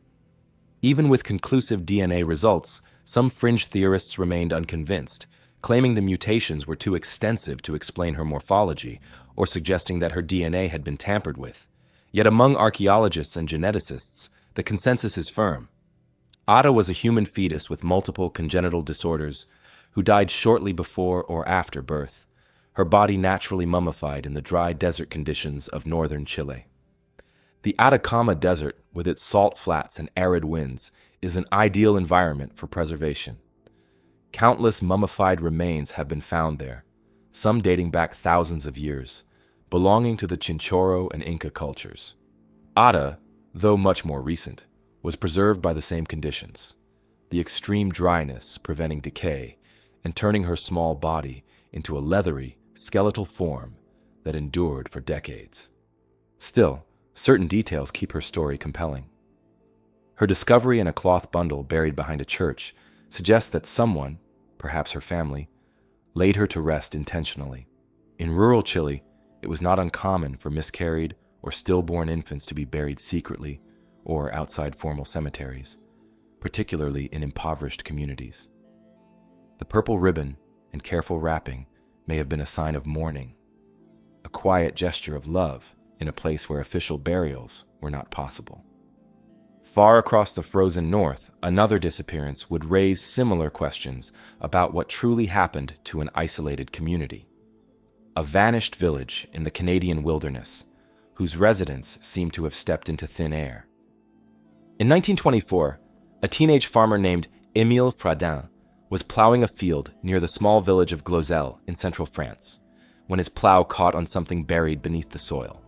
As he and his grandfather cleared the area, they uncovered a strange stone-lined chamber filled with artifacts, pottery, bones, and tablets covered in unfamiliar symbols. The objects didn't resemble anything from known prehistoric or medieval sites. They seemed far older, and the inscriptions didn't match any language scholars could recognize. What began as a chance discovery on a quiet French farm soon spiraled into one of archaeology's most controversial mysteries, a battle over authenticity, reputation, and what appeared to be an ancient writing system that shouldn't have existed. The site sat on Fradin's family property, a rural patch of land known as Domaine de Glozel, near Vichy, in the Allier region. Over the following weeks, Freudian and local villagers uncovered dozens of artifacts. Many were unusual: ceramic tablets inscribed with signs resembling letters, engraved stones depicting animals and people, and bone tools with abstract carvings. Some pieces bore what looked like writing, a mix of linear and curved characters that didn't match Latin, Greek, or any known European script. Among the artifacts were also glass beads, flint blades, and even human bones. Word of the discovery spread quickly. Local doctor Antonin Morlaix, an amateur archaeologist, visited the farm in 1925 and began organized excavations. He was astonished by the diversity of the finds. Some looked Paleolithic, others Neolithic, and still others medieval, as if several eras of history had been layered together in one place. Morlaix believed the site represented an unknown prehistoric culture, perhaps even a transitional stage between the Stone Age and Bronze Age. The inscribed tablets, he argued, might be the oldest known writing in Europe. Soon, professional archaeologists began to take notice, and not all of them were impressed. Many experts in Paris dismissed Morlaich's claims outright. The presence of pottery, glass, and iron alongside stone tools seemed impossible, according to the accepted timeline of human development. The mix of materials suggested contamination from different eras or outright forgery. Critics accused Morlaix and Freudian of fabricating the finds, planting objects from multiple periods to create the illusion of a lost civilization. The debate quickly turned personal. Freudian, barely 17, found himself accused of being a forger. His defenders pointed out that he was a farmer with no access to archaeological knowledge or resources. His detractors insisted that the artifacts were too inconsistent to be genuine. The dispute escalated when France's leading prehistorian, Abbé Henri Breuil, declared the Glozel site a hoax after examining the finds in 1927. Breuil argued that the inscriptions were modern scratches, the ceramics recent imitations, and the bones rearranged to look ancient. Morlaix refused to back down. He continued excavations until 1938, documenting over 3,000 objects, including 100 inscribed tablets. He published reports describing the Glozel script, noting recurring signs and patterns that appeared deliberate and structured, not random. He also recorded stratigraphic layers showing that many objects were found in undisturbed soil, suggesting genuine antiquity. But by then, the controversy had consumed the French archaeological community. Newspapers called it the Glozel affair, a scandal that divided scholars for decades. In 1928, the French Ministry of Education launched an official investigation. A team of archaeologists inspected the site and the artifacts. Their findings were mixed. Some believed the objects showed signs of weathering and ancient burial. Others claimed to see fresh tool marks. The report ultimately avoided a firm conclusion, stating only that the evidence was inconclusive. Despite this, most academic institutions dismissed Glozel as fraudulent, and Morlaich's reputation suffered. Freudian, meanwhile, was briefly arrested in 1929 for alleged forgery, though the charges were later dropped for lack of evidence. As the years passed, Glozel faded from mainstream attention, though small groups of researchers continued to argue its authenticity. Then, in the 1970s and 1980s, modern scientific dating methods reopened the debate. Thermoluminescence testing, a technique that measures when pottery was last fired, was applied to several Glozel artifacts. To the surprise of many, the results suggested dates between 3000 and 500 BC, well within the range of late Neolithic to Iron Age Europe. These findings did not settle the controversy, but they made outright forgery less plausible. If genuine, the Glozel Tablets could represent one of the oldest known examples of writing in Western Europe, predating Celtic inscriptions by centuries. The symbols themselves remain undeciphered. Some scholars have compared them to early Mediterranean scripts like Linear A or Iberian, while others see similarities to Proto-Canaanite or even Sumerian writing. A few linguists have proposed that the signs might represent an independent local script, a system used by a prehistoric culture in central France that vanished without leaving further traces.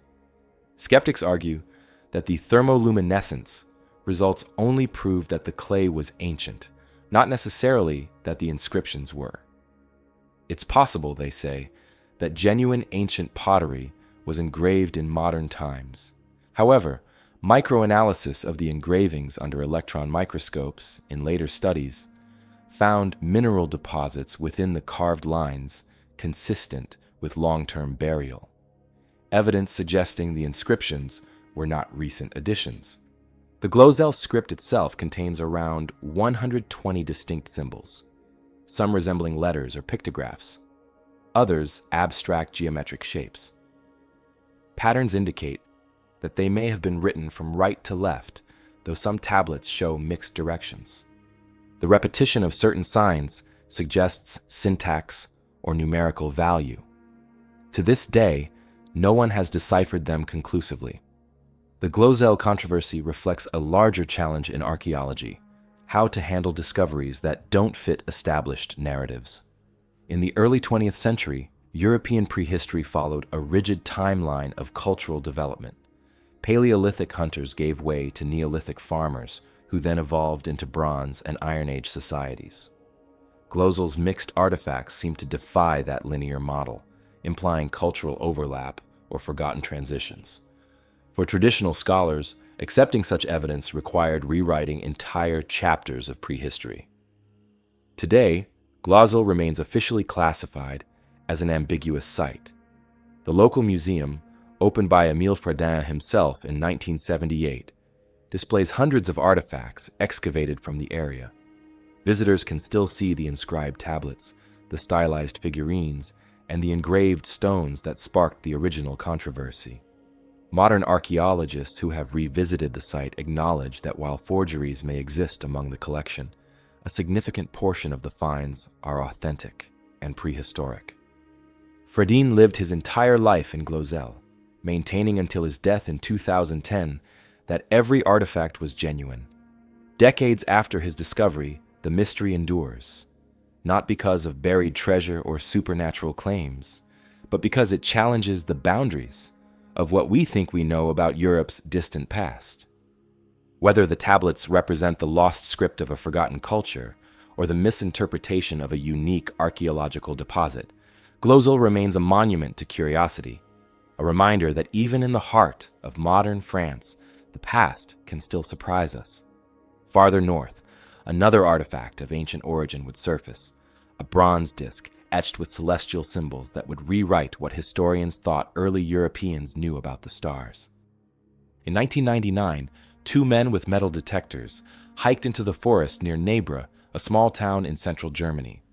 They were treasure hunters, scanning the ground illegally in hopes of finding old coins or relics. What they uncovered instead would change the understanding of European prehistory. Buried under the roots of an ancient oak, they found a circular bronze plate about 30 centimeters wide, covered in a green patina and inlaid with gold symbols. At first glance, it looked like a piece of modern art, but it wasn't. It was over 3,600 years old, a Bronze Age artifact now known as the Nebra Sky Disk, and it may be the world's oldest known depiction of the cosmos. When authorities eventually recovered the disk from the black market in 2002, archaeologists realized that it represented something extraordinary. The surface of the bronze was decorated with thin gold leaf cutouts arranged in a pattern that seemed anything but random. A large circle dominated one side, interpreted as the sun or full moon. Nearby was a crescent shape, and across the disk, scattered golden dots, 32 in total, likely representing stars. One tight cluster of 7 dots stood out, instantly recognizable as the Pleiades, or Seven Sisters, one of the most easily identifiable star clusters in the night sky. The Nebra Sky Disk was dated to around 1600 BC, during the European Bronze Age, a time when written language and formal astronomy were still centuries away in this region. Yet the precision of its layout suggested advanced celestial knowledge. The idea that Bronze Age Europeans were mapping the heavens with such sophistication stunned archaeologists. The disc was found with a cache of other items: 2 bronze swords, 2 hatchets, a chisel, and fragments of spiral arm rings, all buried together on a hill called Mittelberg. The site was about 252 meters above sea level, and crucially, it had a clear view of the horizon. Later studies revealed that from that exact hilltop, the sun sets during the summer solstice behind the Brocken Mountain in the distance, the highest peak in the Harz Range. The alignment wasn't a coincidence. The Nebra Disk, it turned out, could be used to mark the solstices and equinoxes, serving as both a calendar and an astronomical instrument. The gold arcs along the edge of the disk, added later in its history, seem to depict the sun's angle at the solstices, about 82 degrees, as seen from the latitude of central Germany. This would have allowed its owner to track the agricultural year, predicting when to sow and harvest based on the changing seasons. A later addition, a curved golden strip at the bottom, has been interpreted as a solar boat, echoing myths found across ancient cultures in which the sun travels through the underworld at night and returns at dawn. If accurate, the Nebra Sky Disk represents not just an artistic object, but a scientific one, a fusion of cosmology, religion, and technology that predates Greek astronomy by more than a millennium. Yet, its sophistication raised immediate questions. How could Bronze Age Europeans possess such knowledge? And where did they get it? The disk's creators likely belonged to the Unitic's culture, which flourished in Central Europe around 2300 to 1600 BC. The Unitis people were skilled metalworkers and traders, part of a vast network that linked the British Isles, Scandinavia, and the Mediterranean. Amber from the Baltic and tin from Cornwall passed through their hands, and copper used to make the disk came from the Austrian Alps. This suggests an interconnected world where ideas and materials moved freely, even without writing. The Nebra Sky Disk seems to mark a turning point in European prehistory, a bridge between myth and science. Before its discovery, most archaeologists assumed that systematic observation of the stars began much later, with ancient Greece or Mesopotamia. But the disk implies that people in Northern Europe were already observing the heavens with mathematical accuracy. Its alignment with the Pleiades is particularly significant. In ancient agricultural societies, the appearance and disappearance of this star cluster were used to mark the planting and harvest seasons. The same pattern occurs in Mesopotamian, Egyptian, and even Polynesian calendars, suggesting a shared, perhaps universal, human awareness of the skies. The disk's story, however, is as tangled as its symbolism. After its illegal discovery, the artifact was sold to collectors on the black market for about $15,000. Over the next few years, it passed through several hands before police conducted a sting operation in Basel, Switzerland, arresting the sellers and recovering the treasure. Once in proper archaeological custody, the site was excavated under controlled conditions, confirming that the disk was indeed buried deliberately, not a modern fake, as some skeptics initially claimed. Subsequent analysis confirmed its authenticity. Radiocarbon dating of the organic residues in soil matched the Bronze Age context. Metallurgical studies revealed that the copper used in the disk came from the Mitterberg mines in Austria, while the gold originated from Cornwall, England, proof of long-distance trade more than 3,500 years ago. The disk's surface also revealed signs of modification. At least 3 distinct phases of alteration are visible. The initial phase with the sun, moon, and stars, the later addition of the horizon arcs, and finally, the lower solar boat. Each modification reflects evolving astronomical understanding, as if the object was updated over generations. Its symbolism extends beyond astronomy. Some scholars interpret the disk as a sacred object, a visual representation of cosmic order. To its creators, the heavens were not separate from daily life, but the framework that governed it. Possessing such an object would have been an immense display of power. Whoever owned the Nebra Sky Disk likely held both religious and political authority. A Bronze Age priest-king, capable of predicting celestial events that seemed divine to others. The disk's modern significance has been no less dramatic. It became a national treasure of Germany, housed in the State Museum of Prehistory in Halle. In 2013, UNESCO included it in its Memory of the World Register, recognizing it as one of humanity's earliest visualizations of the cosmos. Yet debates continue. Some researchers question whether it truly represents astronomical knowledge or is more symbolic, a mythic image of the sky rather than a functional tool. Others propose that it might have served as a ceremonial object used in seasonal festivals rather than for practical observation. Despite decades of study, the Nebra Sky Disk retains an air of mystery. Its age, design, and precision make it one of the most important archaeological finds of the 20th century. Whether it was a ritual artifact, an ancient observatory chart, or a symbol of divine kingship, it captures the moment when humans first began to record the universe, not in words, but in metal and gold. In the museums of Hala, under low light, the disk still glows faintly, the gold symbols shining against dark bronze like stars over a night sky frozen in time. Thousands of miles away, across an ocean and half a world of history, another discovery would emerge from an island at the edge of civilization, a wooden script carved into tablets that no one has yet managed to decipher. In the middle of the Pacific Ocean, more than 2,000 miles from the nearest continent, lies Easter Island, known to its native Polynesian inhabitants as Rapa Nui. It's famous for its massive stone statues, the moai, but the island hides another mystery that's far less visible. Carved into small wooden tablets discovered in the 19th century are hundreds of intricate glyphs, stylized figures of humans, animals, and geometric shapes arranged in long, alternating lines. They belong to a lost writing system called Rongorongo, a script no one has ever successfully deciphered. If genuine, it could be one of the only indigenous writing systems ever created in the Pacific, and its meaning may have died with the last generation who could read it. The discovery of Rongorongo came at a time when Easter Island was already a place of fascination and tragedy. In the early 1800s, European explorers arrived to find a small, isolated population living among the ruins of a once thriving civilization. The moai statues, some weighing more than 80 tons, stood as silent witnesses to a mysterious collapse that had occurred centuries earlier.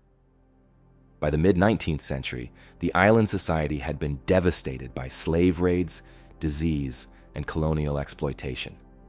It was in this setting, in 1864, that Catholic missionaries first reported seeing strange carved tablets in local homes. The earliest account came from Eugène Hérault, a French missionary who described dozens of wooden boards inscribed with hieroglyphic writing unlike anything in Polynesia. He noted that the islanders seemed to treat the tablets with reverence, but no longer understood their meaning. Within a few years, the tablets had become a curiosity among European collectors. Many were traded or taken off the island, ending up in museums across the world.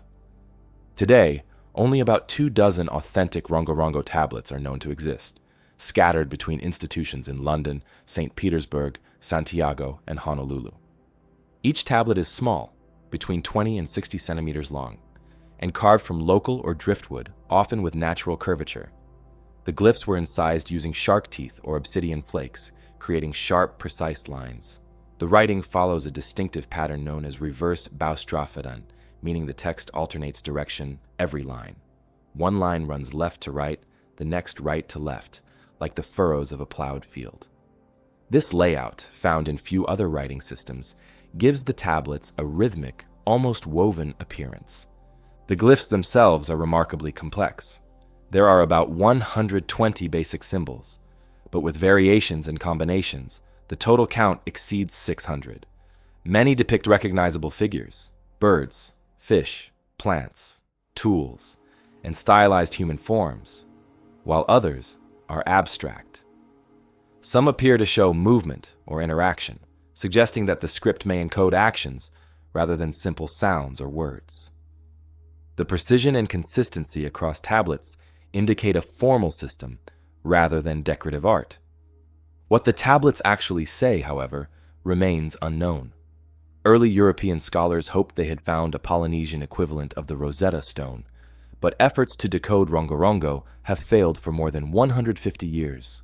Linguists, cryptographers, and anthropologists have all tried, using everything from statistical analysis to computer modeling. Without a bilingual text or living speakers, progress has been slow. One of the few clues comes from oral tradition. When missionaries asked Rapa Nui elders about the tablets, some claimed they had once been used for recitations and chants, known as Kohau Rongorongo. These were supposedly lists of genealogies, hymns, or ceremonial knowledge.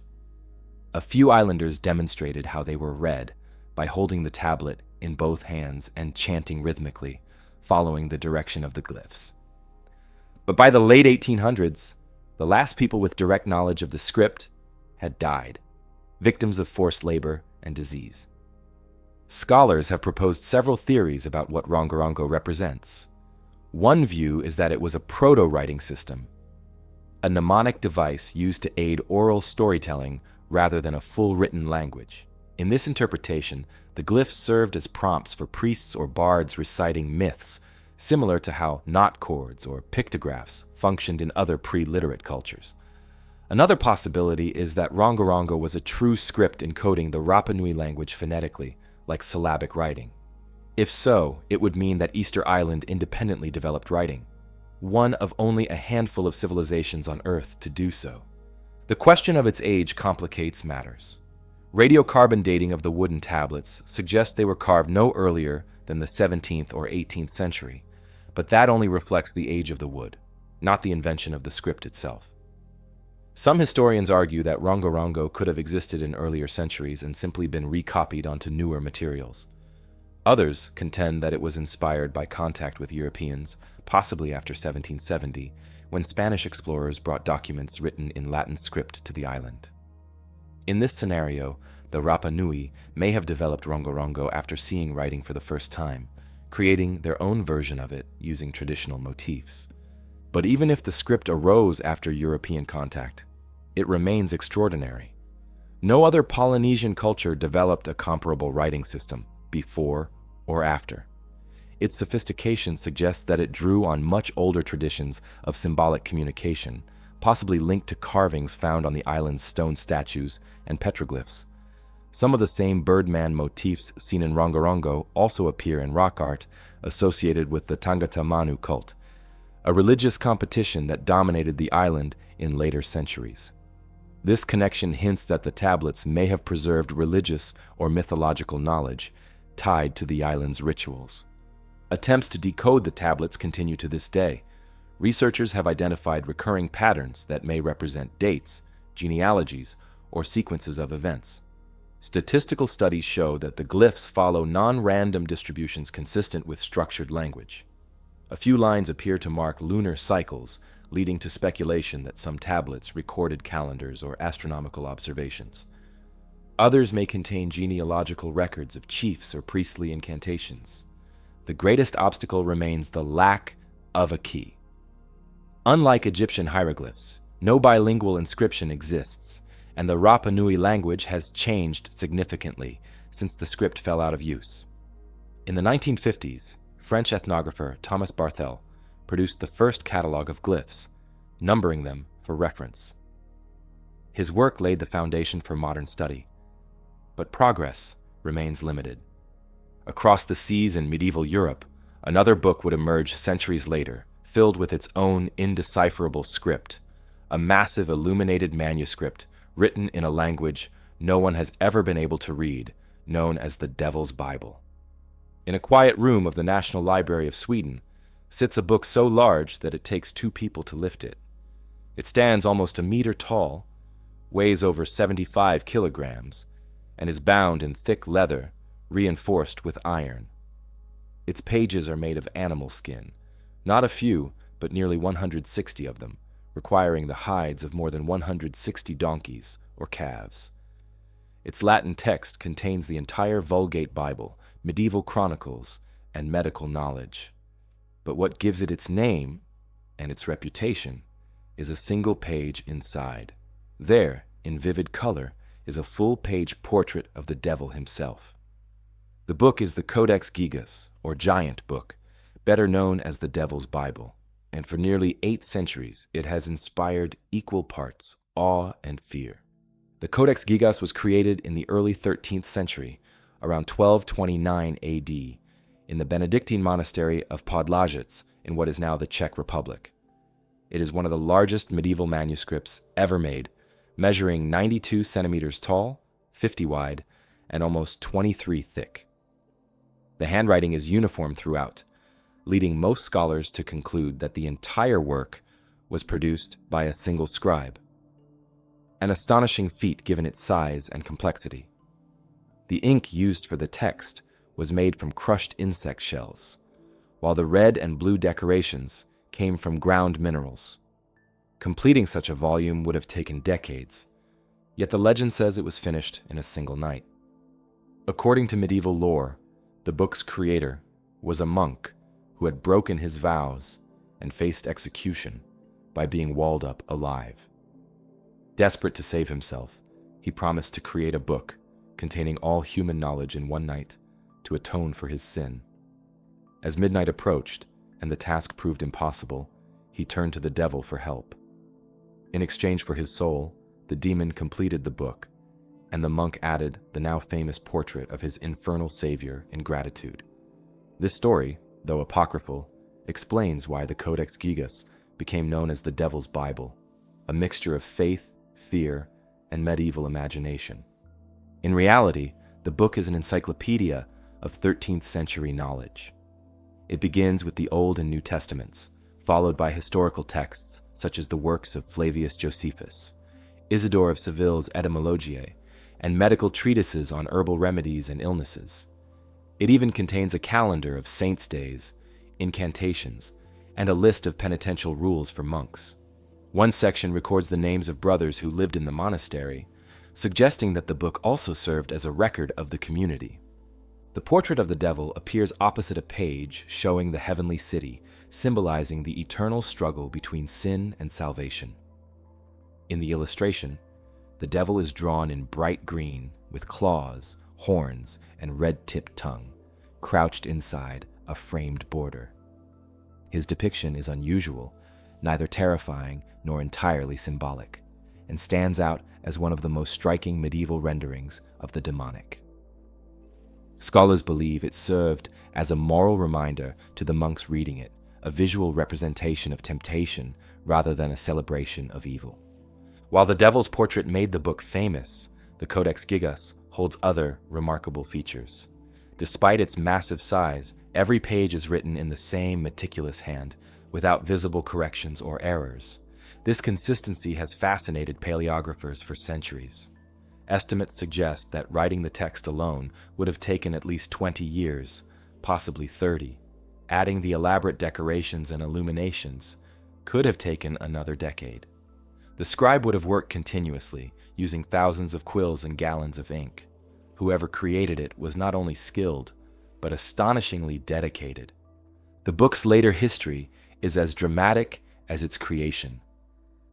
During the 15th century, the Codex Gigas was kept in a monastery in Bohemia, where it drew pilgrims and curiosity seekers.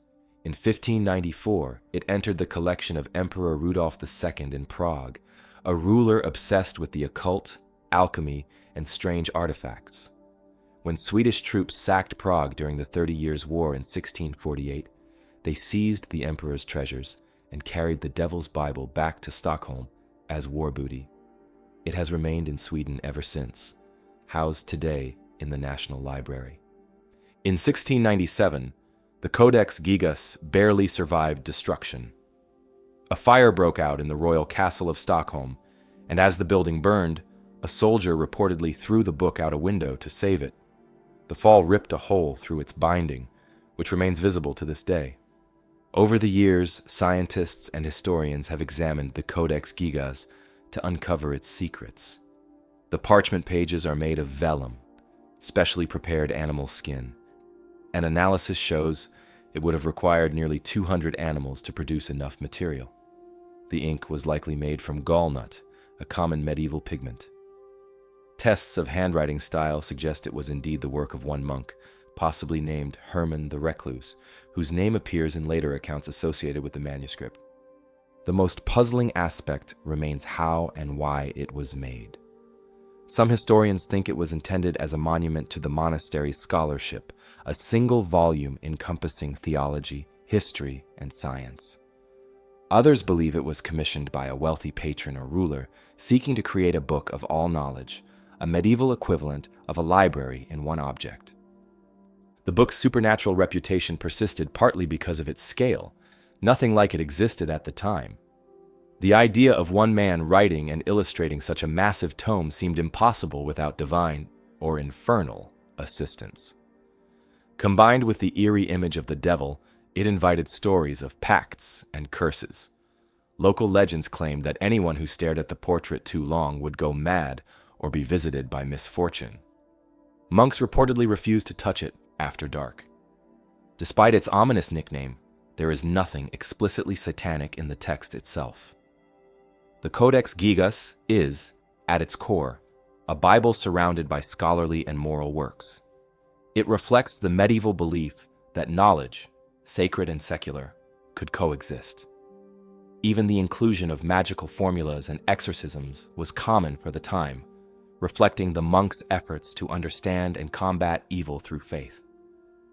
Not far away, on an island in the Mediterranean, another artifact carved with mysterious symbols would raise its own questions about the lost languages of early Europe, a clay disc whose meaning remains undeciphered to this day.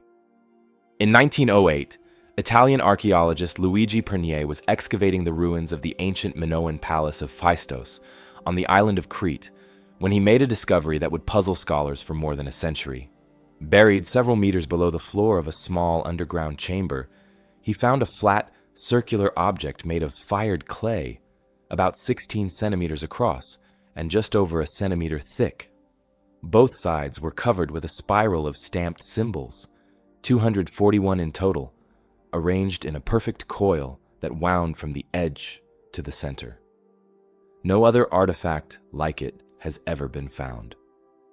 The Phaistos Disc became one of archaeology's most enduring mysteries, a message from the Bronze Age, written in a language that no one has been able to read. Pernier was excavating the palace complex at Phaistos, one of the major centers of Minoan civilization, which flourished on Crete during the Bronze Age, roughly between 2600 and 1100 BC. The Minoans are often considered Europe's first advanced civilization. They built vast palaces at Knossos, Phaistos, and Malea, complete with running water, paved roads, and complex social structures. Their art shows people sailing, boxing, and dancing in brightly colored frescoes, suggesting a prosperous and sophisticated culture. The Minoans used written symbols, known today as linear A, but this system, like the script on the Phaistos disc, remains undeciphered. The disc itself was discovered in a basement room that likely served as a temple storage area. It was lying near a layer of ash, possibly from a fire that destroyed the palace around 1450 BC, the same period when the Minoan civilization began to decline. Alongside it, Pernier found a few fragments of a clay tablet inscribed with linear A, giving archaeologists an approximate date but offering no clues to the disc's content. The moment Pernier brushed away the dust, he must have realized that this was something unique.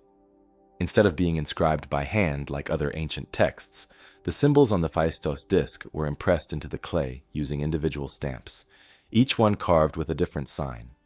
This makes the disc the earliest known example of printing. There are 45 distinct symbols repeated across both sides, arranged in groups divided by vertical lines like words or phrases.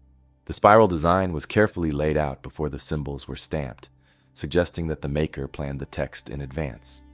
Each of the 45 symbols is rendered with remarkable detail. They depict human figures, animals, plants, and abstract shapes. Some are easy to recognize: a running man, a plumed head, a fish, a shield, a flower, and what looks like a ship. Others are more enigmatic, possibly representing tools, weapons, or architectural forms. The consistency of the impressions indicates a highly organized system, perhaps a syllabary or a logographic script where each sign represents a sound or idea. Because of its unique design, the Phaistos disc defies easy categorization. Early scholars immediately began trying to decipher it. Was it a hymn, a poem, a calendar, or a list of names? Could it be Minoan, or perhaps imported from elsewhere in the Bronze Age world? Without additional examples of the same writing, every theory faced the same problem. There was no reference point for comparison. One of the first to study it was Sir Arthur Evans, the archaeologist who excavated nearby Knossos and identified the Minoan civilization. Evans believed the disc represented a script related to Linear A, but more pictorial. He noted that while the Minoans used stylus and clay tablets for administration, the disc's stamped symbols suggested a ceremonial or ritual purpose. The use of a spiral layout was unlike any other writing system known at the time. Over the decades, interpretations multiplied. Some researchers claimed it was a hymn to a goddess, possibly the Minoan mother deity worshipped throughout Crete. Others saw it as a magical incantation or prayer wheel meant to be rotated while reciting the symbols aloud. A few suggested it was a game board or a record of a military expedition. In the 1960s, a Czech linguist proposed that the symbols represented a Proto-Slavic language. Later, a Greek scholar argued it was an early form of Greek written phonetically. None of these theories has gained universal acceptance. The main challenge in deciphering the Phaistos Disc lies in its isolation. All other known Minoan texts, those written in Linear A, use different symbols. If the disc truly belongs to the Minoan world, it may represent a parallel system or even a special script reserved for religious use. But some archaeologists believe it might not be Minoan at all. The symbols show motifs not typically found in Cretan art, but reminiscent of Anatolia and the Aegean Islands. This has led to speculation that the disc could have originated elsewhere and been brought to Crete through trade or conquest. A few fringe theories even suggested the disc was a hoax. In the early 20th century, a handful of critics accused Luigi Pernier of forging it, claiming its uniqueness made it suspicious. However, careful study of the clay composition, style, and wear patterns have since confirmed its authenticity. The disc's material matches local Cretan clay, and the firing process is consistent with Bronze Age techniques. Forensic analysis using high-resolution imaging in recent years has revealed more details about its creation. The stamps were not pressed randomly, but in a sequence that required careful spacing. The entire disc was made while the clay was still soft, and only afterward was it baked in a kiln. This process would have been complex and time-consuming. It implies that the creator was not merely experimenting, but producing something with intention, perhaps the work of a trained scribe or priest. Attempts to decipher the disc continue, often using new computational methods. In the early 2000s, researchers used pattern analysis to identify recurring sequences that might correspond to grammatical structures. Certain signs appear at the start or end of groups, possibly functioning like sentence markers or punctuation. Statistical studies have shown that the text's structure resembles natural language rather than random symbols. Some linguists believe it could encode a prayer or dedication, repeated in a rhythm similar to poetry. One of the most intriguing interpretations came from Greek archaeologist Gareth Owens, who has spent decades studying the disc. Owens believes the text is a hymn dedicated to a Minoan goddess, possibly the same deity, later known as Aphaea or Dictina. He interprets the repeated symbol of a woman's head with a plumed crown as representing the word mother or goddess, while other recurring symbols may refer to birth, death, and renewal. According to his reading, the disc could be a kind of sacred chant celebrating fertility and life. However, as with all interpretations, it remains speculative. Another theory links the Phaistos Disc to astronomy. The spiral layout, with its 241 symbols, has been compared to calendars and cyclical systems found in other ancient cultures. If each sign represented a day or period, the disc could have been a solar or lunar calendar, used to track agricultural or religious events. Some have noted that the total number of symbols corresponds roughly to 9 months, the length of human gestation, supporting the idea that it was tied to fertility rituals. The disc's discovery also sheds light on the wider Minoan world. Phaistos was one of the major palatial centers of Crete, second only to Knossos. Its architecture reveals a complex administrative system and a society that valued art, ceremony, and record-keeping. The presence of both the disc and linear A tablets in the same palace suggests that the Minoans experimented with multiple forms of communication, perhaps adapting ideas from their neighbors in Egypt and Mesopotamia. The Minoans traded extensively across the Mediterranean, and their influence reached Cyprus, Anatolia, and the Levant. It's possible that the Phaistos Disc reflects this cultural exchange, a product of a world where symbols and ideas flowed between civilizations. In 2018, new imaging techniques allowed scholars to digitally enhance the disc's surface, revealing microscopic details invisible to the naked eye. These studies confirmed that the engravings were made with precision tools and possibly under magnification.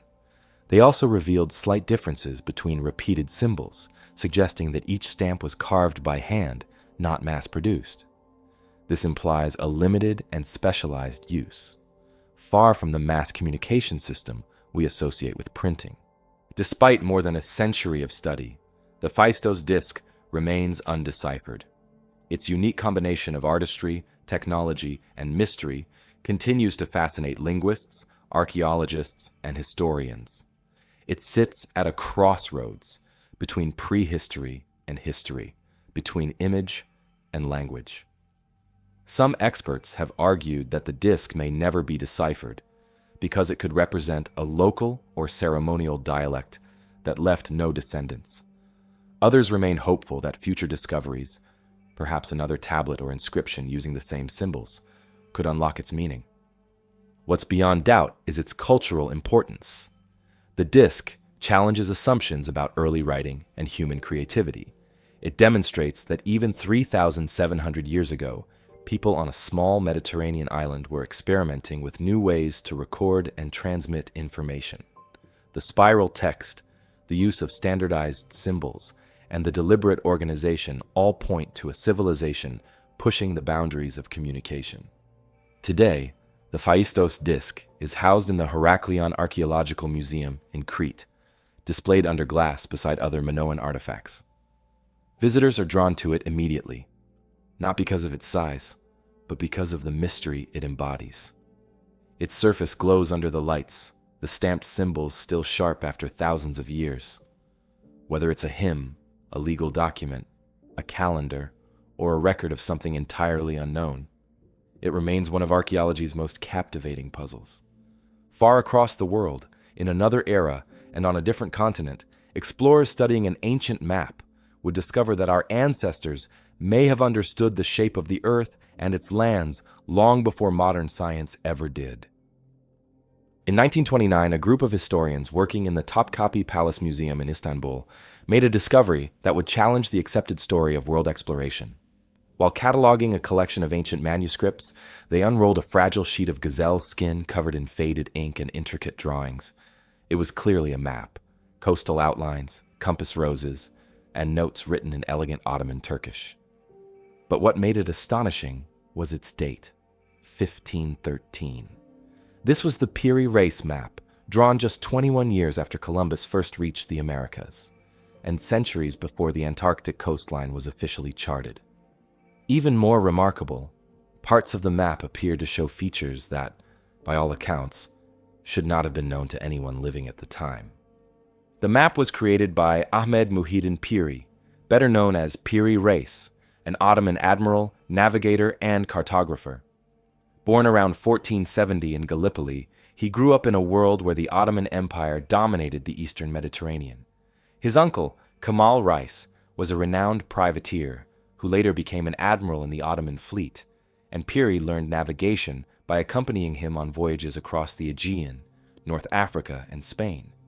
He developed not only a sailor's knowledge of winds and currents, but also a scholar's fascination with charts and geography. By the early 1500s, Piri had earned a reputation as one of the finest mapmakers of his time. In 1513, while serving in the Ottoman Navy, Piri Reis compiled a world map using information drawn from numerous sources, some contemporary, others far older. He later explained his methods in notes written on the map itself. He claimed to have used about 20 charts and 8 mappa mundi, medieval world maps, along with one map of the western lands made by Columbus. According to his own annotations, he incorporated data from ancient Greek, Arab, and Indian sources, blending them with modern Portuguese discoveries.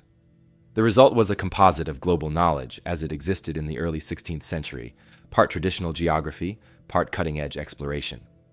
The surviving portion of the map, roughly one-third of the original, depicts the western coasts of Europe and Africa and the eastern coastline of South America, extending down to what appears to be an icy landmass far to the south. The parchment measures about 85 by 60 centimeters, and the drawings are done in vivid colors. Mountains are shaded in green, rivers in brown, and coastlines outlined in black and red. Dozens of place names appear in Ottoman Turkish, alongside small pictorial details, ships at sea, animals, and even mythical creatures. When experts examined the map in 1929, they quickly realized how accurate it was.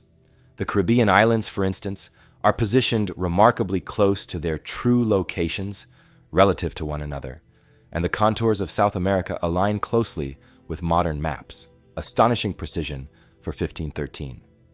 When most European navigators were still uncertain about the size or shape of the new continent. The map even identifies the mouth of the Amazon River and the Andes mountain range, both of which were scarcely known to Europeans at the time. But it was the southernmost section that caused the greatest debate. Below South America, the Piri Reis Map shows a long, continuous coastline curving eastward.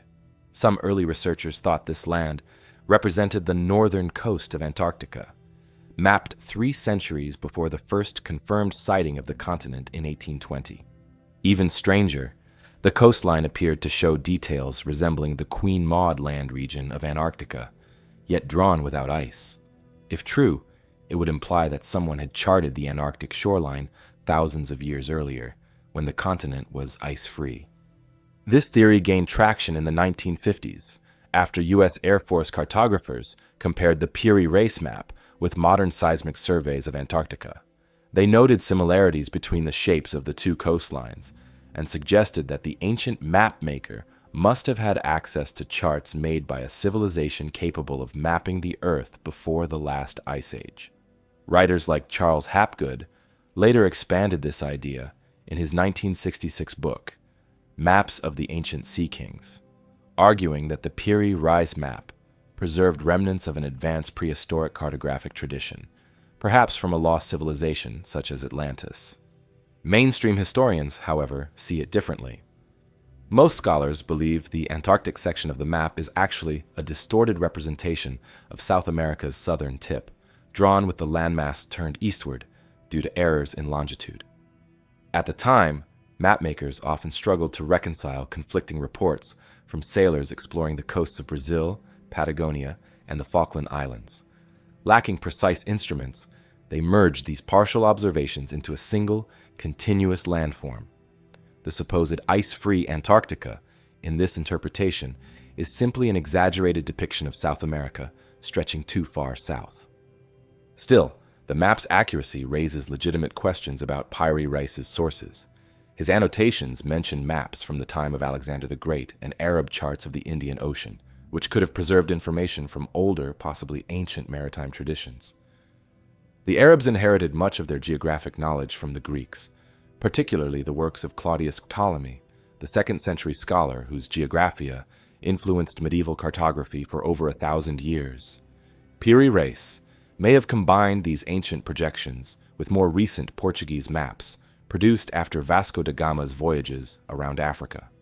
What makes the map particularly valuable to historians is that it provides a rare glimpse into the transmission of geographic knowledge between cultures. The early 16th century was a transitional moment in cartography. The age of medieval map-making, based largely on theology and myth, was giving way to the modern age of exploration, grounded in observation and measurement. The Piri Reis map sits precisely at this crossroads. Its upper half, Europe, North Africa, and the Atlantic, is drawn according to medieval conventions, with ornate compass roses and mythical sea creatures. But its lower half, South America, is rendered with striking modernity, showing coastal features that must have been based on first-hand exploration. Piri Reis's notes also make him one of the earliest commentators on the New World. In one margin, he describes how these lands were discovered by Columbus, the Genoese, and he recounts stories of Caribbean islands populated by strange creatures and monstrous men. Elsewhere, he mentions that the Portuguese had sailed as far south as the land of parrots, Brazil. These annotations show how rapidly news of the New World had spread across the Old World, even to the Ottoman Empire, which was not directly involved in Atlantic exploration. The rediscovery of the Piri Reis Map in 1929 fascinated both historians and the public. Newspapers dubbed it a map 400 years ahead of its time. The Turkish government proudly displayed it as proof of the Ottoman Empire's intellectual legacy, while Western scholars debated its meaning. In 1956, the U.S. Navy's Hydrographic Office examined the map and confirmed its exceptional accuracy for its era, particularly in its depiction of South America's east coast. Commander Arlington Mallory, one of the analysts, publicly claimed that it could only have been based on aerial surveys taken before the Ice Age, a statement that fueled decades of speculation. While the Antarctica theory remains popular among alternative historians, modern glaciology shows that the continent has been ice-covered for at least 30 million years, long before any human civilization existed. Yet the legend persists, partly because the map continues to contain unresolved anomalies. For example, the distances between Africa and South America are surprisingly close to their actual proportions, and the curvature of the Earth is correctly represented, something rare in early 16th century maps. The map also reflects the Ottoman Empire's remarkable interest in geography and navigation. Under Sultan Selim I and later Suleiman the Magnificent, the empire expanded across 3 continents, controlling major sea routes in the Mediterranean, Red Sea, and Indian Ocean. Accurate maps were essential for both commerce and warfare. Piri Reis later compiled his knowledge into a massive nautical atlas called the Kitab-i Bahriye, or Book of Navigation, completed in 1525. It contained over 200 charts and detailed sailing instructions for the entire known world, including descriptions of tides, ports, and coastal hazards. The Kitab-i Bahriye became one of the most advanced maritime manuals of its time and confirmed Piri Reis's status as the Ottoman Empire's greatest cartographer. Piri Reis himself led an adventurous life. He served as an admiral during the empire's naval campaigns in the Mediterranean and the Persian Gulf. In 1554, near the end of his career, he fell out of favor with the court and was executed in Cairo on charges of disobedience after a failed campaign against the Portuguese. Ironically, his death cut short the life of a man who had dedicated himself to understanding the world more precisely than anyone of his age. His map, rediscovered centuries later, remains the most tangible legacy of his genius. The Piri Reis Map also provides rare evidence of how knowledge circulated between Islamic and Christian worlds during the Renaissance. The Ottomans maintained extensive contacts with Italian merchants and scholars, many of whom carried maps and navigational instruments from Europe to Istanbul. In the port cities of the empire, Arabic, Persian, and European knowledge blended freely. Piri Reis's annotations mention Spanish and Portuguese sources, demonstrating how Ottoman scholars integrated information from rival empires into their own scientific traditions. Cartographically, the map employs a style known as portolan, derived from the detailed sailing charts used by Mediterranean mariners since the 13th century. Portolans relied on compass bearings and distance estimates rather than mathematical projections, giving them exceptional accuracy along coastlines but distortions inland. The Piri Reis Map expands this technique to a global scale, combining portolan precision with the broader scope of medieval world maps. The inclusion of latitude indicators suggests that Piri Reis was familiar with the latest navigational instruments, such as the astrolabe and quadrant, which were transforming sea travel at the time. Another intriguing feature is its depiction of the Atlantic islands. The Azores, Canary Islands, and Cape Verde archipelago are all marked in roughly correct positions. But the map also includes a few islands that don't exist. Echoes of older legends like the island of St. Brendan or Antilia, which appeared frequently on medieval charts. These mythical additions show that even in an age of discovery, cartographers still balanced observation with imagination. The Piri Reis Map's survival is itself a story of luck. Only the western third of the original world map remains. The rest has been lost for centuries. Some scholars think the missing sections depicted Asia and the Pacific, which would have made it one of the first complete maps of the world. The surviving fragment is now preserved under controlled conditions at the Topkapi Palace Museum in Istanbul, where it attracts historians and enthusiasts from around the globe. Beyond its historical significance, the map continues to provoke fascination because it challenges assumptions about how much ancient and medieval peoples really knew about the world. It suggests that early explorers possessed more sophisticated geographic understanding than modern textbooks once credited them with. It also underscores how fragile knowledge can be, how easily entire traditions of cartography or navigation can vanish, leaving behind only fragments like this one. And in South Africa, that same curiosity would resurface in the discovery of small, perfectly spherical stones buried deep in Precambrian rock. Objects so precisely shaped that some claim they cannot be natural at all. High in the mountains of central Greece lies the sanctuary of Delphi, one of the most sacred places in the ancient world. In antiquity, this was the navel of the earth, the place where the god Apollo was said to speak directly to mortals through his chosen oracle, the Pythia. Kings, generals, and common citizens all traveled the steep, winding paths to the temple of Apollo to ask their questions, whether to go to war, plant a crop, or build a city. The answers they received could shape nations. Yet the most curious part of this ritual was the trance of the oracle herself, a state so intense that it left her shaking, murmuring, and delivering cryptic prophecies in a voice said to come from the gods. For centuries, scholars have wondered, what caused her trance? Was it divine possession, psychological suggestion, or something much more physical? Vapors rising from beneath the temple itself? Delphi's origins stretch back long before Apollo. Archaeological evidence shows that the site was already a place of worship as early as the 8th century BC, and possibly much earlier. According to Greek myth, the spot was sacred even to the earth goddess Gaia before Apollo claimed it. The story goes that Apollo slew the great serpent Python that guarded the site, establishing his own oracle in its place. From then on, the priestess who served him was known as the Pythia, in memory of the serpent. The temple complex that survives today was built on the southern slopes of Mount Parnassus, overlooking a dramatic valley of olive trees that runs down to the Gulf of Corinth. The setting itself seems designed to inspire awe. Sheer cliffs rise behind the ruins, and the landscape appears carved from sunlight and stone. The Temple of Apollo, constructed and rebuilt multiple times over the centuries, became the centerpiece of a sprawling sanctuary that included treasuries, monuments, and a theater. At the heart of the temple was a small inner chamber known as the Adyton, meaning the place not to be entered. It was here, beneath the floor, that the Pythia sat on a tripod over a fissure in the rock, holding laurel leaves and a bowl of water from the nearby Castalian spring.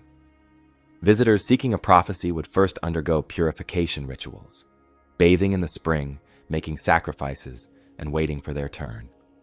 Only at certain times of the year, typically once a month, would the oracle deliver her messages. Ancient writers describe the Pythia entering a trance-like state.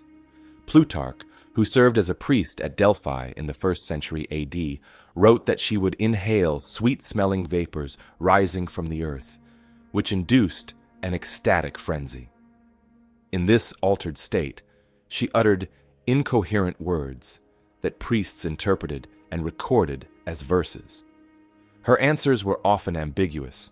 Famously, when King Croesus of Lydia asked whether he should attack Persia, The oracle replied that if he did, a great empire would fall. Croesus assumed it meant Persia. It was his own. For centuries, these accounts of intoxicating vapors were accepted as part of the legend.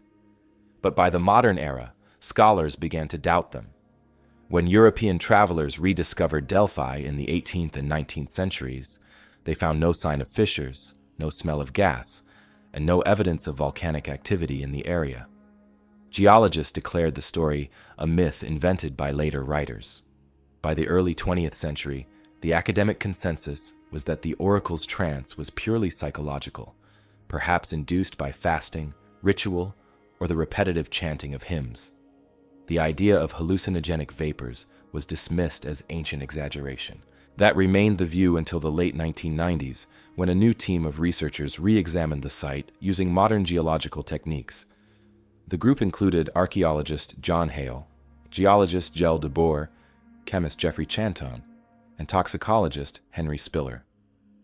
They combined archaeology with seismic mapping, studying the rock formations beneath the ruins. What they found changed everything. Delphi sits at the intersection of two major fault lines, the Delphi Fault and the Kurna Fault, both of which run through the limestone bedrock of Mount Parnassus. When the researchers examined the geology, they discovered that these faults cut directly beneath the Temple of Apollo, intersecting almost exactly beneath where the Adyton once stood. This meant that gases trapped deep within the earth could, under the right conditions, seep upward through cracks in the rock, just as the ancient texts had described. The next step was to determine what those gases might have been.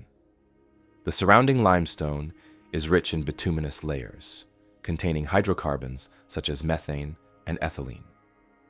When groundwater interacts with these layers along fault lines, it can release volatile gases. Samples taken from nearby springs contained traces of ethylene, a sweet-smelling compound known to induce feelings of euphoria and mild hallucinations when inhaled. The team also detected methane and carbon dioxide, which, in low concentrations, could enhance the effects. Ethylene gas, in particular, seemed a perfect candidate. In the early 20th century, before the development of modern anesthetics, doctors used ethylene as a surgical sedative. Patients exposed to it often reported sensations of floating, warmth, and detached awareness, similar to descriptions of the oracle's trance. At higher concentrations, it could produce unconsciousness or even convulsions, matching accounts of the Pythia's violent physical reactions. The combination of geological data, chemical evidence, and ancient testimony convinced many scholars that the myth of the Delphic vapors was rooted in fact. The oracle's chamber likely sat directly above a vent where small amounts of gas escaped from the fault lines. When the Pythia sat over it, she would have inhaled the vapors rising from below, entering an altered state that she and her audience interpreted as divine possession. Further evidence came from studies of the temple's water sources. The Castalian Spring, where pilgrims bathed before consulting the oracle, also lies near one of the fault lines. Chemical analysis of its water showed traces of hydrocarbon compounds consistent with those found in bituminous limestone. This supported the idea that gases percolated through the entire sanctuary area. If this geological mechanism was real, it might also explain why the oracle's powers were said to have faded over time. Historical records show that Delphi's influence peaked around the 6th century BC and gradually declined in later centuries. Earthquake activity could have altered the fault lines, cutting off the flow of gas or changing its concentration. By the Roman period, writers like Plutarch already noted that the vapors were weaker and the oracle less reliable. Eventually, with the rise of Christianity, the sanctuary fell silent altogether. While the ethylene theory is widely accepted today, not all experts agree. Some argue that the concentration of gas necessary to produce a trance would have been too high to allow survival in a confined space. Others point out that ethylene is unstable and unlikely to accumulate consistently. Nonetheless, the geological evidence for intersecting faults and bituminous deposits remains strong, and the ancient descriptions fit too precisely to dismiss entirely. Beyond the science, Delphi's oracle played an immense cultural role in shaping Greek history. The sanctuary functioned not just as a religious site, but as a political and diplomatic center. City-states sent delegations, known as theorii, to consult the oracle before making major decisions. Delphi's priests interpreted the Pythia's words carefully, often crafting answers that were open to interpretation, ensuring that, no matter the outcome, Apollo's prophecy was never wrong. The Delphic oracle was also instrumental in founding colonies. Settlers from Greece to Italy and Asia Minor sought her approval before establishing new cities. Her influence stretched far beyond Greece's borders, and even foreign rulers respected her authority. Inscriptions from Egypt and Persia mention dedications made at Delphi, highlighting its status as a truly international shrine. Archaeological excavations at Delphi, begun in the late 19th century by the French Archaeological School, have uncovered the remains of the Temple of Apollo, as well as treasuries built by Greek city-states to house their offerings. Among the ruins, archaeologists found the remnants of the Adyton, where the oracle once sat, and fissures in the bedrock consistent with natural cracks that could have emitted gases. Though no vent is visible today, the area has been sealed by centuries of erosion and earthquake activity. The alignment of the faults beneath the site matches the researchers' predictions. The phenomenon of gas-induced trances also finds parallels elsewhere in the ancient world.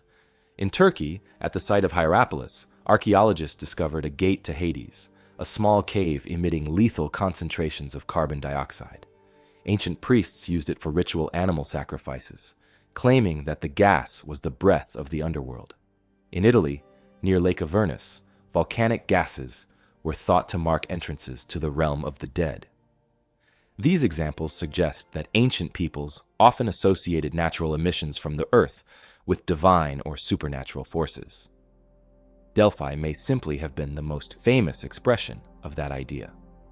The rediscovery of the vapor's geological basis doesn't make the oracle any less extraordinary. If anything, it shows how closely ancient religion was intertwined with the natural environment. The people of Delphi didn't invent their god's presence. They built a belief system around the sensory and physical experiences the land provided. When the Pythia trembled and spoke, she embodied a real interaction between the earth and human perception, a dialogue between geology and faith. For over 1,000 years, the Delphic oracle shaped the course of Mediterranean history, guiding leaders, influencing wars, and inspiring philosophers. Its power waned only when the physical source of that divine breath ceased to flow. Today, visitors walking among the ruins might catch the faint scent of sulfur in the air, a reminder that the god's voice, however faint, still lingers in the stones. Far to the south, deep in the deserts of Egypt, another mystery of ancient life lies frozen in time, the fossilized remains of whales buried in sand, marking a forgotten sea that once covered the Sahara. In the heart of Egypt's western desert, about 150 kilometers southwest of Cairo, there is a place that looks more like the surface of another planet than part of Earth. Endless sand stretches in all directions, broken only by sculpted ridges and towering sandstone formations carved by ancient winds. Yet scattered across this barren landscape are the bones of giants, hundreds of skeletons belonging to enormous creatures that once swam where desert now lies. This is Wadi al-Hitan, the Valley of the Whales, one of the most extraordinary fossil sites on Earth and the key to understanding how whales evolved from land-dwelling mammals into the oceanic giants we know today. The story begins around 40 million years ago, during the late Eocene epoch. At that time, what is now the Western Desert was covered by the Tethys Sea, a vast, shallow ocean that stretched from the Atlantic to the Indian Ocean. The area that would become Egypt lay near its southern shore, a warm tropical environment teeming with marine life, fish, sharks, and early forms of whales. Over millions of years, sediment built up on the sea floor, burying the remains of these animals under layers of limestone and shale. When the sea eventually receded and the land rose, the ancient seabed was left exposed. Erosion by wind and time revealed the fossils lying just beneath the surface, preserved with astonishing clarity.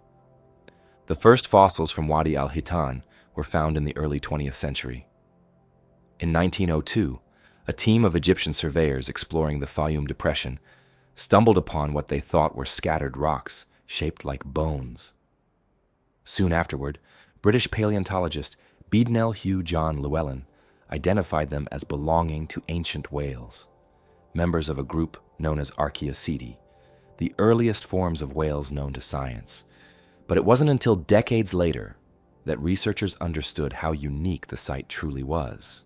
The fossils at Wadi al-Hitan belong primarily to two extinct whale species, Basilosaurus isis and Dorudon atrox. Basilosaurus, despite its name, which means king lizard, was not a reptile, but a fully aquatic whale stretching up to 18 meters long. Its serpentine body and elongated vertebrae gave it an eel-like shape, unlike modern whales. Dorudon, smaller at around 5 meters, was a close relative, thought to be a juvenile form, until paleontologists realized it was a distinct species. What makes both species remarkable is that, unlike today's whales, they still possessed hind limbs, small, functional legs with toes, knees, and joints. These vestigial limbs prove that whales once walked on land before returning to the sea. Before the discovery of sites like Wadi al-Hitan, scientists debated how whales had evolved. Fossils of early semi-aquatic ancestors, such as Pachycetus and Ambulocetus, had been found in Pakistan, showing creatures that could move between land and water. But Wadi al-Hitan provided the clearest transitional fossils, showing the final step, the moment when whales became fully aquatic, but still carried the remnants of their terrestrial past. The Basilosaurus skeletons display tiny hind legs, about 35 centimeters long, each ending in miniature hooves. They were far too small to support the animal's weight, but may have been used during mating, perhaps to clasp a partner. This small anatomical detail bridged a critical gap in the evolutionary story, providing concrete proof of the whale's transformation from land mammal to ocean predator. What sets Wadi al-Hitan apart from other fossil sites is not just the number of specimens, but their extraordinary state of preservation. Dozens of skeletons lie nearly intact, often in lifelike positions. The bones are not buried deep but exposed on the desert floor, their reddish hues standing out against the pale sand. Some specimens include entire skeletons with skulls, ribs, and vertebrae still connected. The desert's dry climate and lack of vegetation have kept them undisturbed for millions of years, making the site an open-air museum of prehistoric life. The environment that once surrounded these creatures was nothing like today's arid desert. During the Eocene, the Tethys Sea supported lush coastal ecosystems. Fossilized mangrove roots, fish bones, and shells found alongside the whales show that the area was part of a warm, shallow bay. Sediment analysis indicates periodic fluctuations in sea level, which may have contributed to the burial and preservation of the remains. Wadi al-Hitan's fossils also tell a story of adaptation. Basilosaurus had a skull structure that reveals a key step in whale evolution, the separation of the ear bones from the skull, allowing sound to be transmitted more effectively underwater. This adaptation gave early whales directional hearing, enabling them to detect prey in the ocean, a feature modern whales rely on for echolocation. The teeth of Basilosaurus show sharp ridges and serrations, suggesting it hunted other marine mammals, including young Dorudon. Indeed, bite marks on Dorudon skulls confirm that Basilosaurus was an apex predator of its time. For paleontologists, Wadi al-Hitan is more than just a fossil site. It is a window into an ancient ecosystem. Alongside whales, researchers have discovered fossils of crocodiles, sea cows, turtles, and countless fish species. Each find helps reconstruct the prehistoric food web and climate. The sediments even preserve microfossils of plankton and algae, allowing scientists to estimate ocean temperatures and salinity.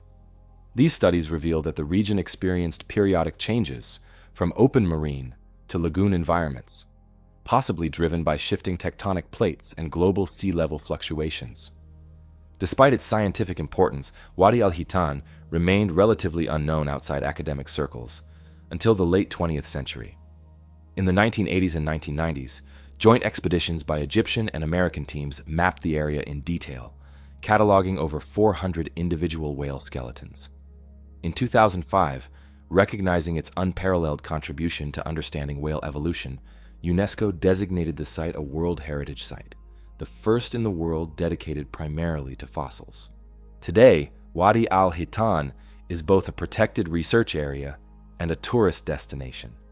A small visitor center stands at the entrance, blending into the desert landscape. Wooden walkways lead visitors around the exposed fossils. Some left exactly as they were found.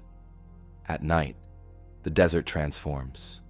Temperatures drop, the stars emerge in numbers rarely seen elsewhere, and the sand glows faintly under moonlight. It's easy to imagine the ancient sea returning, covering the bones once more. One of the site's most spectacular exhibits is a nearly complete Basilosaurus skeleton stretching over 18 meters in length. Its massive skull, lined with sharp teeth, lies beside the curved remains of its spine, which snakes across the sand. Nearby, smaller Dorudan skeletons lie clustered together, possibly a mother and calf pair. The arrangement gives a vivid sense of how these creatures once lived and died in this ancient sea. Recent studies at Wadi al-Hitan have expanded beyond simple fossil recovery. Using 3D scanning and digital modeling, scientists have reconstructed how these ancient whales swam and hunted. Simulations show that Basilosaurus moved with an undulating motion, more like an eel than a modern whale, using its long spine to propel itself through the water. Its elongated body made it less maneuverable, but well suited for ambush hunting. Dorudan, by contrast, swam with a more balanced motion, similar to dolphins, indicating a shift toward the modern whale body plan. The site has also contributed to broader questions about climate and evolution. The Eocene epoch was a period of global warmth, when tropical conditions extended as far north as the Arctic. The fossils of Wadi al-Hitan capture a world on the brink of change. Soon after their time, Earth entered a cooling phase that would reshape ocean currents and trigger the extinction of many ancient marine species. The whales that survived adapted rapidly, evolving into the ancestors of today's cetaceans. What makes the Valley of the Whales particularly striking is its juxtaposition of past and present. Standing among the bones of ocean creatures surrounded by endless desert dunes, visitors can see firsthand how dramatically Earth's landscapes can transform. The same forces that created and destroyed seas, shifted continents, and buried fossils beneath sediment are still at work today. The desert itself, shaped by erosion, continues to reveal new finds each year. In recent decades, archaeologists working near Wadi al-Hitan have discovered additional Eocene fossil sites extending across the Fayum region, including remnants of early elephants and primates. Together, these finds paint a picture of North Africa as one of the most important regions for understanding mammalian evolution. Egypt, known primarily for its human history, now holds some of the planet's most vital records of life before civilization ever began. Wadi al-Hitan remains a place where science and the imagination intersect. It is at once a field laboratory and a monument to deep time, preserving a chapter of Earth's history written in bone and stone. The skeletons lying across the desert floor tell a story that predates humanity by tens of millions of years. A reminder that the world we know today is just the latest version of a planet constantly in motion. And in that same desert, hidden beneath the sands of the Nile Valley, another secret may still wait to be uncovered. A vast labyrinth said by ancient historians to lie beneath the pyramids, a structure so enormous that even Herodotus claimed it defied description. In the 5th century BC, the Greek historian Herodotus traveled through Egypt and recorded everything he saw: pyramids, temples, and monuments rising from the desert. But of all the wonders he described, one structure stood out above the rest. He wrote of a massive building near the ancient city of Crocodilopolis that surpassed even the pyramids in grandeur. It had 12 vast courtyards, 3,000 rooms, half above ground and half below, and passageways so intricate that visitors risked getting lost inside. Its walls were covered in carvings and hieroglyphs, and within its subterranean chambers lay the tombs of kings and sacred crocodiles. He called it the Labyrinth of Egypt. Yet when later travelers went looking for it, they found nothing but sand. Herodotus's account remains the earliest and most detailed description of the labyrinth, and his words set the tone for centuries of speculation. He claimed to have personally visited it during his travels around 450 BC, guided by priests who showed him only the upper levels. The building, he wrote, is a marvel beyond words. For if one put together the walls and the work of the Greeks, they would seem of little labor and expense compared with this labyrinth. Coming from a man who had seen the Great Pyramid, that was no small praise. Herodotus wasn't the only ancient writer to mention it. 2 centuries later, Strabo, the Greek geographer, described a similar structure near Lake Moeris in the Fayum region. He wrote that the building had roofs made of a single stone slab and columns of polished granite, all carved from the same quarry. Diodorus Siculus, another historian, claimed that it had once been the administrative center of the 12 kings of Egypt, and later became their burial place. Pliny the Elder also referenced it in his Natural History, saying that even after it had partially collapsed, enough remained to inspire awe. Together, these accounts painted a vivid picture of a lost architectural masterpiece, one of the greatest monuments of ancient Egypt, possibly rivaling the pyramids of Giza. The descriptions, though written centuries apart, all agreed on its immense scale, complex layout, and association with royal tombs and the Fayum oasis. Yet by the time the Romans occupied Egypt, the labyrinth had already disappeared from view. Its exact location, purpose, and fate became one of the enduring mysteries of Egyptian archaeology. Modern historians generally agree that the labyrinth described by Herodotus once stood near Hawara, an archaeological site about 90 kilometers south of Cairo, at the entrance to the Fayum Depression. This was the necropolis of Amenemhat III, a pharaoh of the 12th dynasty who ruled around 1850 BC during Egypt's Middle Kingdom. Amenemhat III was one of the most powerful rulers of his time, overseeing a period of prosperity, irrigation projects, and monumental construction. He is known to have built a pyramid complex at Hawara, and many scholars believe the labyrinth was part of it, possibly serving as a mortuary temple or administrative center. The first serious attempt to locate the labyrinth took place in the 19th century. In 1888, the British archaeologist Flinders Petrie conducted excavations at Hawara, driven by Herodotus's descriptions. Petrie discovered the ruins of Amenemhat III's pyramid, surrounded by vast mud-brick structures. Initially, he hoped these remains might be part of the fabled labyrinth, but the results were disappointing. Most of the superstructure had been stripped away in antiquity. What remained were only fragments, foundation walls, and scattered blocks of limestone that hinted at something once enormous. Petrie concluded that the labyrinth had indeed existed, but had been systematically dismantled by later generations, its stone repurposed for other building projects. Despite the lack of visible remains, the scale of the ruins Petrie uncovered supported the ancient writer's claims. The foundation he measured stretched more than 300 meters long and 240 meters wide, roughly the size of a large modern stadium. Even in ruin, it suggested a complex of monumental proportions. Petrie found traces of colonnades, chambers, and corridors, as well as fragments of decorative reliefs depicting deities and ceremonial processions. Many of the limestone blocks had been removed in Roman times, likely to build nearby cities such as Arsinoe, modern-day Fayum. If Petrie's findings confirmed the labyrinth's general location, later research began to reveal why it had vanished. Over the centuries, the Nile's annual floods, combined with shifting groundwater levels in the Fayum Basin, buried the site under layers of silt and debris. When Greek and Roman travelers described the labyrinth, parts of it were probably still standing. By the Middle Ages, the remaining structures were covered by sediment, leaving little trace on the surface. The most detailed reconstruction of the labyrinth's possible appearance comes from comparing Herodotus's measurements with the architectural layout of Middle Kingdom temple complexes. Scholars believe it consisted of a vast rectangular building with multiple courtyards, columned halls, and storage chambers arranged symmetrically. Some have suggested it served as an administrative center where officials managed irrigation and taxation for the Fayum region, the breadbasket of ancient Egypt.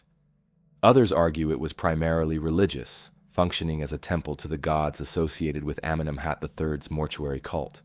In 2008, a team of Belgian and Egyptian researchers from the Madaha expedition used ground-penetrating radar to survey the area around Hawara without excavation.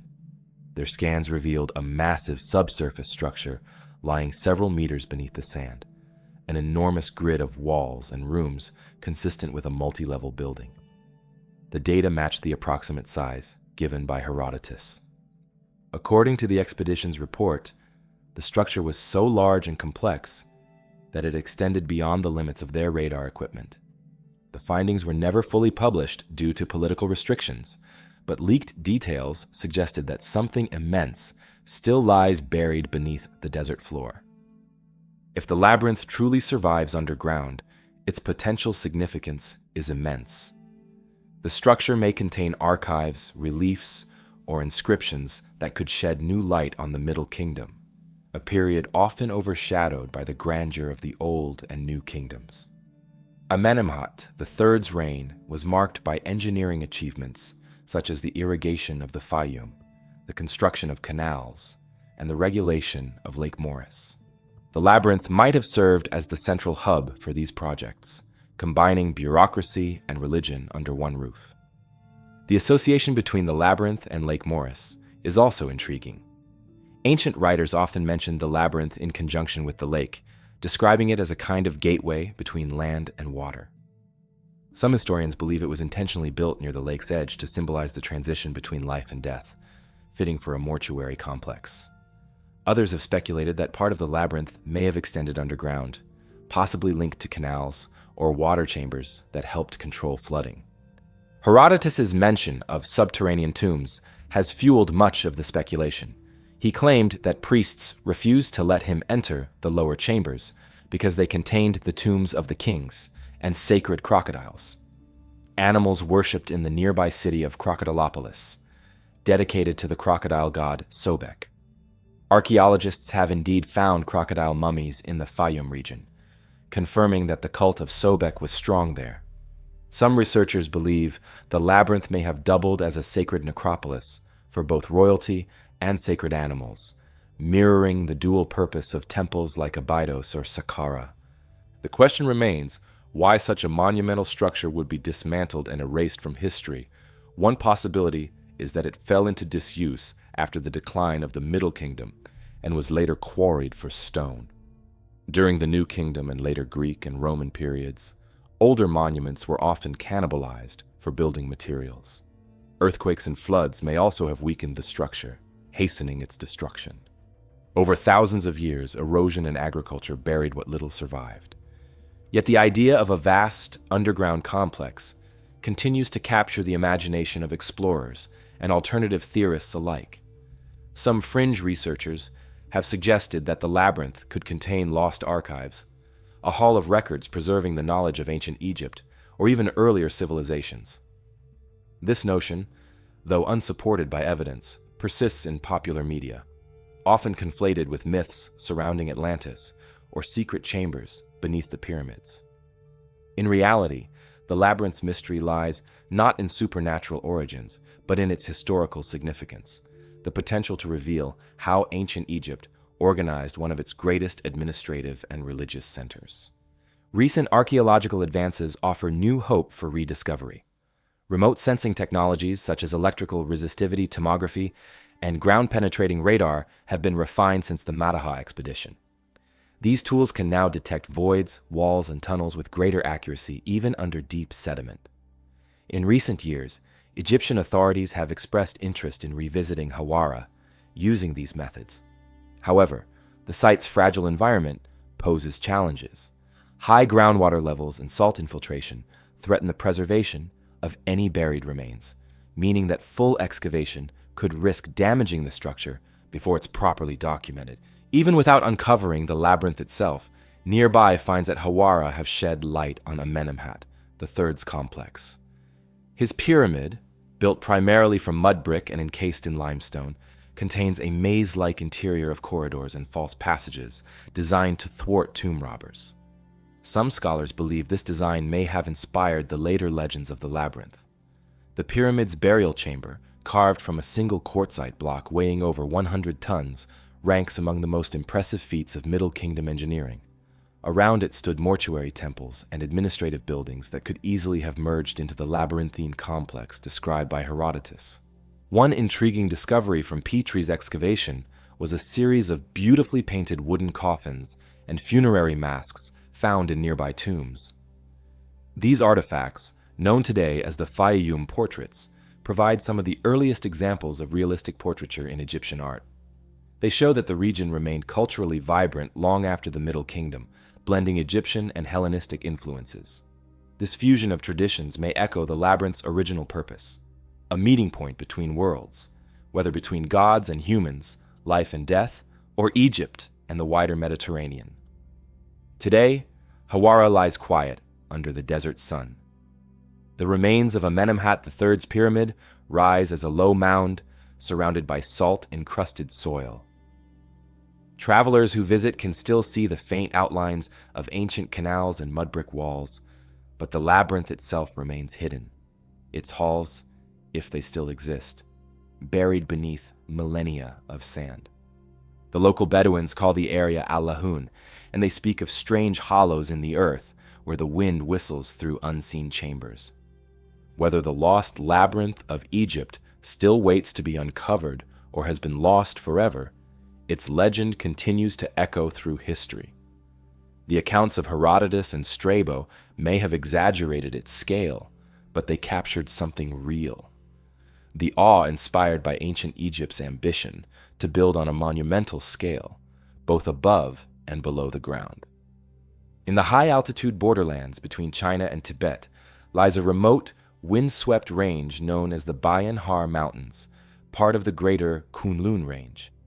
It's a desolate place, thin air, barren slopes, and valleys carved by glacial rivers.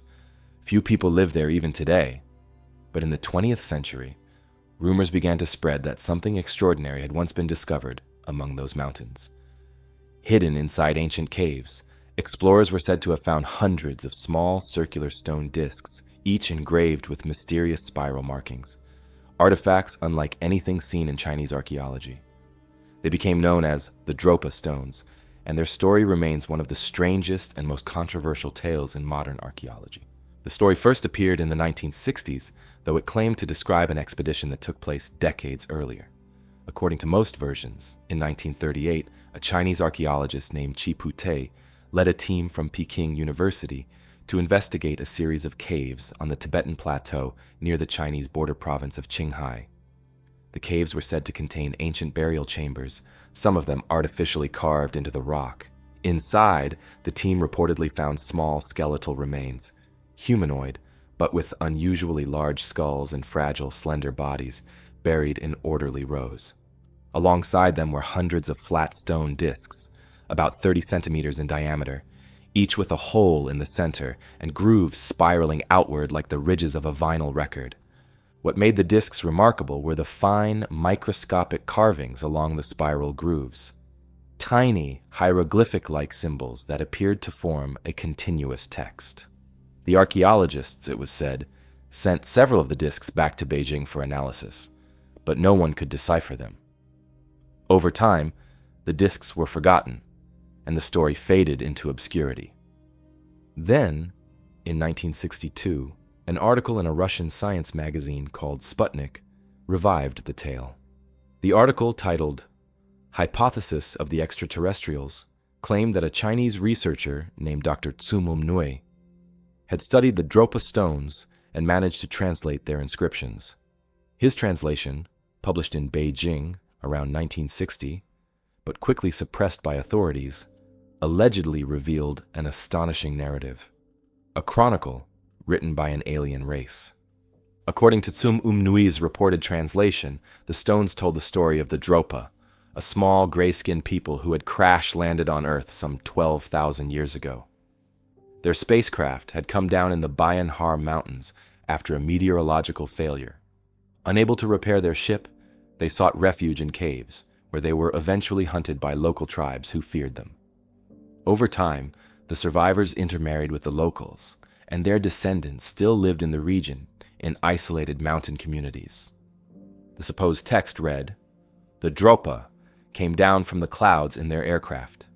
Men, women, and children hid in the caves 10 times before sunrise.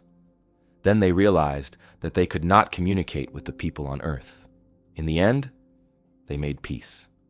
It was a tale of tragedy and survival that seemed to combine mythology, archaeology, and science fiction in equal measure.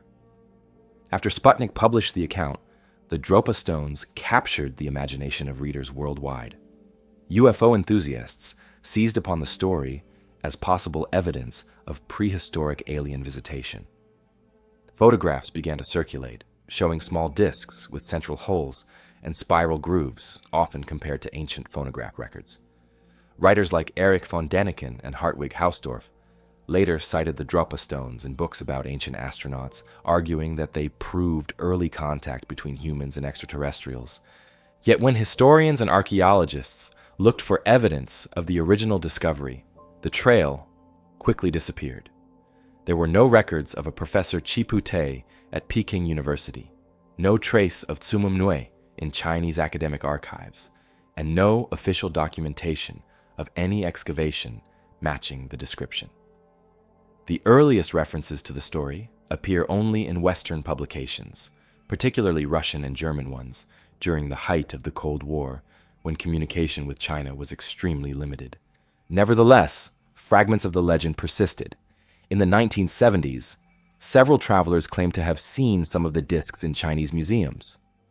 Austrian engineer Ernst Wegerer photographed 2 stone discs in 1974 while visiting the Banpo Museum in Xi'an, which reportedly matched the Dropa description: gray stone, round, with faint spiral markings.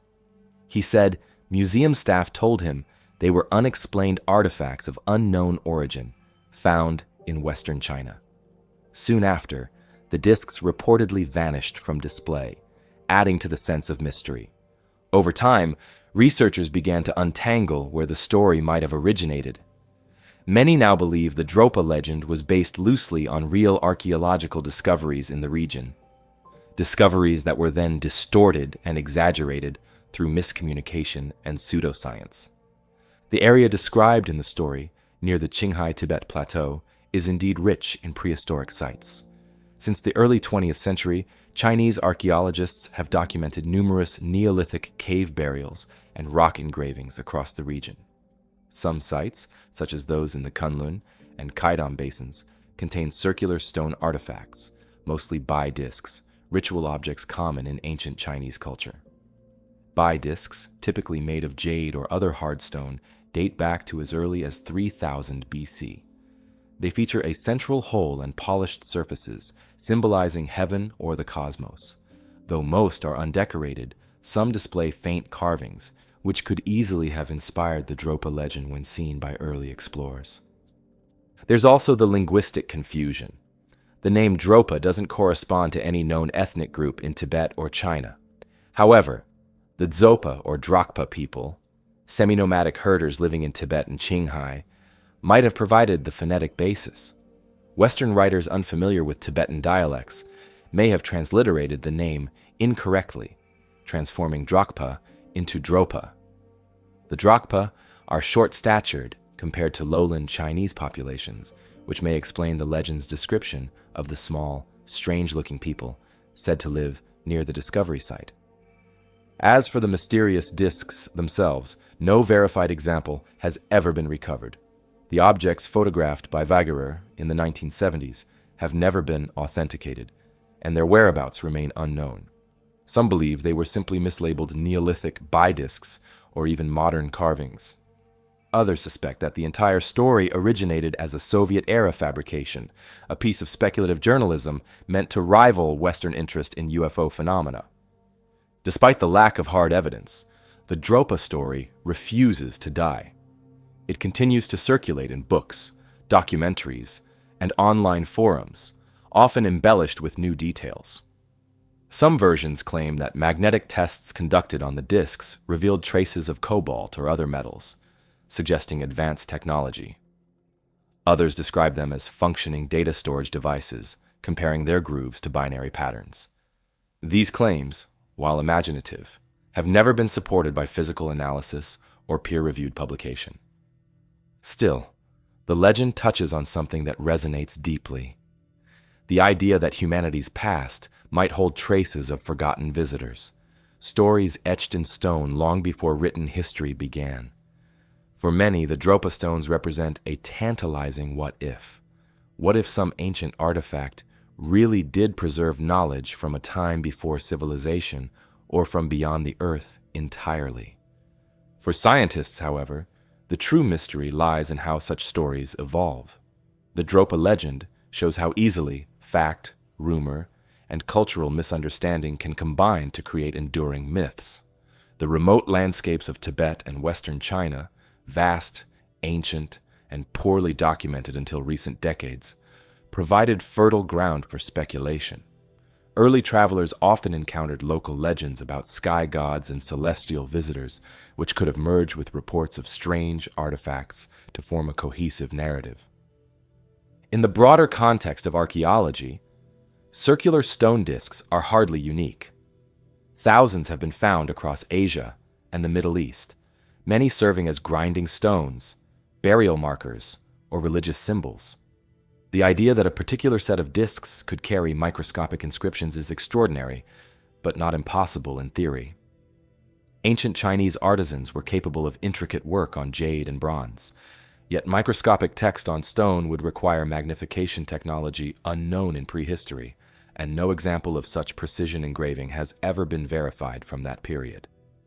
Even the setting of the story, the Bayan Har Mountains, adds to its credibility for those who want to believe. The region lies near the Qinghai Tibet Plateau, one of the most geologically active areas in Asia.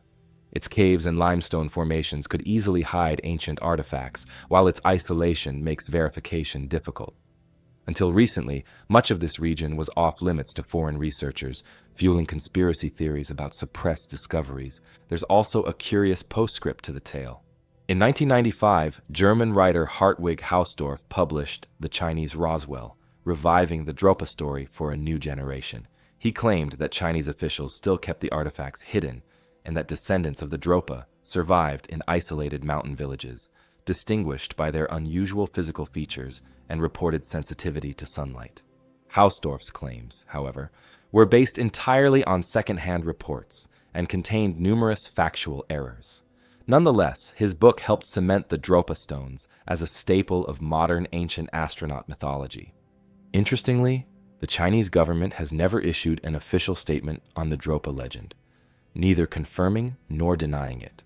This silence is sometimes interpreted by enthusiasts as evidence of a cover-up, though it's more likely due to the story's lack of verifiable basis in Chinese archaeology.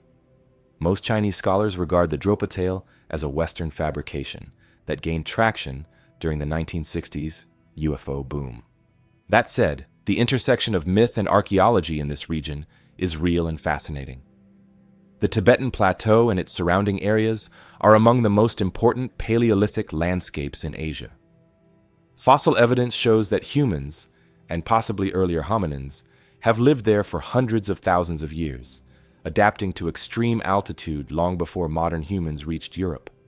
Stone tools, petroglyphs, and burial sites continue to be discovered across the region, painting a complex picture of prehistoric life. It's easy to see how an imaginative retelling of an archaeological find could spiral into legend. The Dropa Stones may never have existed, but their story reveals much about human imagination. It combines genuine archaeological curiosity with Cold War-era mystery, UFO fascination, and a fascination with the unknown frontiers of Asia. Like the best legends, it contains just enough plausible detail to make disbelief difficult and verification impossible. If any real circular discs were ever found in the Bayan Har Mountains, they were likely mundane artifacts, ritual buy stones, burial markers, or ornamental carvings from one of the many Neolithic cultures that flourished across western China. But even if the Dropa themselves never walked those mountain valleys, the idea that the high Himalayas once held the key to an otherworldly encounter has proven remarkably enduring. Somewhere in that mix of myth and mystery lies the power of stories like this. Stories that blend the possible with the improbable and keep the distant corners of history alive in the imagination. High above the city of Cusco, on a plateau overlooking the Andes, stand some of the most impressive stone walls ever built. Massive blocks of limestone, some weighing well over 100 tons, fit together so precisely that even a sheet of paper cannot slide between them. The stones curve and interlock like pieces of a giant puzzle. No mortar, no binding agent, and yet they have stood for more than 500 years through earthquakes and centuries of weathering. This is Sacsayhuaman, a fortress temple complex built by the Inca civilization, and to this day, no one can fully explain how such immense stones were shaped, transported, and fitted with such perfection at an altitude of nearly 3,700 meters. The site sits on the northern edge of Cusco, the former capital of the Inca Empire. The Inca called it Sacsayhuaman, a Quechua term usually translated as place where the falcon is satisfied. According to Spanish chroniclers, it was both a ceremonial center and a military stronghold, part of a larger complex that formed the head of a puma when seen from above, with Cusco itself representing the body. The site covers more than 3,000 hectares, and its most famous feature is the series of 3 colossal zigzagging walls that rise in terraces up the hillside. Each wall is made up of enormous stones of varying sizes and shapes, meticulously carved to fit together like a 3-dimensional jigsaw puzzle. Some blocks are roughly cubic, others polygonal, and many are cut with multiple angles, locking seamlessly into their neighbors. The largest stones weigh between 120 and 200 tons, though estimates vary. The precision is astonishing. The joints are so tight that archaeologists have measured gaps of less than a millimeter. Even more remarkable, the stones are irregularly shaped, with no uniform pattern, yet each fits perfectly into the next, creating walls that appear organic, almost as if the rock had been molded like clay. When the Spanish conquistadors first arrived in Cusco in the 1530s, they were stunned by Sacsayhuaman's scale. Chroniclers like Pedro Chiesa de León and Garcilaso de la Vega described it as one of the greatest architectural feats they had ever seen. Garcilaso, himself the son of an Inca noblewoman, wrote that 20,000 men worked to build the fortress, cutting stones from nearby quarries and hauling them uphill with ropes and rollers. The structure, he claimed, took decades to complete and required more labor than the construction of Cusco itself. Modern archaeologists generally agree that Sacsayhuaman was built during the reigns of the Inca rulers Pachacuti, Tupac Yupanqui, and Huayna Capac, between the mid-15th and early 16th centuries. Pachacuti, often considered the architect of the Inca Empire, transformed Cusco from a regional city into a monumental capital. Sacsayhuaman likely served multiple purposes: religious, ceremonial, and defensive, reflecting the Inca tendency to combine sacred and practical functions in their architecture. Yet the engineering behind it remains puzzling.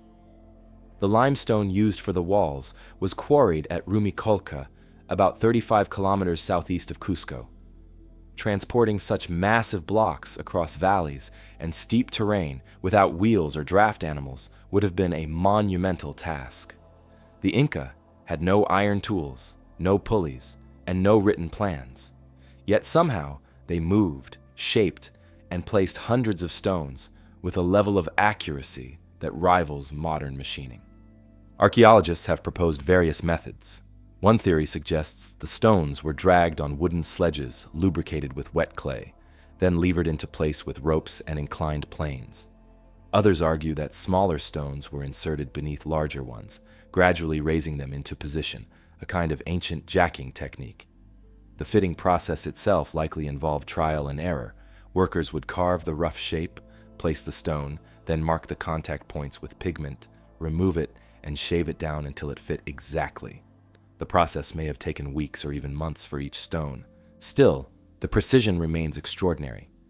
Even earthquakes that devastated Cusco in 1650 and 1950 barely disturbed Sacsayhuaman's walls, while later colonial buildings built with mortar crumbled. The Inca engineers clearly understood seismic principles. Their trapezoidal doorways, inward-leaning walls, and irregular stone shapes allowed the structures to absorb vibrations and flex without collapsing.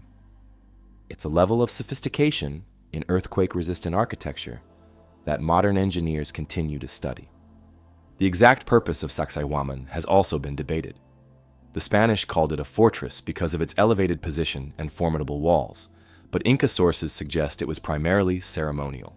Many archaeologists now believe it functioned as both, a sacred complex dedicated to the sun god Inti and a defensive citadel guarding Cusco. The zigzag shape of the walls may have been symbolic, representing lightning, a manifestation of the god Illapa associated with storms and warfare. The complex once included towers, temples, and vast open plazas where festivals and rituals were held. The main plaza, known today as Rodadero, served as a gathering place for massive celebrations, especially during Inti Raymi, the festival of the sun. Thousands of people would assemble there to watch dances, sacrifices, and processions. The three towers that once stood at the summit, Salakmarca, Paucarmarca, and Muyukmarca, were said to store weapons and water, though they may also have functioned as observatories.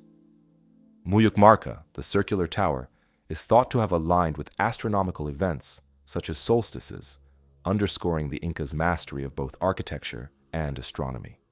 Unfortunately, much of Sacsayhuaman was dismantled after the Spanish conquest. Colonial builders used its finely cut stones to construct churches and houses in Cusco, including the Cathedral of Santo Domingo. The massive foundation blocks, however, were too large to move, and it is these that still stand today, the lower courses of what was once a towering three-tiered wall reaching more than 20 meters high. Modern archaeological work at Sacsayhuaman began in the 1930s, led by Luis Valcárcel, who excavated and restored parts of the site. Subsequent studies revealed additional terraces, storehouses, and ritual features, including carved water channels and stone thrones. Excavations have also uncovered artifacts such as pottery, tools, and ceremonial offerings, confirming the site's dual religious and administrative role. Yet, despite decades of study, the question of how the Inca achieved such precision with their limited technology persists. Several alternative theories have emerged over the years. Some researchers suggest that Sacsayhuaman incorporates construction techniques from earlier cultures that predated the Inca by centuries. The Inca often built atop or expanded older structures, absorbing their predecessors' knowledge. Sites such as Ollantaytambo and Pumapunku in Bolivia show similar megalithic masonry, suggesting a shared tradition of high-altitude stoneworking that may have developed long before the Inca Empire. Others, more speculative, have proposed that the Inca inherited the ruins from an even older civilization whose techniques were lost to history. Then, there are the more controversial ideas. Fringe researchers and ancient astronaut theorists have claimed that the stones were shaped using lost technologies, everything from softening rock with plant-based chemicals to using sound or heat to mold it. Some point to the curved edges and almost fluid-like surfaces of the stones as evidence that they were somehow made pliable. While these claims lack scientific evidence, they reflect the genuine mystery of Sacsayhuaman's craftsmanship, a mystery that even modern experiments struggle to fully replicate using only the tools available to the Inca. Archaeologists emphasize that the Inca's genius lay not in lost technology, but in human organization. The empire could mobilize vast labor forces through its métier system, a form of rotational public service that required communities to contribute labor to state projects. Tens of thousands of workers could have participated in Sacsayhuaman's construction, each trained for specialized tasks such as quarrying, carving, or hauling. The Inca were master planners, coordinating logistics across mountainous terrain using relay stations and llama caravans. Their mastery of manpower and precision allowed them to accomplish feats that still astonish engineers today. One fascinating detail often overlooked is how the Inca achieved the polished surfaces on the stones. Microscopic analysis of tool marks suggests the use of harder hammerstones, possibly dolerite or hematite, to chip away the softer limestone. Repeated pounding and abrasion could produce surprisingly smooth surfaces. Over time, constant polishing with sand and water may have achieved the mirror-like finish seen on some blocks. It was labor-intensive but not impossible, given the workforce and time available to the Inca state. Sacsayhuaman also holds deeper cultural meaning for the Andean people. In Inca cosmology, Cusco was considered the navel of the world, the spiritual and administrative center of the empire. The city's layout was planned in the shape of a puma, a sacred animal symbolizing strength and protection. Sacsayhuaman, forming the head of the puma, represented power and vigilance, watching over the city below. The terraces of the fortress were said to mirror the teeth of the puma's jaws, while the rivers and roads of Cusco formed the body. This symbolic urban design shows the Incas' sophisticated integration of geography, architecture, and religion. Even after the Spanish conquest, Sacsayhuaman remained a place of reverence. The Inti Raymi festival, suppressed for centuries by colonial authorities, was revived in the 20th century and is now celebrated every June on the site's main plaza. Thousands of participants reenact Inca rituals, honoring the sun and the solstice, surrounded by the same stones that witnessed those ceremonies half a millennium ago. Scientific studies have revealed even more about Sacsayhuaman's construction and purpose. In the 21st century, archaeologists, using ground-penetrating radar and drone mapping, discovered hidden foundations extending far beyond the visible walls, suggesting that what remains above ground is only part of a much larger complex. Subsurface surveys indicate buried chambers and tunnels, some leading toward Cusco itself. Local legends speak of an underground network connecting Sacsayhuaman to the Coricancha, the Temple of the Sun in the city below. Though these tunnels have never been fully explored, partial excavations have uncovered narrow passageways carved into the bedrock, possibly used for storage, drainage, or ceremonial purposes. The precision of the site also aligns with astronomical phenomena. The towers of Sacsayhuaman may have been used to track the movement of the sun across the horizon, functioning as a solar observatory. Similar alignments exist throughout the Andes, where temples and monuments were positioned according to solstices and equinoxes. The Inca observed the heavens closely, integrating astronomy into their agricultural and religious calendars. Sacsayhuaman's elevated vantage point would have made it an ideal location for such observations. Beyond its architectural and astronomical significance, Sacsayhuaman also played a pivotal role in Inca history. In 1536, a year after the Spanish conquest, the site became the center of a major rebellion led by the Inca general Manco Inca Yupanqui. The fortress was recaptured by Inca forces, who used its strategic height to besiege Cusco below. The Spanish eventually retook the site after fierce fighting, marking one of the bloodiest battles in Peru's colonial history. Afterward, much of the complex was dismantled, and its stones were reused in Spanish buildings, a symbolic act of conquest over the old empire. Today, what remains of Sacsayhuaman continues to inspire awe. The surviving walls stretch for more than 400 meters, each terrace rising about 6 meters high. Visitors can still see individual stones taller than a person, their edges fitting perfectly into the contours of the next. Archaeologists have identified over 500 distinct stone blocks, each unique, yet collectively forming a seamless whole. Recent 3D scanning projects have begun to document the site in digital detail, preserving its geometry and tool marks for future study. These analyses show that the Inca deliberately designed irregular joints and concave faces to strengthen the walls.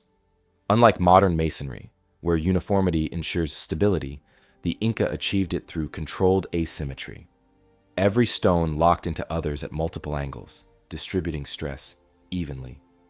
This may be the key to why Sacsayhuaman has withstood centuries of earthquakes while much newer structures collapsed. Even with modern engineering insight, the sheer scale of the site remains staggering. The quarry at Rumacolca still bears the scars of extraction, with partially cut stones abandoned mid-process, providing a glimpse into the construction stages. Archaeologists have found evidence of stone-cutting ramps and paths leading from the quarry toward Cusco, suggesting that the Inca used a network of temporary roads to transport the massive blocks. Yet the exact methods of moving stones weighing more than 100 tons across mountain terrain remain a mystery.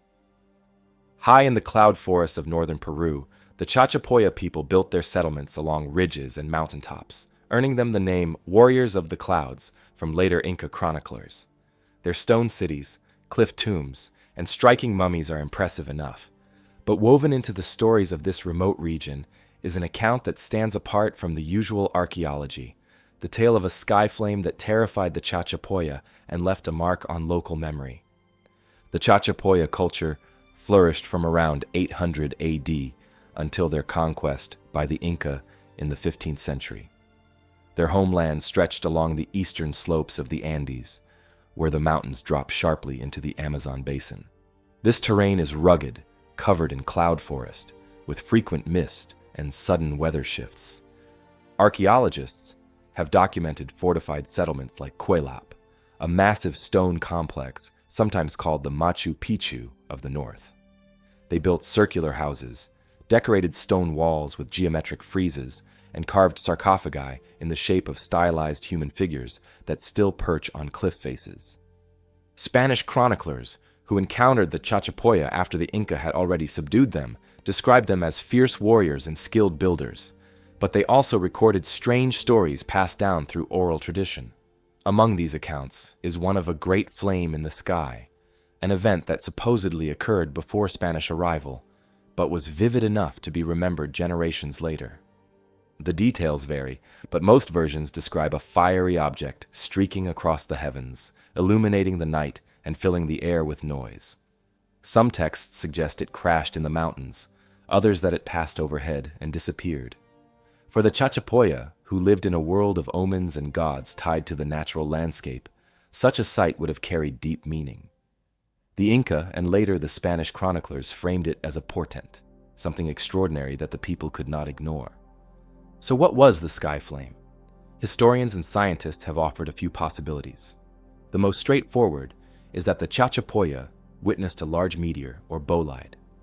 These are meteors that explode in the atmosphere with tremendous energy, producing fireballs, shock waves, and in some cases, fragments that reach the ground. Even in recent times, events like the 1908 Tunguska explosion in Siberia or the 2013 Chelyabinsk meteor over Russia show just how dramatic such phenomena can be. For people without modern explanations, a fireball lighting up the mountains would easily become a story repeated for centuries. The Andes provide a dramatic backdrop for such events. At high altitude, with clear night skies, meteors appear especially bright. Local traditions throughout the region include stories of stars falling to earth, fiery omens, and lights in the heavens. The Chachapoya sky flame may be one of these remembered events. Another possibility is volcanic activity. Northern Peru sits near zones of geological instability, though the Chachapoya region itself does not have major volcanoes. Still, distant eruptions can produce atmospheric effects visible hundreds of kilometers away.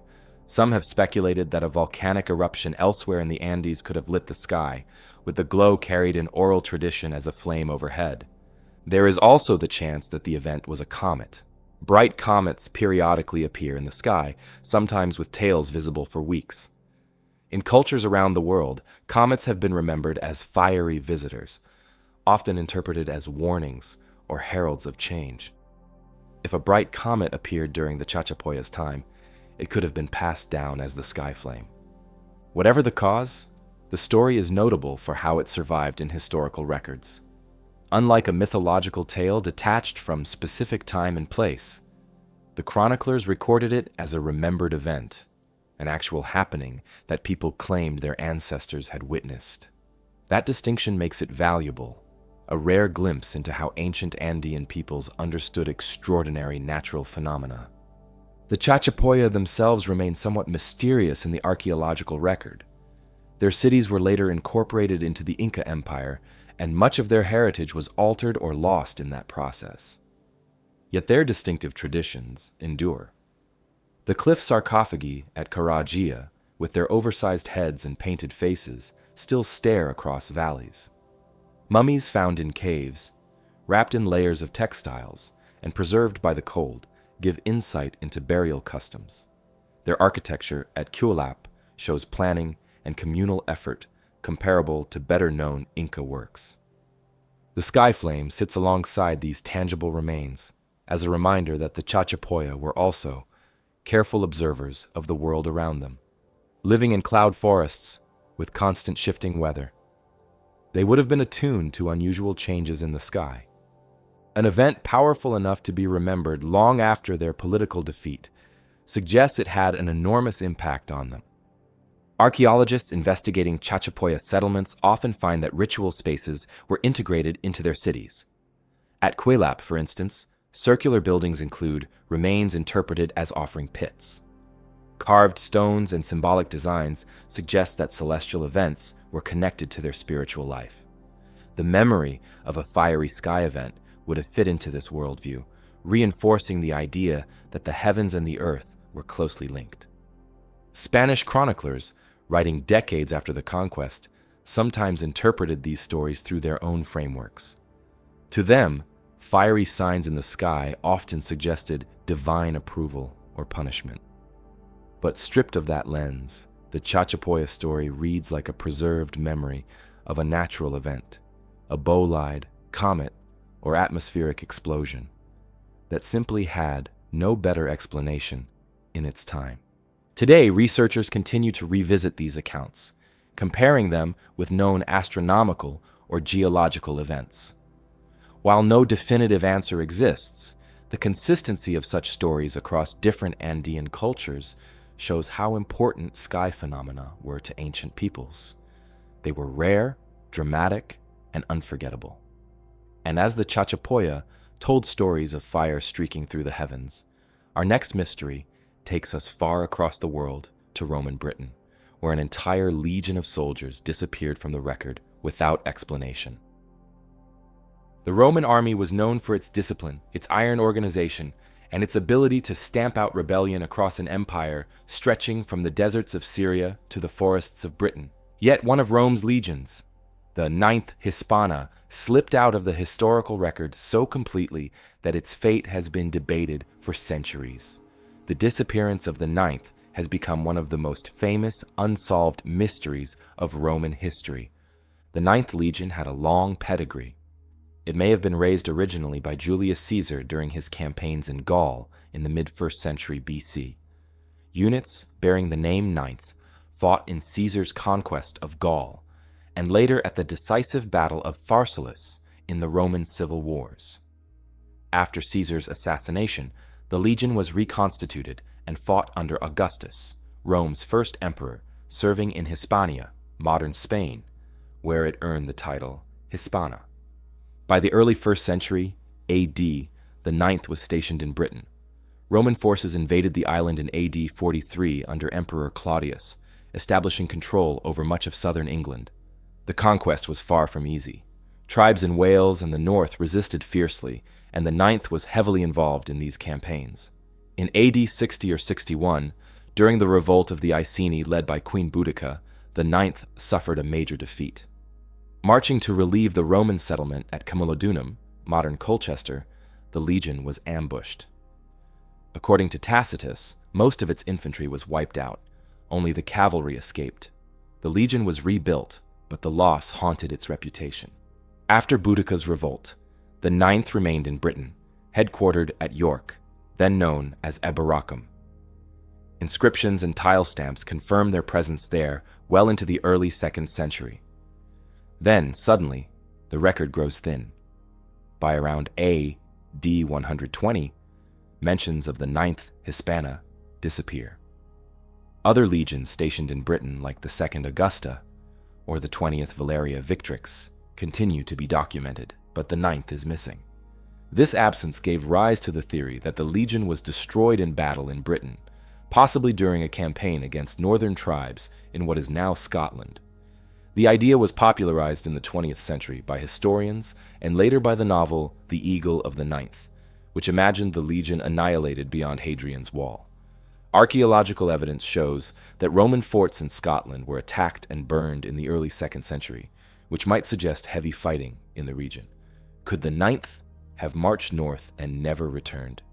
Yet this theory faces problems. The construction of Hadrian's Wall began in AD 122 under Emperor Hadrian, with the aim of controlling movement between Roman Britain and the unconquered north. If the Ninth had been wiped out in a disaster just years earlier, one might expect contemporary sources to mention it. Roman historians were not shy about recording major defeats. The loss of legions in Germany at the Battle of Teutoburg Forest in AD 9 was written about in detail. The silence surrounding the Ninth suggests its fate may have been less dramatic, though no less puzzling. An alternative theory is that the legion was transferred out of Britain and met its end elsewhere. Evidence hints at the Ninth's possible presence in the Rhine frontier or in the eastern provinces. A tile stamp found in Nijmegen in the Netherlands has been attributed to the Ninth, dated perhaps around AD 120. If authentic, it would mean the legion had been moved from Britain to the continent. From there, it could have been redeployed to dangerous frontiers in the east. Rome faced major conflicts in Judea during the Bar Kokhba Revolt, 132 to 136 AD, and in Armenia and Parthia. A legion disappearing in these theaters would not be unprecedented. Some scholars suggest the legion was quietly disbanded. Manpower shortages, heavy casualties spread over multiple campaigns, or political reshuffling could have led to its absorption into other units. Inscriptions in Britain after AD 120 show different legions stationed at York, with no mention of the Ninth. This could reflect a simple reorganization, though it doesn't explain why the Ninth's name was erased so completely. What makes the case so intriguing is the lack of closure. Inscriptions stop. Literary references dry up. Archaeology provides only hints. The disappearance left a gap big enough to inspire centuries of speculation. Was the Ninth wiped out by northern tribes in a dramatic ambush? Did it fade away in the sands of the east, destroyed in an obscure campaign? Or was it quietly dissolved, its name struck off the rolls of the empire? The Ninth story is also a window into the realities of Roman imperial rule.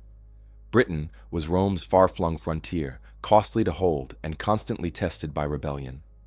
The legions stationed there endured harsh conditions, long supply lines, and enemies who knew the terrain. York, the legion's base, became a major Roman city, but it was always on edge, guarding the approaches to the north. Losing an entire legion there would have been catastrophic for Rome's control of the island. Meanwhile, on the continent, legions were Rome's blunt instrument against revolt and invasion. When provinces flared up, the emperor often shifted legions from one frontier to another, sometimes with disastrous results. Records were not always precise, and not every defeat was memorialized. The fate of the Ninth may be one of these lost chapters, important at the time, but forgotten by later writers. Modern archaeology continues to search for answers. Excavations at Roman forts in Scotland and along Hadrian's Wall look for signs of large-scale destruction that might indicate the legion's end. Scholars re-examine inscriptions for overlooked references, yet the mystery remains, which is part of why the Ninth continues to capture imagination in both scholarship and popular culture. What is certain is that by the mid-2nd century, the Ninth Hispana no longer existed. Its disappearance is a reminder that even Rome, with its vast records and monuments, could lose track of entire legions.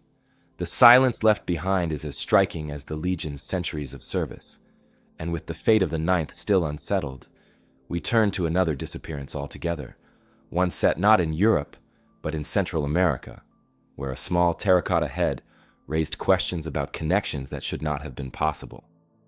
In the highlands of central Mexico, among the ruins of a small pre-Columbian settlement near the city of Toluca, archaeologists in the 1930s uncovered an artifact that continues to challenge established history.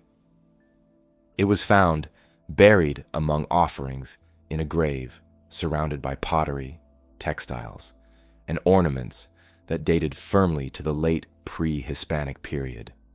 Yet this single object did not resemble anything made in Mesoamerica. It was a small terracotta head, no larger than a fist, depicting a bearded man with distinctly non-American features. The site, known as Tecaxic-Calixtlahuaca, was part of a network of settlements occupied from around the 12th to 15th centuries AD. The inhabitants were linked culturally to the Matlatzinca, and later, the expanding Aztec Empire. The burial where the head was discovered was typical for the region, containing grave goods that reflected high status, copper bells, turquoise beads, and painted ceramics. Everything about it pointed to local traditions, except for the head itself.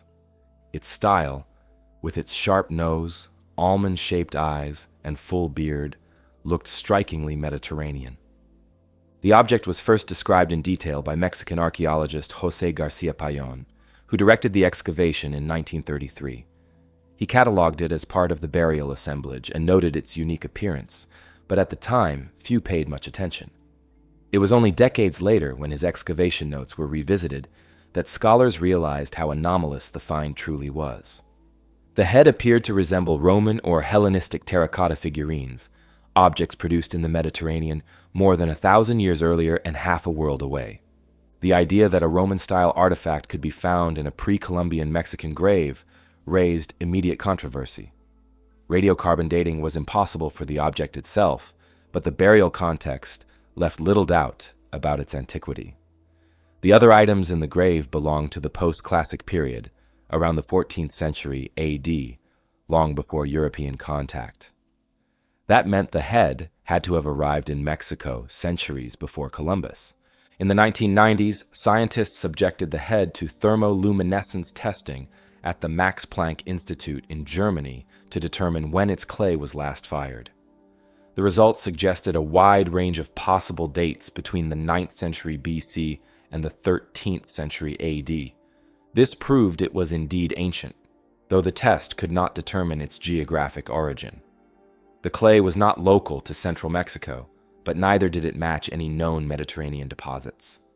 The mystery deepened.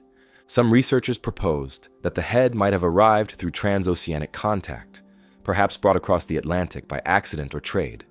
Others speculated it could have been introduced into the burial long after its creation, either as a European object that found its way into indigenous hands or as a later intrusion.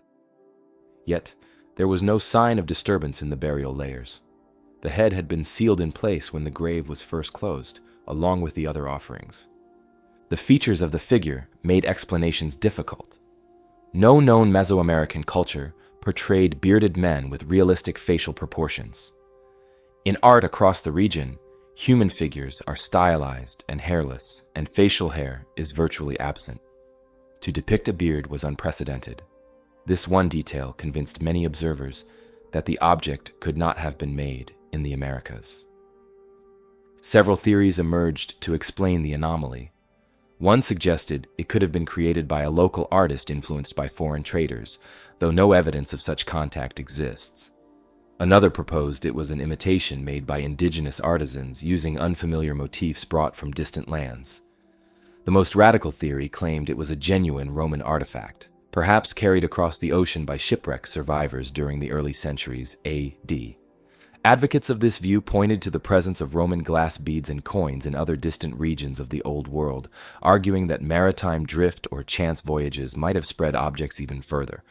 Skeptics countered that while the head was old, its resemblance to Roman art might be coincidental.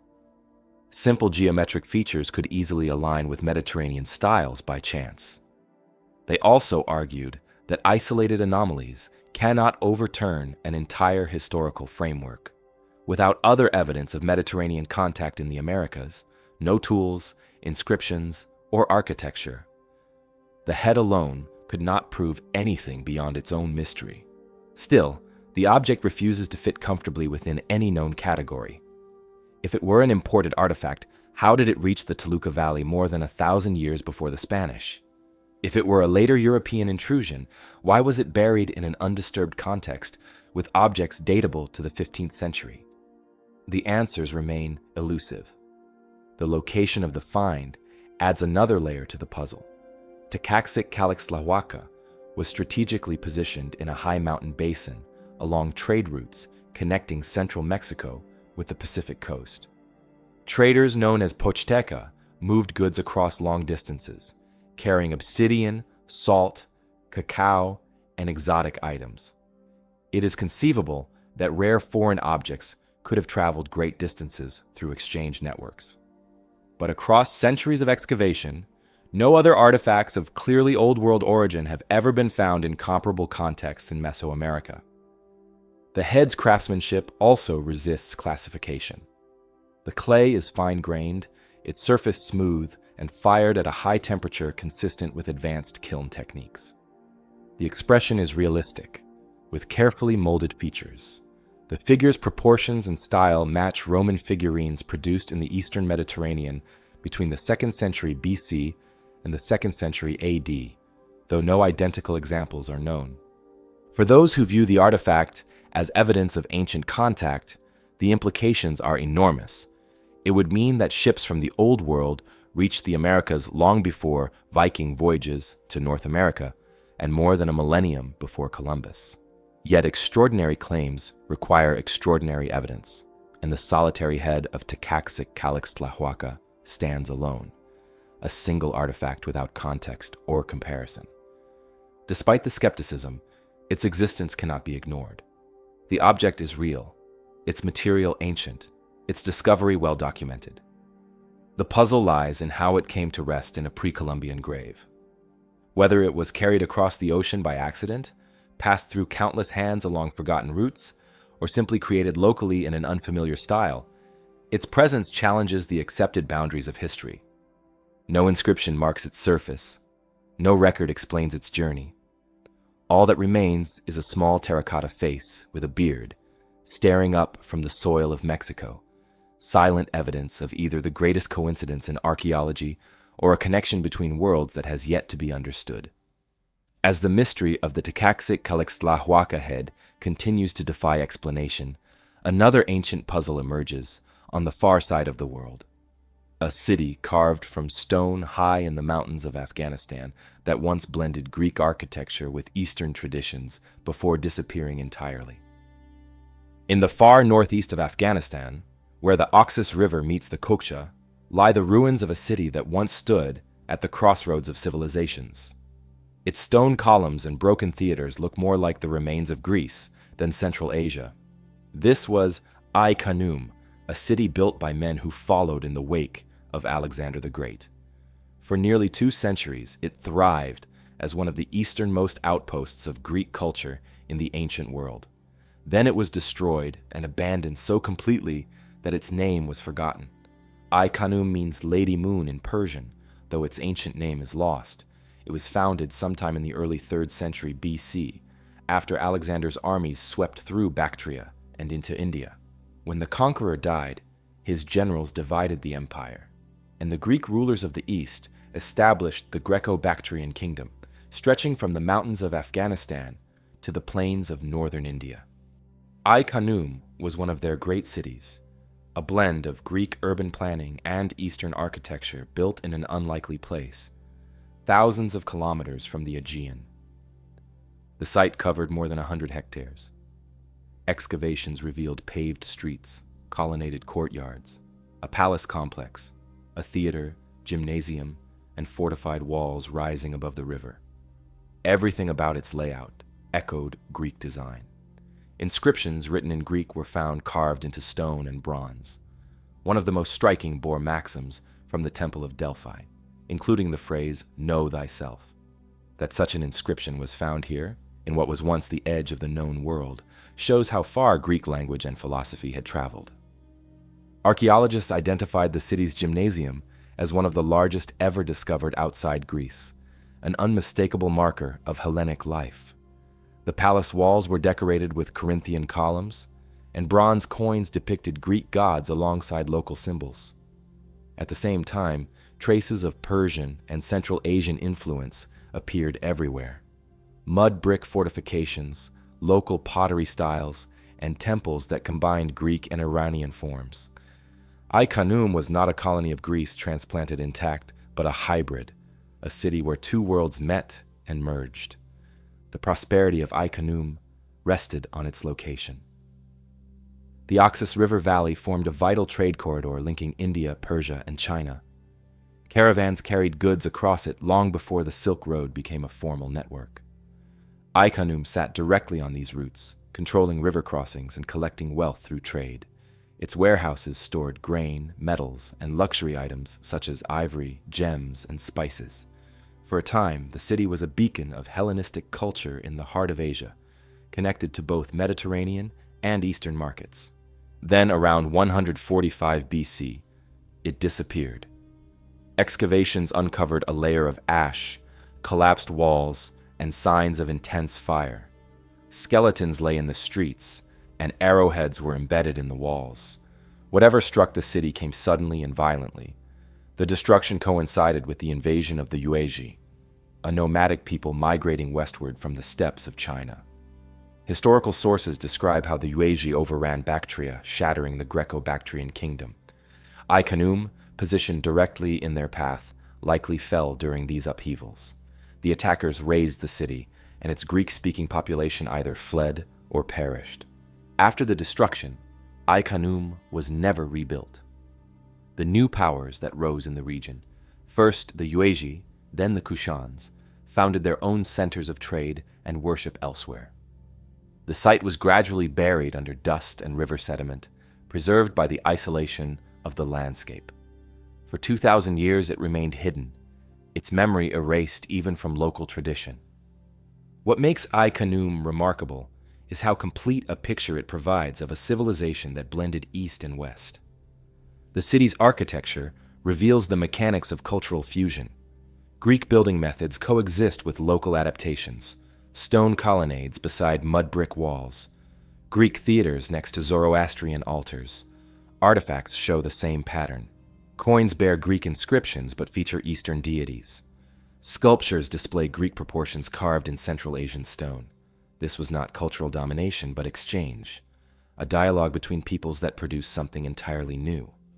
Despite its hybrid nature, Ai Khanoum was unmistakably part of the Hellenistic world. Its temples were dedicated to Greek gods, such as Zeus and Artemis. Its rulers styled themselves Basileus, and its streets followed the classical grid. Yet outside the city, Bactria was home to older traditions that resisted assimilation. It was a frontier land, surrounded by mountains and deserts, constantly threatened by nomadic incursions. To sustain such a city required both military power and economic control, and by the 2nd century BC, both were weakening. The fall of Ai Khanoum mirrored the collapse of the Greco-Bactrian kingdom as a whole. Cut off from reinforcements and surrounded by hostile peoples, the kingdom fragmented into smaller states. The Greek elite, once dominant, gradually disappeared. Some fled west into Persia, others south into India, where they helped found the Indo-Greek kingdoms. The rest were absorbed by the cultures around them. Ai Khanoum's destruction marked the final stage of this process, the physical end of Hellenism in Bactria. Archaeologists studying the ruins have pieced together glimpses of daily life before the fall. Workshops contained tools for bronze casting and pottery production. Storage rooms held amphorae imported from the Mediterranean. Greek inscriptions on sundials and steles record dedications to the gods and laws inscribed for citizens to read. Everything suggests a thriving community living in comfort and confidence right up to its destruction. The layer of ash that sealed the site tells a different story, one of sudden violence and loss. The city's disappearance remains one of history's more haunting silences. Unlike other Hellenistic centers such as Alexandria or Antioch, Ai Khanoum left no descendants, no surviving culture to carry its traditions forward. Its existence was known only indirectly through fragmentary texts until its rediscovery. What had been a symbol of Greek ambition became a ghost city, preserved in the ground at the meeting point of empires.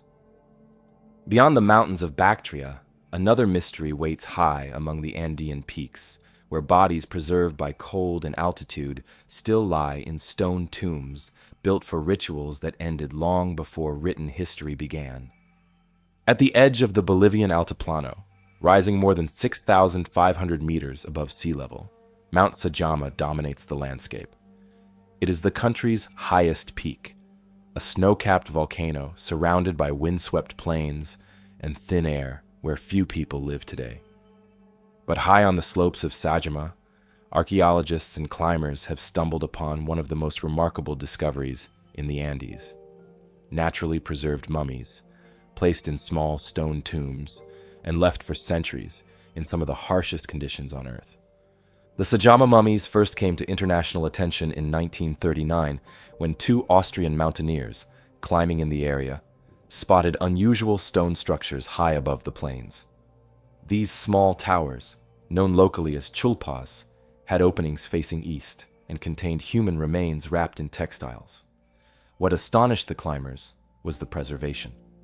Despite being exposed to thin air and freezing temperatures, the bodies were intact, with skin, hair, and clothing remarkably well preserved. Word of the discovery spread, and soon archaeologists began investigating. Chulpas are not unique to Sajama. Across the Andes, particularly in Peru and Bolivia, these above-ground tombs were built by pre-Inca cultures to house the remains of elites. They were often constructed of stone or adobe, with openings that allowed sunlight to enter.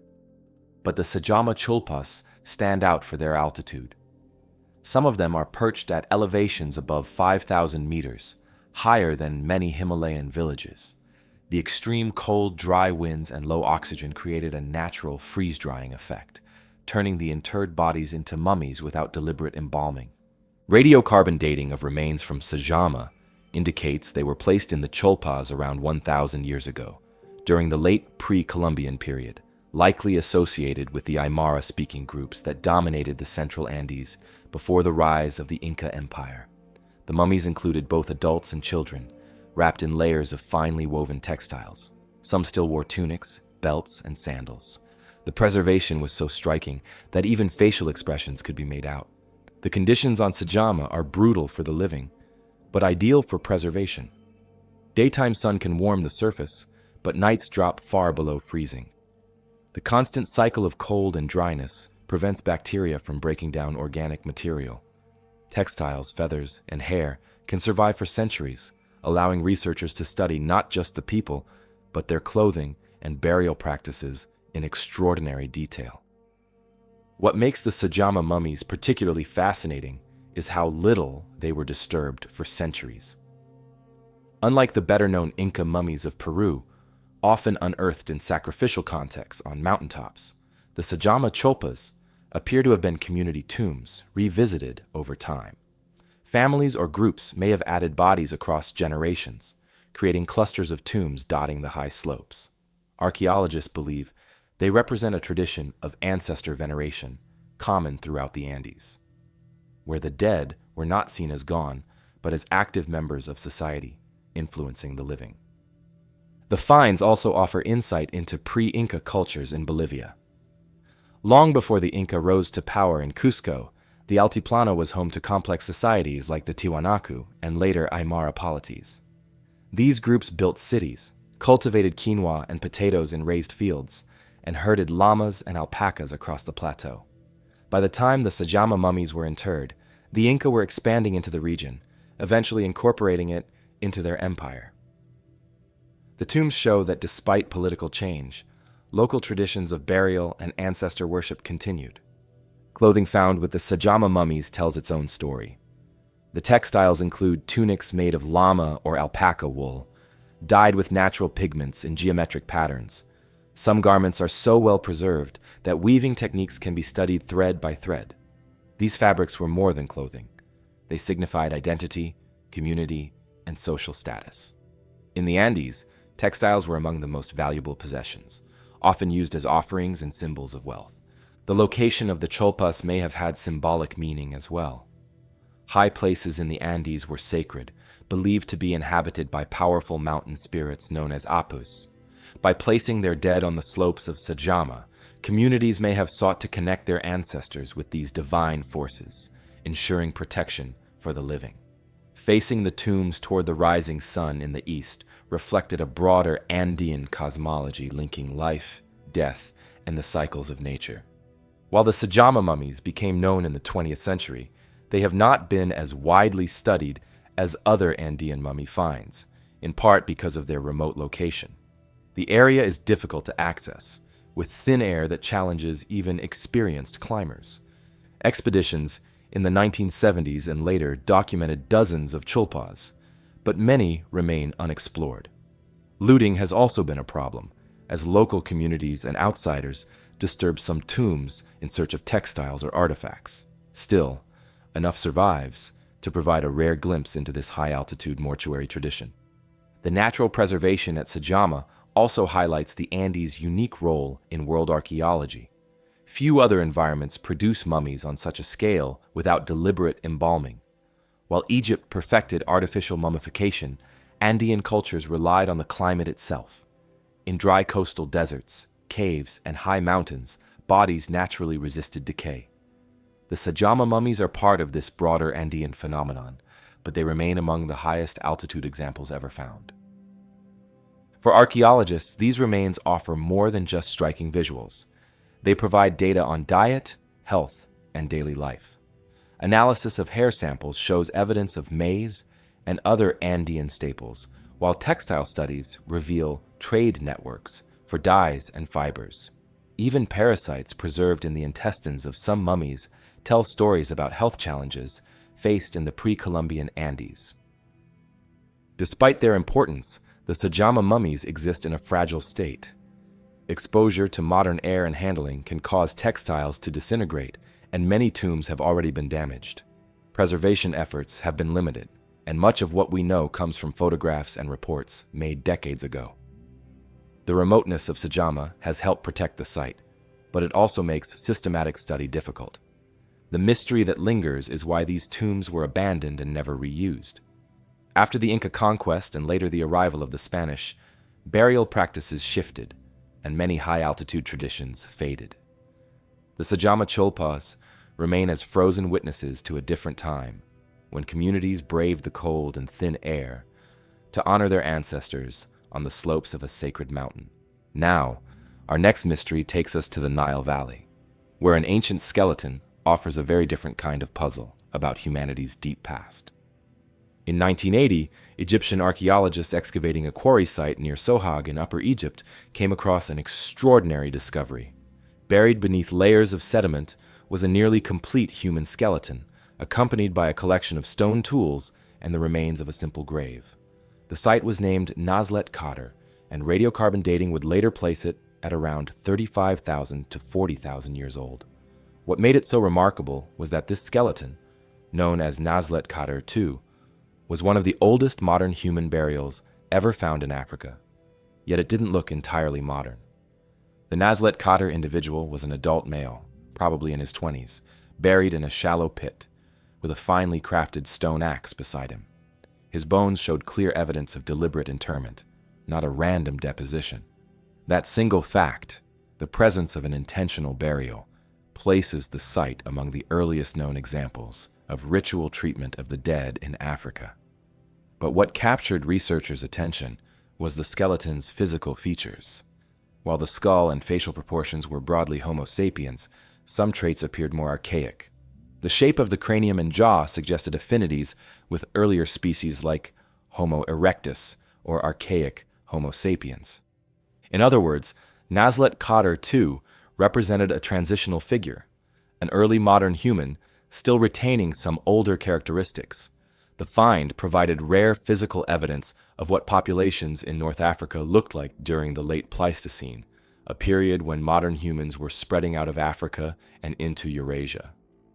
The tools found alongside the skeleton deepened the mystery. The stone axe, made of chert, was beautifully flaked, showing skill and planning in its creation. Other artifacts found nearby indicated that Nazlet Khader had been both a quarry and a workshop. People extracted chert nodules from the surrounding rock and shaped them into tools on site. The presence of these implements in the burial suggested they had symbolic or personal value, not just practical use. Archaeologists believe the people who buried this man were part of a hunter-gatherer group living along the Nile corridor at a time when the environment was very different from today. Around 35,000 years ago, the region experienced wetter conditions than the later desert landscapes of the Sahara. Rivers, lakes, and grasslands supported wildlife such as gazelle, hippos, and fish. These early Egyptians would have hunted and foraged across a landscape far greener and more forgiving than the arid desert that surrounds Nazlet Khater today. The preservation of the Nazlet Khater skeleton was exceptional. His bones were found in anatomical order, meaning the body had decomposed in place, undisturbed. The burial position was extended on the back, similar to later human burials seen thousands of years afterward. This suggests that even at this early stage, humans had developed structured ideas about death and ceremony. One of the more intriguing aspects of the find came from studying his injuries. The Nazlet Khater man had severe wear on his teeth and evidence of repetitive stress injuries on his arms and shoulders. These were the kinds of marks seen in people who performed heavy manual labor. The working theory is that he was involved in quarrying and stone tool production, hard, repetitive work that took a physical toll.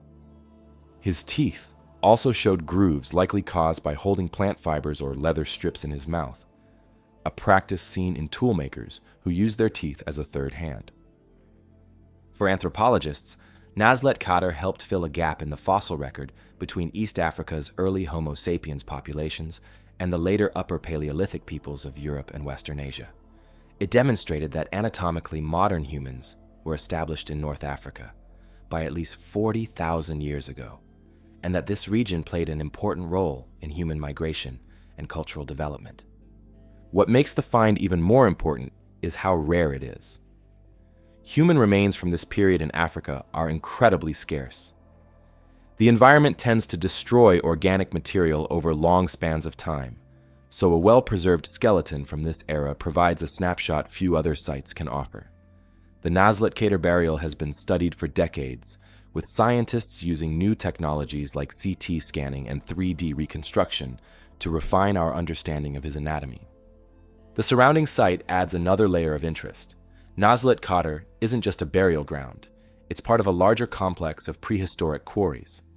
Archaeologists have identified multiple extraction pits and tool-making areas, indicating sustained occupation. This was a place where communities returned repeatedly, perhaps over thousands of years, to mine stone for tools. The discovery ties Egypt's deep prehistory directly to its later development as a cradle of civilization. Long before the first pharaohs, humans were already shaping the landscape with purposeful labor. Environmental data from the region suggest that during this time, the Nile acted as a refuge for populations displaced by changing climates. The desert around it may have expanded and contracted cyclically, forcing humans and animals into narrower corridors of fertile land. These environmental pressures likely encouraged innovation and social organization, conditions that eventually led to more permanent settlement patterns thousands of years ago later. Nazlet Khater shows that humans were already adapting successfully to these challenges long before recorded history began. The Nazlet Khater skeleton also raises broader questions about early human diversity. Genetic and fossil evidence now shows that Africa's populations were not uniform during this period. Different groups carried varying mixes of traits, reflecting both deep ancestry and contact with neighboring regions. Nazlet Khater's blend of modern and archaic features fits this pattern perfectly. Rather than a linear progression toward modernity, human evolution was regional and complex, with overlapping populations interacting across Africa and beyond. The desert has preserved this single life with extraordinary care, but Egypt still holds many more buried secrets waiting to surface. The next of those takes us back into the shadows of early civilization, where a fire in a sacred temple would change the course of one of history's greatest cities. Across the deserts of modern Jordan, Saudi Arabia, and southern Syria, traces of a civilization once controlled the trade routes of the ancient world. Their capital, Petra, is world famous, carved into red sandstone cliffs and filled with monumental tombs and temples. But Petra was only one piece of the Nabatean world. Scattered across the Arabian deserts were dozens of towns, forts, and caravan stations that supported the trade empire of the Nabateans. Many of these settlements have since vanished, their remains half buried in sand or lost to erosion. Together, they tell the story of a culture that mastered some of the harshest landscapes on Earth, and then disappeared almost entirely. The Nabateans rose to prominence around the 4th century BC, beginning as nomadic traders who moved goods along caravan routes that linked southern Arabia with the Mediterranean world. They dealt in frankincense and myrrh from Yemen, spices from India, and silk from the East. Luxury items that fetched enormous profits in the markets of Greece and Rome. To protect and tax this trade, the Nabateans built an elaborate network of towns and way stations stretching from the Arabian Peninsula northward to the Levant. Their settlements functioned as both rest stops and administrative centers, providing water, storage, and security for caravans crossing hundreds of kilometers of desert. Petra was their masterpiece, but sites like Hegra, modern-day Mada and Saleh in Saudi Arabia, Avdat and Shivta in the Negev desert, and smaller forts at places such as Udru, Basra, and Sela formed the backbone of their system. Archaeology has shown that these towns were linked by engineered water systems, cisterns, reservoirs, and channels cut into the rock that captured rainfall and flash floods. In an environment where water was more valuable than gold, this engineering was essential. The Nabateans were experts at blending into their landscape. They built with local stone, often carving directly into cliffsides. At Hegra, monumental tombs, similar to those in Petra, rise from isolated rock outcrops, their facades decorated with stepped crowns and inscriptions in the Nabatean script. In the Negev towns, houses and churches built centuries later by the Byzantines sit atop earlier Nabatean foundations. It is these quieter settlements, rather than Petra, that reveal how extensive and sophisticated the Nabatean trade network really was.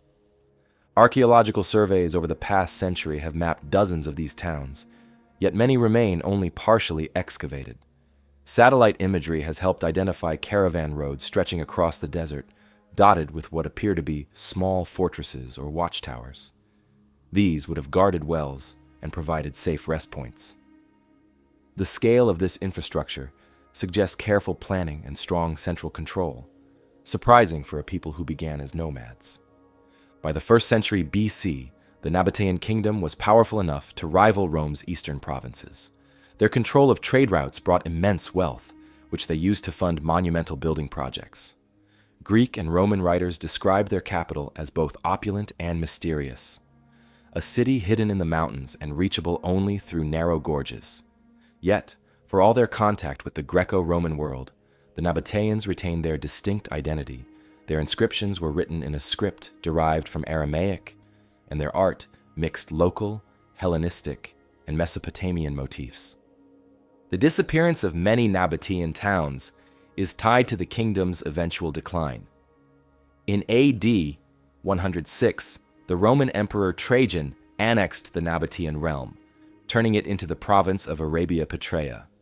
At first, Roman rule maintained the caravan routes, but over time, trade patterns shifted. Maritime trade through the Red Sea became faster and safer than crossing the desert by camel. As commerce moved to sea, many of the overland routes fell quiet. Settlements dependent on caravans gradually emptied. Climate change also played a role. Studies of pollen and sediment show that rainfall in the region decreased after the 2nd century AD, reducing agricultural output. The intricate water systems that had sustained the Nabateans became harder to maintain without the manpower or resources of a thriving state. Some towns were repurposed by later civilizations, others simply eroded into the desert. At Hegra, archaeological excavations show that after the Nabatean period, the site continued in limited use under Roman and later Islamic influence, but never regained its former significance. Smaller sites, such as the caravan town of Qasr al-Bint or the fortifications at Sadaka, seem to have been abandoned entirely. The silence that followed was long enough that by the Middle Ages, Arab geographers barely mentioned them, and travelers passed through the ruins without knowing who had built them. Modern archaeology has slowly pieced together the story of these vanished towns. Excavations in the Negev at Avdat Shivta and Mamshit revealed that the Nabateans had developed a surprisingly advanced agricultural system. They used terraced fields and runoff channels to trap water and grow vines, olives, and grains in one of the driest parts of the Middle East. When these settlements declined, their fields were left to the sand. The rediscovery of these systems in the 20th century completely changed how scholars viewed the Nabateans, not as wandering traders, but as skilled engineers and farmers who built permanent urban centers. The script of the Nabateans also holds clues to their legacy. It evolved over centuries and eventually became the foundation for Arabic writing. Even as their political power disappeared, elements of their culture lived on in language and art. Pottery styles and architectural motifs found in later Islamic architecture echo Nabatean forms, suggesting a continuity that outlasted their cities. Petra remains the crown jewel, but its survival overshadows the dozens of other settlements that supported it. Many of these sites are still poorly documented. In Saudi Arabia, large portions of the Nabatean network remain buried or eroded, only visible as faint outlines on satellite images. Archaeologists using LiDAR and drone mapping have begun to trace forgotten roads that may connect these dots, offering new insights into how the kingdom functioned as a whole. What makes the vanished caravan towns so compelling is the speed of their disappearance. Within a few generations of Roman annexation, an entire economic system collapsed. Cities that had thrived for centuries went silent. The desert reclaimed them with astonishing efficiency, erasing walls, roads, and even inscriptions. It's a reminder of how quickly prosperity can fade when the conditions that support it shift.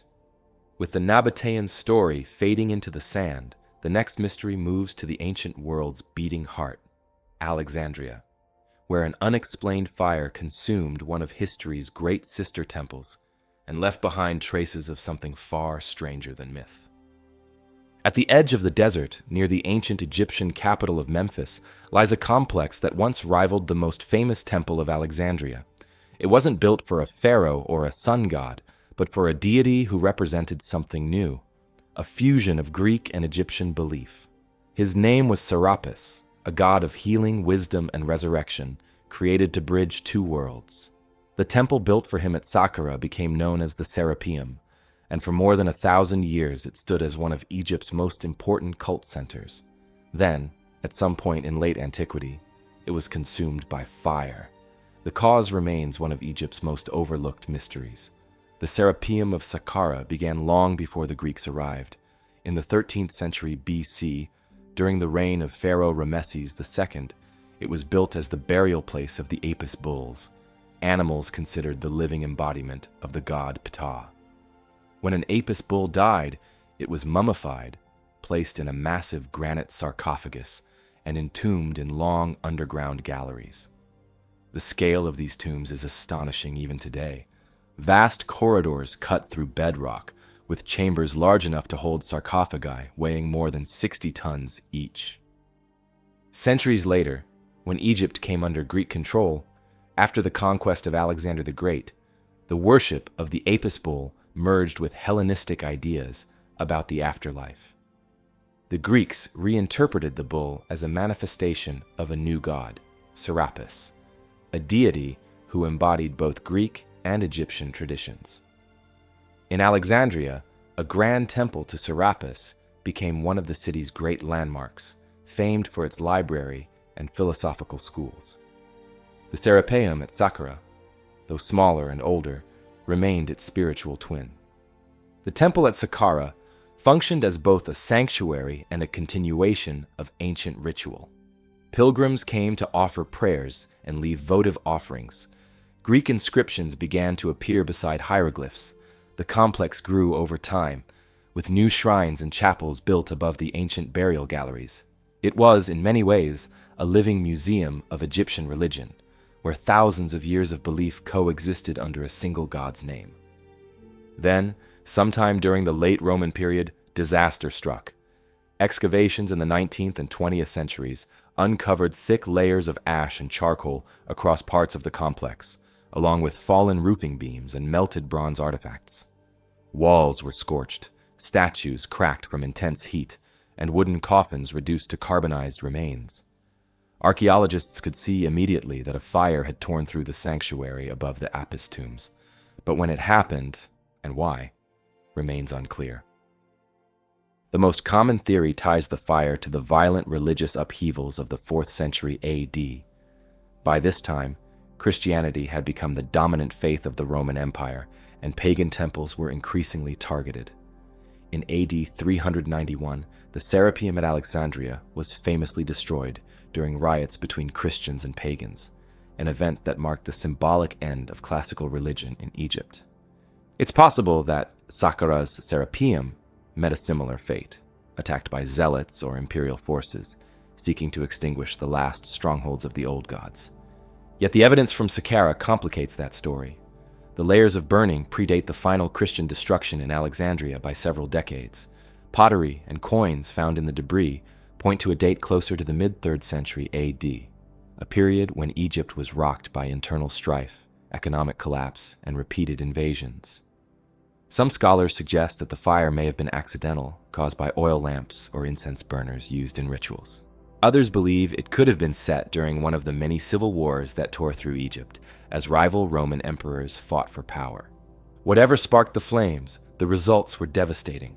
The upper temple was destroyed, and the cult activity that had persisted for centuries abruptly stopped. The underground galleries of the Apis bulls were sealed off, their entrances buried under rubble. Priests may have made a final attempt to preserve what they could. Mariette's excavations uncovered caches of small bronze statues, lamps, and inscribed plaques hastily placed in corners, perhaps saved from the burning sanctuary above. In the centuries that followed, the site fell silent. Sand slowly covered the remains, preserving the blackened stones. The Serapeum was eventually forgotten until its rediscovery in 1850 by the French archaeologist Auguste Mariette, who had been studying ancient Egyptian texts that mentioned the Apis burials. Guided by those references, he uncovered an entrance shaft and descended into the darkness, revealing the famous galleries with their enormous granite sarcophagi still in place. But when he excavated the upper levels, he found only evidence of destruction: collapsed ceilings, ash, and burnt offerings frozen in time. Mariette's discovery astonished the world. The Apis tombs demonstrated that Egyptian craftsmanship and engineering extended far beyond the pyramids. The soot-covered ruins above raised a different question. Had this been a random fire or a deliberate act of religious erasure? The lack of inscriptions after the 3rd century suggests that the cult never recovered. If the temple had been rebuilt, it was on a much smaller scale, and by the time Christianity spread through Egypt, the site was already ancient history. As the ashes of Saqqara's Serapeum cooled, Egypt's ancient faiths receded into memory, replaced by new gods and new empires. But a world away, deep in the jungles of Central America, another sacred city faced its own slow abandonment, one that would bury not just a temple, but an entire civilization. In northern Guatemala, near the western shores of Lake Petnitsa, lies a site called Nixtun-Ch'ich. Today, it's little more than low stone mounds scattered across farmland, but beneath that quiet landscape sits the remains of one of the most unusual Maya cities ever discovered. Archaeologists studying it describe Nixtun-Ch'ich as a city that broke the mold of Maya urban planning, a place that looked less like Tikal or Palenque and more like a planned grid, as if designed by engineers centuries ahead of their time. Yet despite its ambition, the city was eventually deserted, its streets swallowed by the jungle, leaving behind one of the earliest and strangest examples of Maya collapse. Nixtun-Ch'ich first gained attention in the early 2000s when researchers began mapping the area using GPS and aerial photography. What they found was astonishing. The city stretched over 1 kilometer in length, with its main avenue running perfectly straight along an east-west axis. temples, plazas, and causeways were laid out in geometric precision, something almost unheard of in Maya architecture. Most Maya cities evolved organically over time, with temples and palaces added as rulers came and went. Nixtun-Ch'ich, by contrast, appears to have been built according to a single plan, a kind of ancient master blueprint. The precision of the layout immediately raised questions about who built it and why. Excavations suggest the city dates to the Middle Preclassic period, roughly between 800 and 500 BC, centuries before the great Maya capitals of the Classic era. This makes Nixtun-Ch'ich one of the earliest large-scale urban centers in the entire Maya world. The fact that it was already experimenting with planned geometry so early shows that complex political organization existed in the region long before scholars once thought. The site's main avenue, paved with stone and aligned with the sunrise, connected ceremonial complexes at each end. Along its sides stood platforms that may have supported administrative buildings or temples. The whole design appears to have been symbolic, perhaps representing a cosmological order, a physical expression of how the Maya imagined the universe. By walking the city's main road, residents may have been participating in a ritual that mirrored the path of the sun across the sky. As excavations expanded, archaeologists found evidence of monumental architecture, pyramids rising over 30 feet, courtyards large enough for gatherings, and sculpted altars. The site was clearly a political and religious center. Pottery and artifacts, recovered from the ruins, show trade connections stretching from the Guatemalan highlands to the Caribbean coast. Obsidian blades and jade ornaments indicate a society with wealth and influence. Yet, Nixtun-Ch'ich was not a city that lasted. Sometime around 400 BC, construction stopped abruptly. Population levels dropped, and over the following centuries, the city was largely abandoned. Later groups occasionally resettled the area, but the original grid city never revived. The reasons for its decline remain uncertain, but environmental stress and political instability are likely culprits. Studies of lake sediments nearby reveal cycles of drought and deforestation during the period of occupation. Farming in the thin tropical soils may have pushed the land beyond its limits. As forests were cleared for agriculture, erosion increased, and yields likely fell. For a city that depended on centralized control and planned order, environmental disruption could have been devastating. A rigid system leaves little room for adaptation. There are also signs of social conflict. Burned layers in some structures suggest episodes of destruction. The deliberate defacing of monuments, a practice seen elsewhere in the Maya world when rulers lost legitimacy, hints at rebellion or outside attack. The carefully ordered city that once symbolized power and stability may have become a target for resentment. Nixtun-Ch'ich's early fall mirrors a pattern that would recur throughout Maya history. Cities built on central authority and monumental planning often flourished briefly, then declined when environmental or social pressures mounted. The great collapse of the classic Maya around AD 800 followed a similar trajectory, but Nixtun-Ch'ich shows that this cycle began much earlier than once believed. The discovery of Nixtun-Ch'ich has also forced archaeologists to rethink Maya political development. For years, scholars assumed early Maya settlements were small, decentralized villages. Nixtun-Ch'ich demonstrates that by 800 BC, some rulers were already experimenting with large-scale urbanism and centralized power. The site's uniformity suggests strong leadership, perhaps even the first true kings of the lowlands. If so, its collapse could mark one of the earliest examples of royal authority breaking down in Mesoamerica. Interestingly, the region around Lake Peten-Itza remained occupied long after Nixtun-Ch'ich's fall. Other cities, such as Tayasal and Nojpeten, would later rise nearby. When the Spanish arrived in the 1600s, this area was one of the last strongholds of independent Maya civilization. But the grid city of Nixtun-Ch'ich was already ancient history by then, buried under centuries of soil and vegetation. Modern technology has helped bring its story back into focus. LiDAR scanning, which uses lasers to map terrain through vegetation, has revealed the full extent of Nixtun-Ch'Chich's city plan. What appeared to be isolated mounds were shown to form an interconnected network of plazas and buildings. The scale of the layout rivals much later Maya capitals, proving that early Maya societies were far more organized than previously thought. Archaeologists continue to debate what Nixtun-Ch'ich represented. Was it a ritual city built to reflect cosmology, a political statement of centralized authority, or a planned capital whose experiment in order simply proved unsustainable? Whatever the answer, the site's precision and abrupt decline give it a distinct place in Maya history, a glimpse of civilization's early ambition and fragility.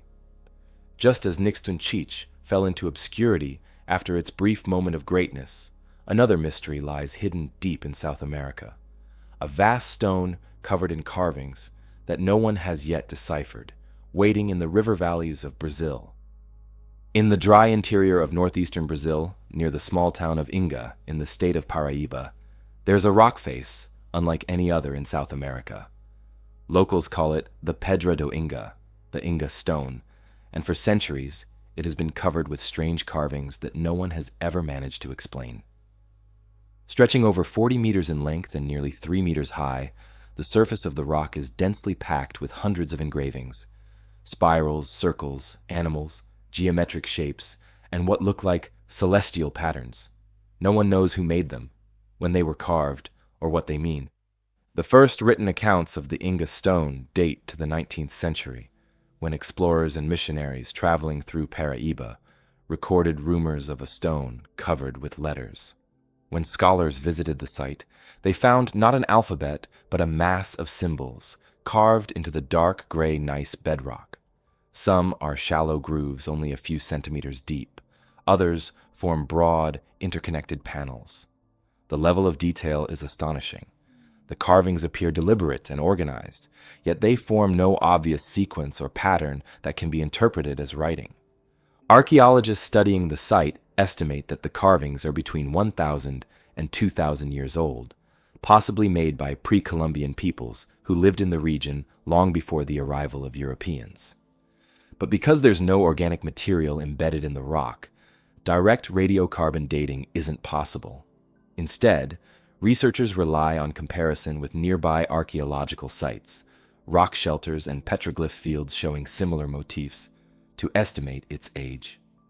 The landscape around Inga gives some clues about its creators. Before colonization, the region was inhabited by groups such as the Kariri and Tarairiu, semi-nomadic peoples who hunted, fished, and farmed along seasonal rivers. Rock carvings, or petroglyphs, are found throughout northeastern Brazil, often near water sources or in places with clear views of the sky. These locations were likely chosen for ritual reasons, perhaps connected to fertility, astronomy, or ancestor worship. The Inga Stone fits this pattern perfectly. It sits beside a riverbed that floods during the rainy season, turning the area into a dramatic natural stage. The engravings themselves are divided into panels. The largest is known as the Wall of Inga, which alone contains more than 400 separate figures. Among them are fish, snakes, birds, human-like forms, and an array of abstract shapes. Some carvings resemble constellations visible in the southern sky, such as Orion and the Pleiades, leading some researchers to suggest that the rock served as a kind of astronomical calendar. Others see agricultural symbolism, depictions of rain, water cycles, or fertility. One of the most discussed features is a long horizontal groove that runs almost the entire length of the rock. It's flanked by circular depressions and cross-like figures.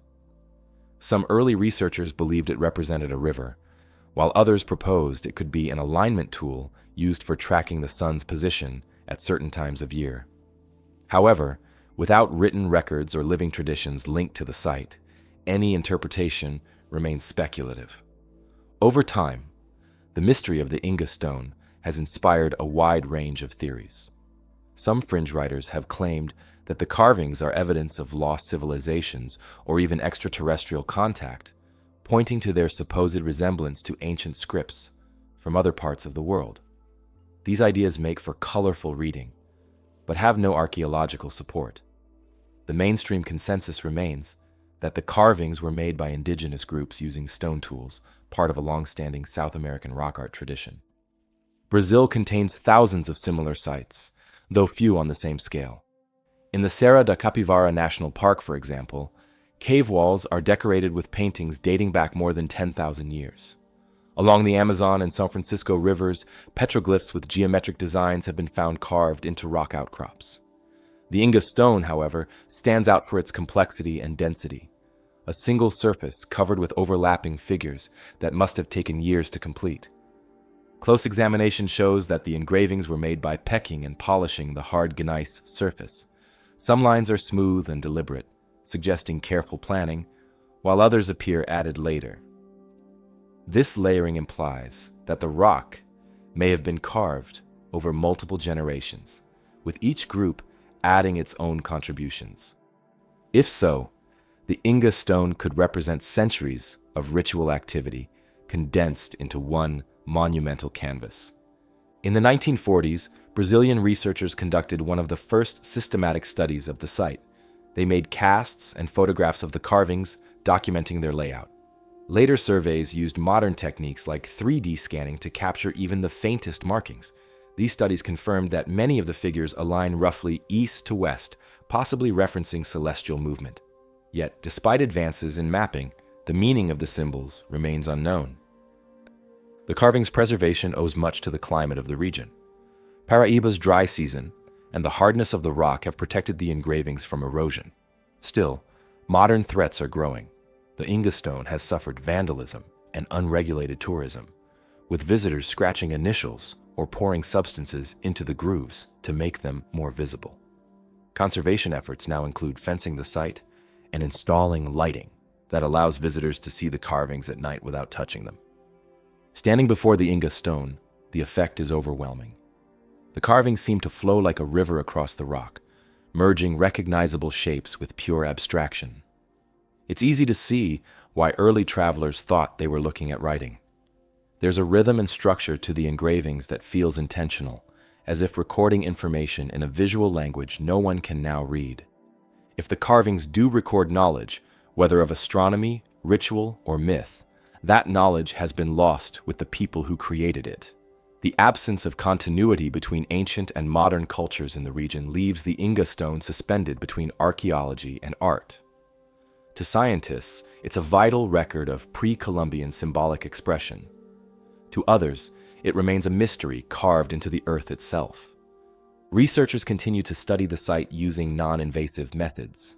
Digital modeling has revealed subtle depth differences that may indicate different carving phases. Chemical analysis of the rock surface could eventually narrow down its age more precisely. But until then, the Inga Stone keeps its secrets. The next mystery shifts to a very different kind of monument. Not one carved on the surface of the earth, but one built beneath it, where an entire fortress now lies hidden beneath the waters of a Turkish lake. In eastern Turkey, the waters of Lake Van are an unexpected blue, almost metallic, stretching out in every direction beneath the high plateau of Anatolia. It's the largest lake in the country, bigger than some seas, and far too salty to drink. Its shoreline is dotted with castles, monasteries, and the remains of forgotten kingdoms that once ruled this volcanic landscape. But in 2017, divers exploring its depths discovered something no one expected: a massive stone fortress hidden beneath the water. The discovery began with a team of underwater photographers and archaeologists from Van Uysenchuil University. They had been documenting the lake's unusual underwater formations when they noticed straight lines of cut stone beneath layers of sediment. On closer inspection, those lines formed walls far too regular to be natural. Over several dives, they mapped what turned out to be the remains of a huge fortified structure built along what must once have been dry land, now submerged under several meters of water. The fortress stands in the lake's northern shallows near the modern city of Van. Roughly 4 kilometers of walls, some reaching 10 meters high in places, enclose an area estimated at more than a square kilometer. The blocks are basalt, a dark volcanic stone quarried nearby. The construction technique matches others found in the region dating back to the Iron Age, suggesting the builders belonged to the kingdom of Urartu, which flourished here nearly 3,000 years ago. Urartu was a powerful state that rose around the 9th century BC, roughly contemporary with Assyria. Its kings controlled much of eastern Anatolia and parts of modern Armenia and Iran. They built their capitals around Lake Van, carving inscriptions in cuneiform and erecting massive fortresses on mountain slopes. Their engineering was advanced. They created irrigation canals that still feed fields today, and their architecture favored long, straight defensive walls of Cyclopean stone. The submerged fortress beneath Lake Van fits that pattern perfectly. During the Urartian period, Lake Van's water level was lower than it is today. Geological studies show that over the past 3 millennia, the lake has risen and fallen by tens of meters, depending on volcanic activity and climate. The fortress likely stood on the shore, guarding trade routes and fertile plains. At some point after the fall of Urartu, in the 6th century BC, water levels began to rise. Slowly, the fortress and the settlements around it were swallowed by the lake. Divers describe swimming over what looks like the upper half of a city wall. Large basalt blocks remain fitted tightly together, their edges still sharp after centuries underwater. In some areas, tumbled stones form ramps and collapsed towers. Photogrammetry mapping has revealed an orderly layout, walls, corners, and possible gate structures, confirming that the site was once a planned fortification rather than a random pile of ruins. Nearby, archaeologists have long known of Toprakal, the main Urartian fortress that once served as the royal seat of King Rusa I. Inscriptions found there list temple dedications to the god Haldi and record military campaigns across Anatolia. The underwater fortress may have been part of the same defensive network, a lakeside outpost protecting the northern approach to the capital. Artifacts recovered from the lake floor are consistent with that dating. Divers have found ceramic fragments typical of Urartian pottery, simple red and gray wares fired at high temperature. A few bronze objects, possibly arrowheads or tools, were retrieved near the outer wall. Nothing indicates a later occupation, which strengthens the idea that the site was abandoned when the water began to encroach. Lake Van itself has always been unusual. It sits in a closed volcanic basin with no outlet. All inflowing rivers end there. Over time, minerals accumulate, making the water alkaline enough that it preserves metal and stone differently from ordinary lakes. The chemistry also discourages plant growth, meaning the fortress remains visible rather than buried in vegetation. The team studying the site estimates that at least half of the original structure lies buried beneath layers of silt. Ground-penetrating sonar and drone mapping above the water have revealed related ruins along the shore, possibly warehouses or docks. This suggests the settlement once had an active harbor, connecting inland trade routes to the lake's traffic.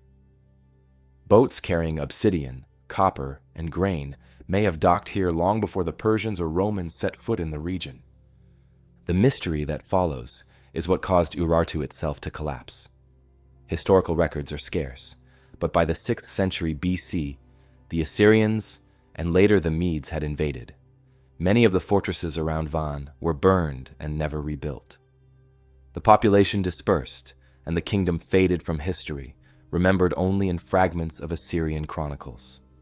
Over time, rising lake levels covered what remained of its frontier towns. The submerged fortress became just another geological feature, until divers rediscovered it nearly 3,000 years later. Lake Van has a reputation for revealing its past in pieces. Other underwater finds include Neolithic obsidian tools, Bronze Age ceramics, and even sections of ancient roads visible at low water.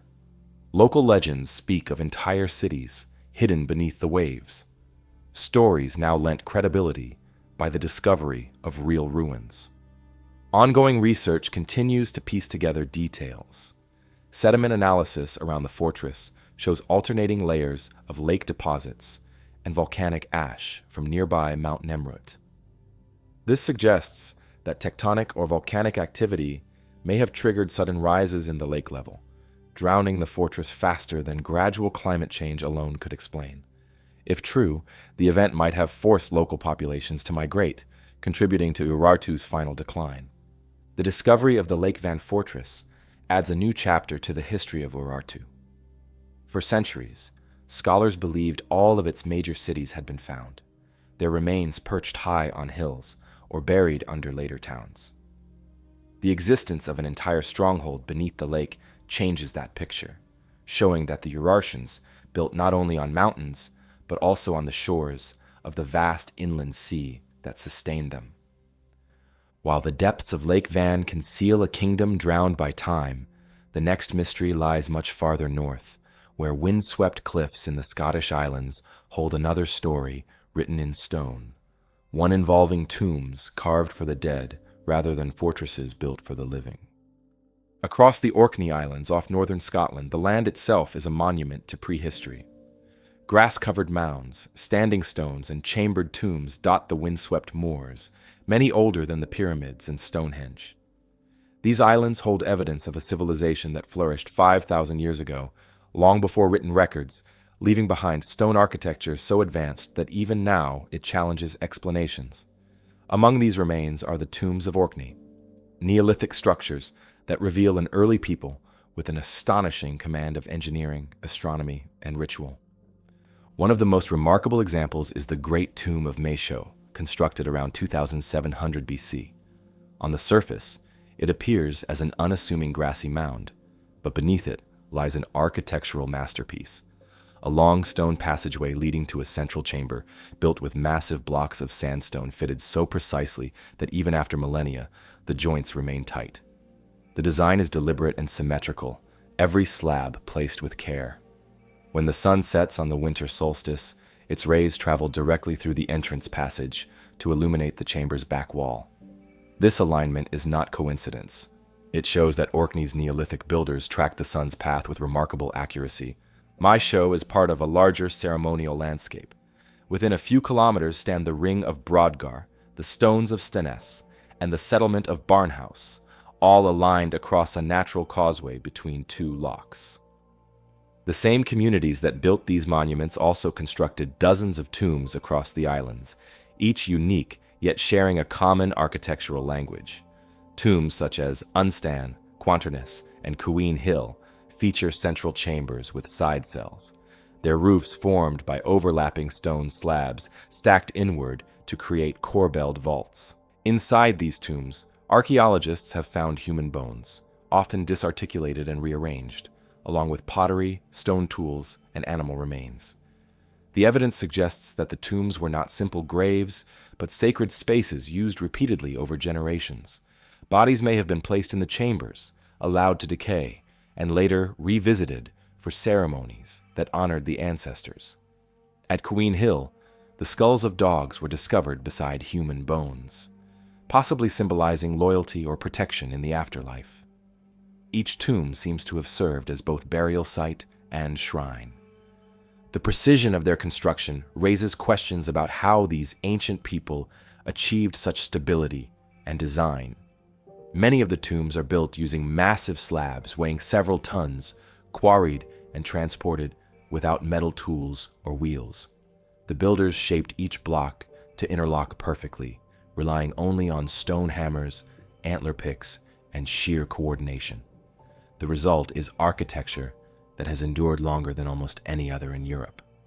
Beyond the engineering, the tombs reveal a complex spiritual world.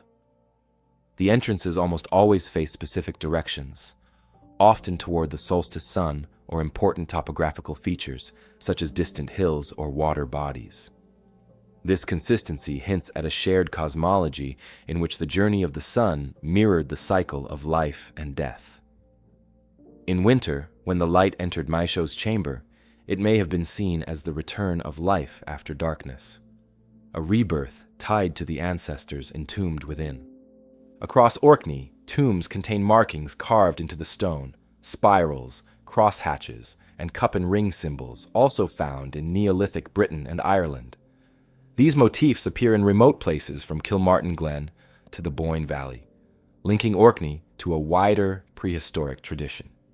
Their meaning is unknown, but the repetition across vast distances suggests shared beliefs or long-distance communication between communities.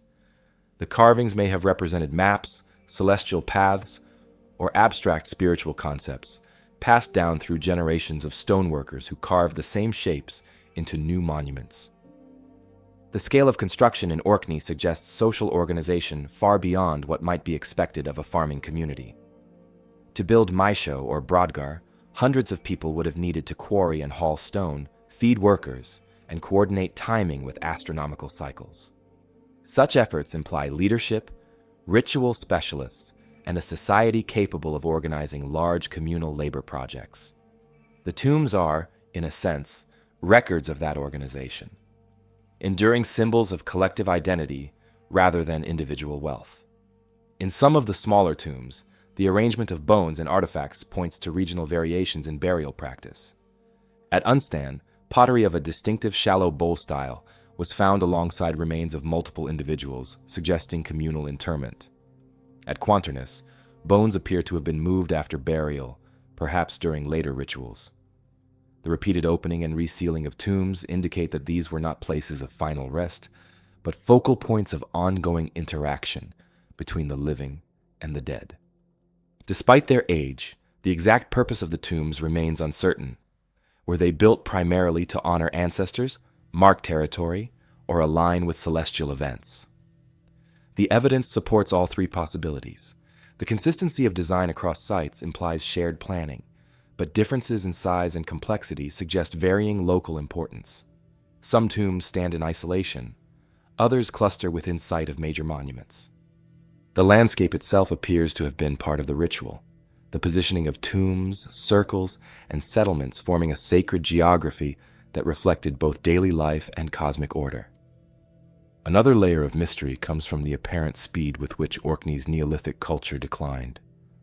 Around 2300 BC, construction of new monuments ceased. The great circles were abandoned, and many tombs were sealed. The reasons remain unknown. Climate change, resource depletion, or shifting social structures may have played a role, but no single cause explains the sudden end. Whatever happened, it marked the close of one of prehistory's most creative eras. Thousands of years later, new arrivals reused these ancient tombs. Norse settlers in the 12th century broke into Maisho and carved their own marks, runic inscriptions that still line the walls today. These later carvings, while much younger, highlight how the monuments never fully lost their aura of power. Even to the Vikings, the tombs of Orkney were places of mystery, built by people whose names and purposes had already been forgotten. The enduring puzzle of the Orkney tombs lies not in their existence, but in their meaning. Every chamber, every alignment, and every carved symbol points to a worldview now beyond recovery. They remain physical facts, stone proof of immense effort and precision, yet their purpose resists definition. The same qualities that make them understandable as architecture make them mysterious as monuments. The stones still hold their secrets, their corridors aligned with a winter sun that rises and falls exactly as it did 5,000 years ago. And while Orkney's tombs conceal the dead, the next mystery lies across the other side of the world in New Zealand, where a different monument of stone hints at an even older tradition of megalithic construction. In the central North Island of New Zealand, near the southern edge of Lake Taupo, there is a formation of massive stone blocks that has stirred debate for decades. Known as the Kaimanawa Wall, it sits quietly among the beech forests of the Kaimanawa Range, its weathered faces rising in neat horizontal layers. To some, it looks like the remains of an ancient structure, perhaps built by a forgotten people long before the Maori arrived. To others, it is simply a natural geological formation.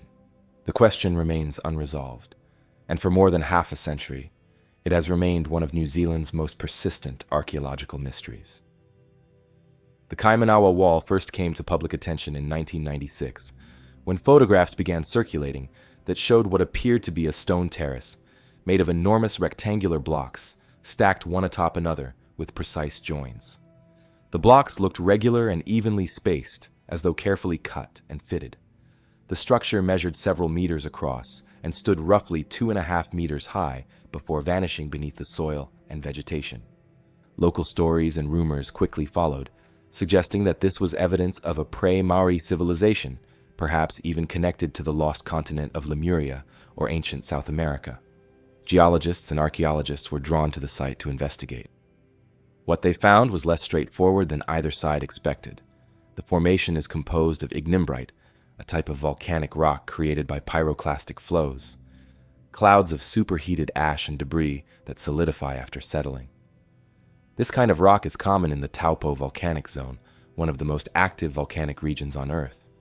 The Kaimanawa blocks are aligned in straight horizontal layers, separated by clean joints that resemble masonry seams. The angles between some of the blocks approach 90 degrees, giving the appearance of deliberate construction. The geological explanation argues that the blocks formed naturally through the process of jointing, when hot volcanic ash cools and contracts, producing fractures along planes of weakness. Over time, erosion exposes these joints, creating the illusion of fitted stone. Similar formations occur elsewhere in volcanic regions, such as the columnar basalt of the Giant's Causeway in Ireland or the Devil's Postpile in California. However, what makes the Kaimanawa site unusual is the horizontal, rather than vertical, orientation of its joints, and the uncanny regularity of its stone-like pattern. Those who believe the wall is man-made point to features they claim cannot be explained by geology alone. Some joints appear too clean and too consistent, running in perfect alignment across multiple blocks. A few surfaces seem polished or flattened, and small gaps between blocks are narrow and uniform. Early reports describe the wall as extending underground and forming a larger structure, perhaps part of a platform or terrace.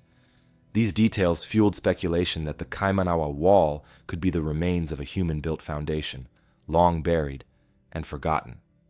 The mystery deepened when researchers noted the wall's location near the sacred grounds of the Ngati Tuaretoa Iwi, the Maori tribe who have lived around Lake Taupo for centuries. Maori oral tradition describes ancestors arriving in New Zealand roughly 800 years ago, bringing their culture and history from Polynesia. There is no record of any earlier inhabitants who might have built large stone structures. The Maori used wood and earth for construction, not massive quarried stone, which makes the Kaimanawa Formation, if it were man-made, entirely out of place in New Zealand's archaeological record. The government's Department of Conservation commissioned studies to settle the debate. Geologists examined the stone in situ, mapping its orientation and taking samples for analysis. Their findings supported the natural formation theory. They concluded that the wall was part of the Rangitaiki Ignimbrite Formation, dating back more than 330,000 years. The regular joints and sharp angles, they said, were the result of natural fracturing during cooling, not the work of human hands. The visible surfaces, rather than being carved, had been exposed by gradual erosion over hundreds of thousands of years. Despite these conclusions, the controversy did not disappear. Those convinced of artificial origin argue that the precision of the joins and the absence of other similar formations nearby make the site unique.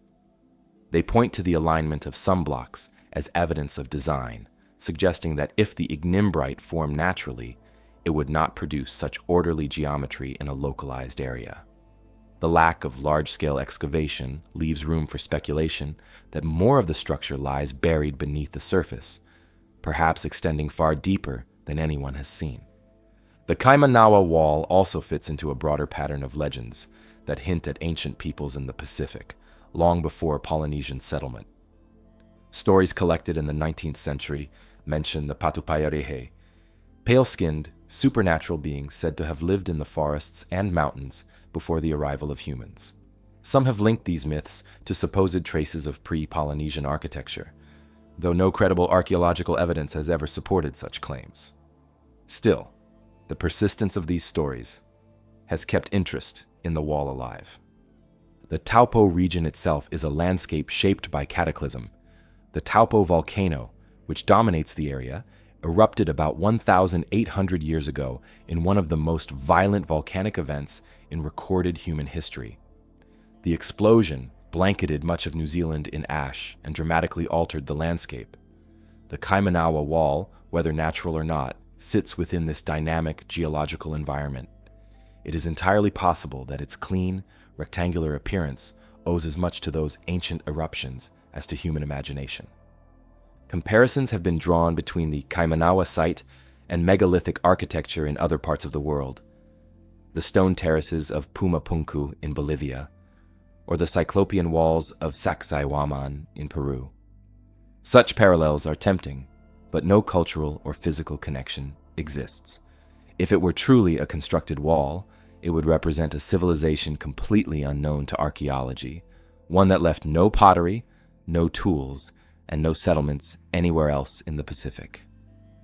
While the volcanic stone of Kaimanawa continues to keep its secrets, another mystery unfolds on the other side of the world, where an ancient cairn in the green hills of Ireland was designed with such astronomical precision that its builders seemed to measure time itself in the movement of the stars.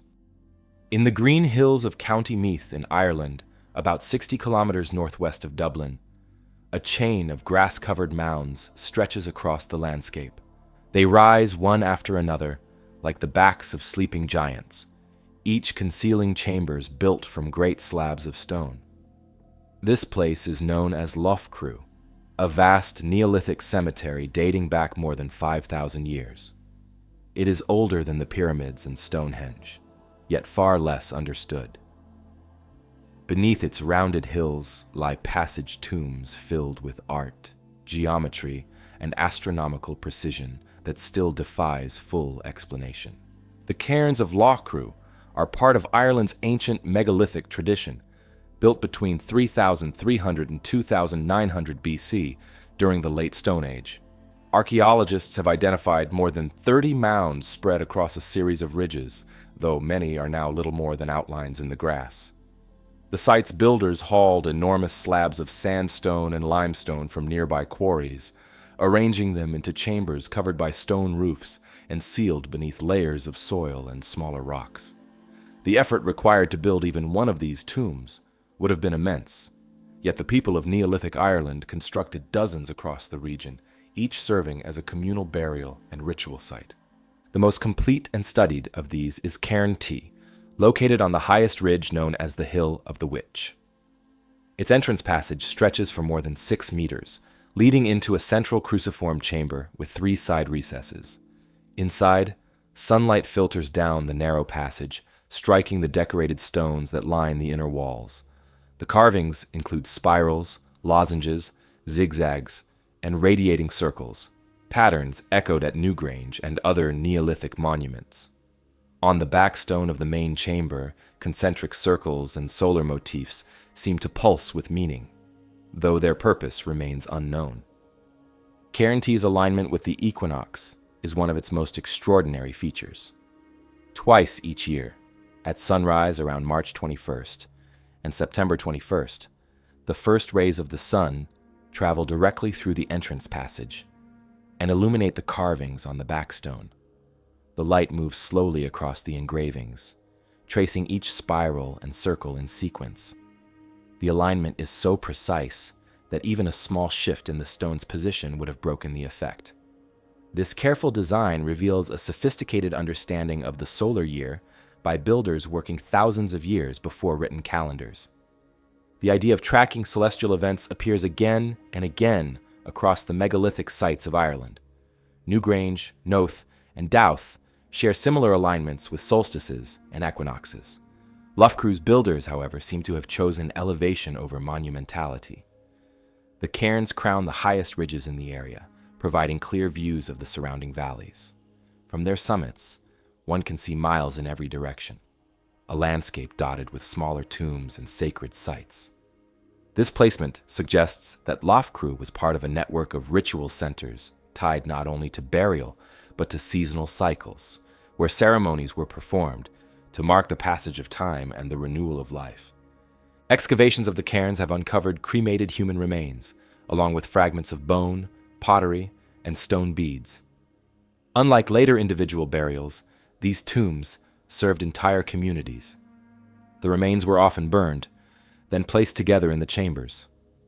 Offerings such as polished stone balls and pendants accompanied them. Some chambers contain only a few deposits, others dozens. The distribution of artifacts and remains hints at complex rituals that may have spanned generations. The art carved into the stones of Loughcrew is among the oldest known in Europe. The motifs vary from tomb to tomb, suggesting that each mound may have represented a different lineage or group within the wider community. Some stones bear marks that seem abstract, while others hint at maps or diagrams.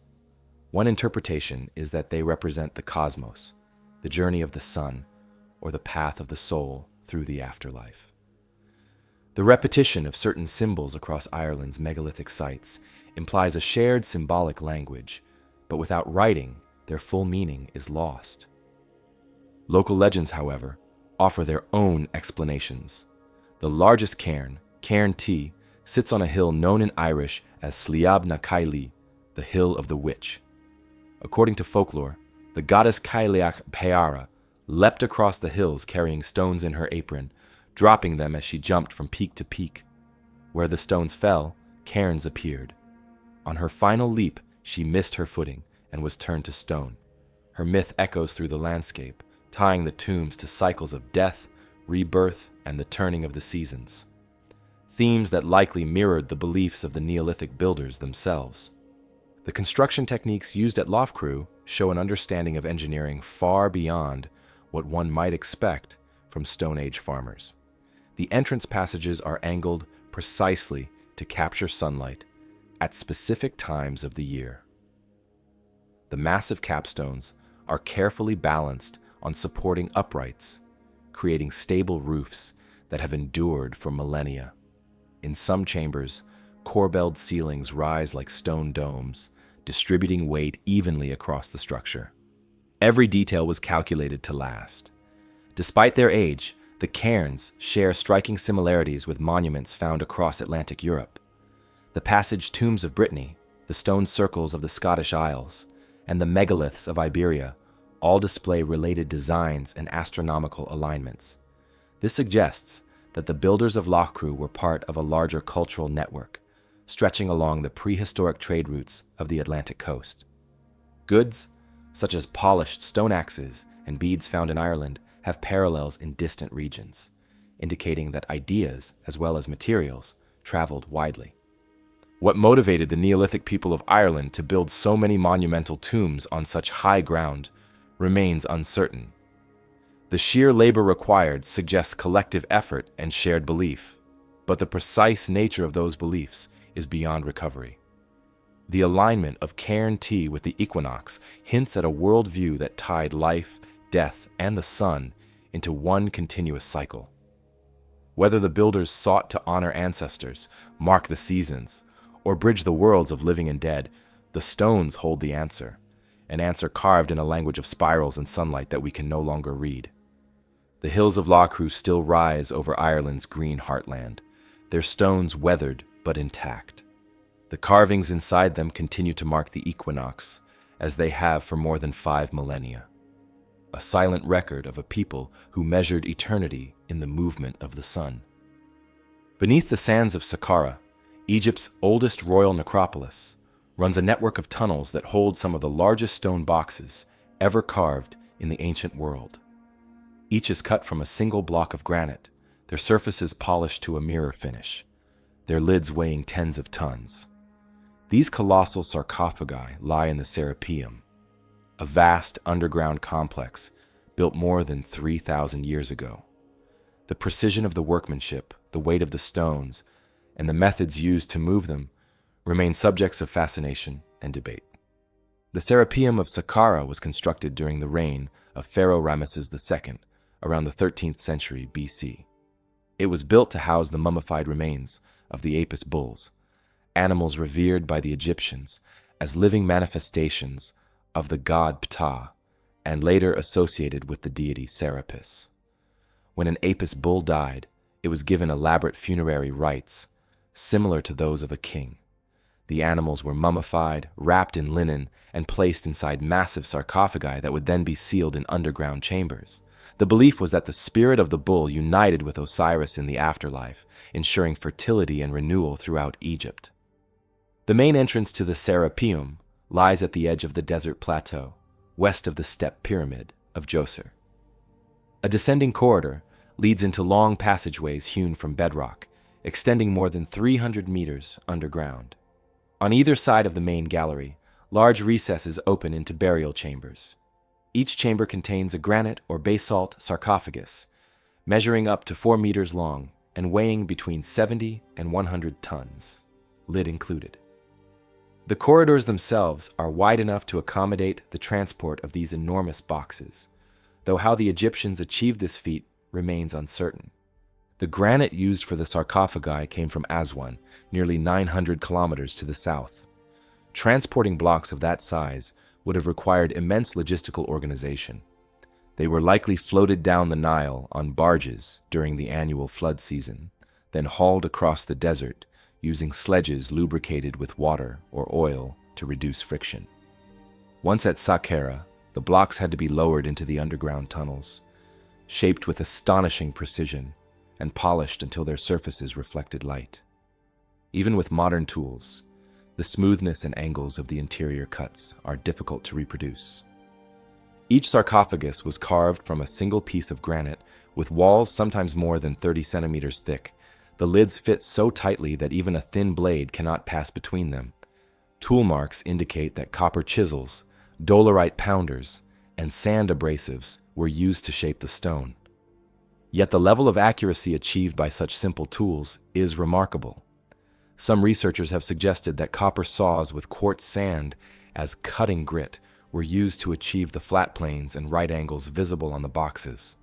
Others believe that a combination of hammering and grinding over many months produced the same results. Whatever the technique, the process would have demanded both immense patience and an intimate understanding of the material. Inside the sarcophagi, traces of resin and organic material suggest that mummified remains were once placed within, though few of the original contents survive. In later periods, many of the chambers were plundered. When Auguste Mariette rediscovered the Serapeum in 1850, most of the lids had already been shifted or broken open, their interiors empty. Only fragments of bones and wrappings were found, confirming that the chambers had been looted in antiquity. Even so, the sheer scale of the sarcophagi stunned the excavators. Mariette described them as monuments to engineering that rivaled the pyramids themselves. The architectural layout of the Serapeum reflects centuries of expansion. Early Apis burials were made in smaller rock-cut chambers near the entrance, dating back to the reign of Amenhotep III in the 14th century BC. As time passed, new galleries were dug deeper into the plateau, culminating in the Grand Gallery built under Rameses II and his successors. Later pharaohs continued the tradition until the end of the late period, around the 5th century BC. In total, archaeologists have identified more than 20 Apis burials spanning nearly 1.5 millennia. Among the inscriptions carved into the walls are dedications to the Apis bulls and records of the priests responsible for their burial.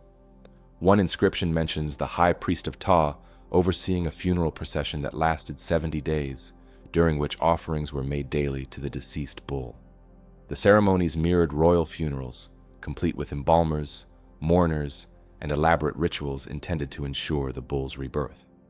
The purpose of constructing sarcophagi of such immense size has prompted much speculation. The mummified bulls themselves were large, but nowhere near the size that would require coffins of this scale. The vast internal volume of each box suggests symbolism rather than necessity. The Apis bull represented both strength and divinity, and the sarcophagus may have been designed to express eternal endurance, its size emphasizing the godlike power of the animal it contained. Alternatively, the scale could have been intended to impress visitors during ceremonies, reinforcing the authority of the priests who controlled the cult. The mystery lies not only in why the sarcophagi were so large, but also in how they were made and moved with such accuracy. Each box sits in a chamber barely larger than itself, indicating that the sarcophagus must have been placed first and the chamber carved around it. The narrow corridors and turns make it difficult to imagine how such heavy objects could have been maneuvered underground using only ropes, wooden rollers, and manpower. Even with ramps and sledges, lowering multi-ton blocks into confined spaces would have required extraordinary coordination. The Serapeum's engineering demonstrates the Egyptians' mastery of stonework during the New Kingdom and later periods. The same skill that raised the obelisks of Karnak and Luxor found its expression underground at Saqqara. Yet the precision of these sarcophagi continues to intrigue both scholars and engineers. Their symmetry and finish seem almost mechanical, far beyond what would be expected of hand tools. The debate over how the ancient builders achieved such accuracy remains unresolved, adding to the site's aura of mystery.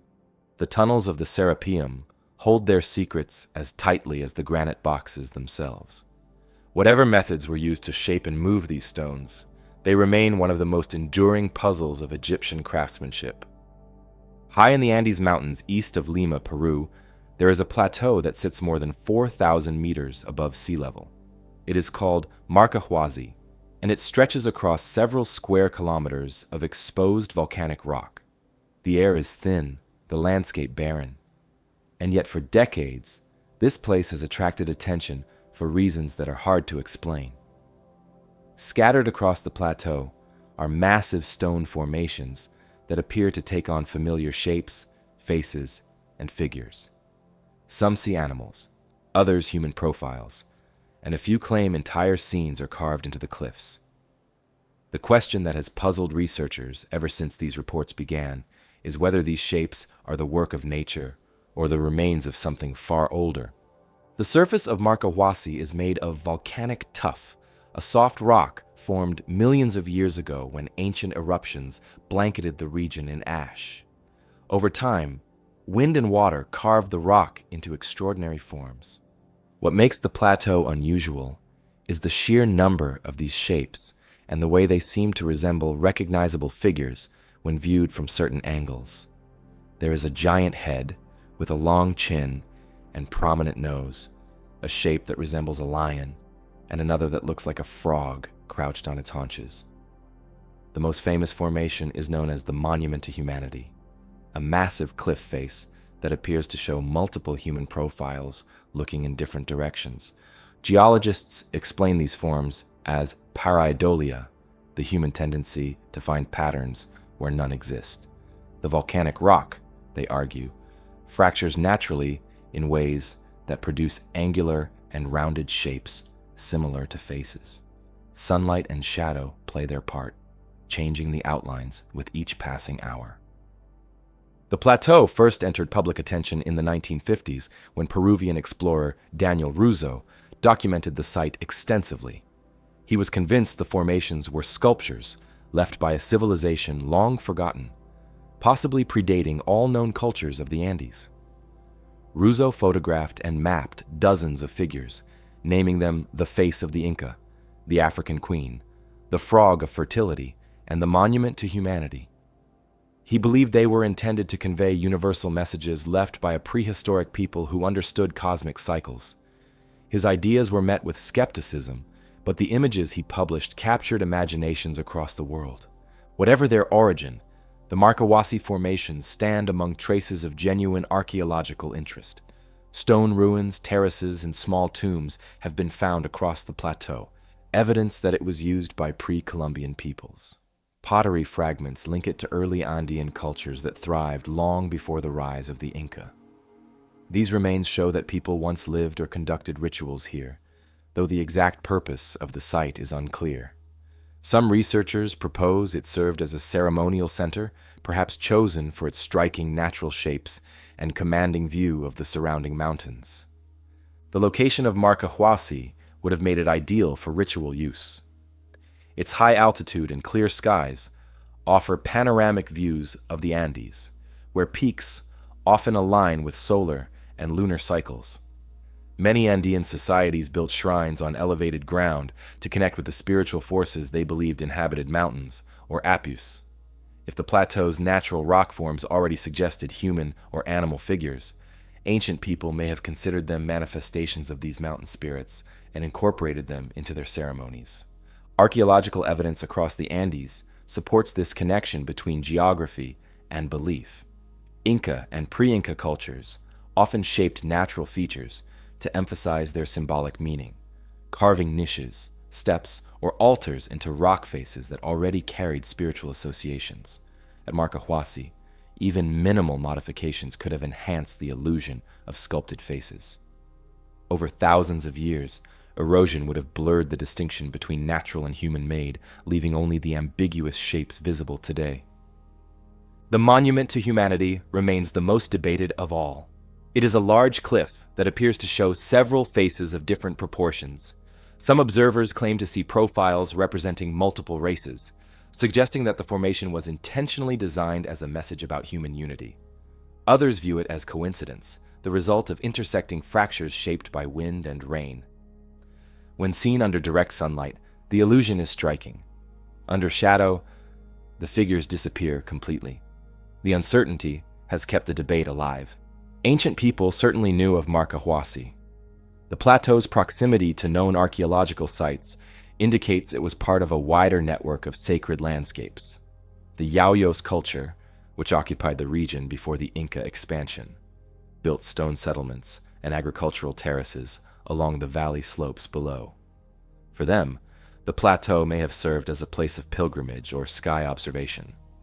Its open spaces and natural rock formations would have provided a dramatic setting for rituals dedicated to the heavens. No written records survive from the cultures that might have used Marcahuasi, leaving interpretation to archaeology and geology. Excavations have uncovered small circular dwellings, offering stones and tombs containing pottery, suggesting seasonal or ceremonial use rather than permanent habitation. If the plateau was a sanctuary, its isolation and altitude would have reinforced its sacredness. Reaching it requires traversing narrow trails that wind upward through thin air and rough terrain, a journey that itself could have held ritual significance. The mystery of Marcahuasi lies in the gap between geology and culture. On one hand, natural processes can easily account for the strange shapes. On the other, the evidence of human presence raises the possibility that ancient people recognized and perhaps altered these forms to align with their spiritual beliefs. Across the Andes, such interactions between nature and worship are common. The boundary between natural and artificial was often blurred, with mountains, stones, and even shadows considered living forces. The plateau's atmosphere adds to its mystery. At more than 4,000 meters, clouds move quickly across the landscape, casting shifting light that transforms the rocks from minute to minute. In one moment, a profile appears sharp and human. In the next, it fades into abstraction. It is easy to see how generations of visitors could see in these shapes the faces of gods, ancestors, or spirits. Whether Marcahuasi's figures are natural formations or remnants of forgotten sculpture remains unresolved. The evidence supports both possibilities. The geology explains the forms, but the presence of ancient settlements and altars nearby suggests that the site held special meaning for those who came long before written history. The stones themselves seem to have played a role in ritual life, whether shaped by nature or guided by human intent. Beyond the peaks of the Andes, another mystery awaits deep in the sands of Arabia, where the desert once swallowed entire cities, whose trade routes connected empires that have long since faded from memory.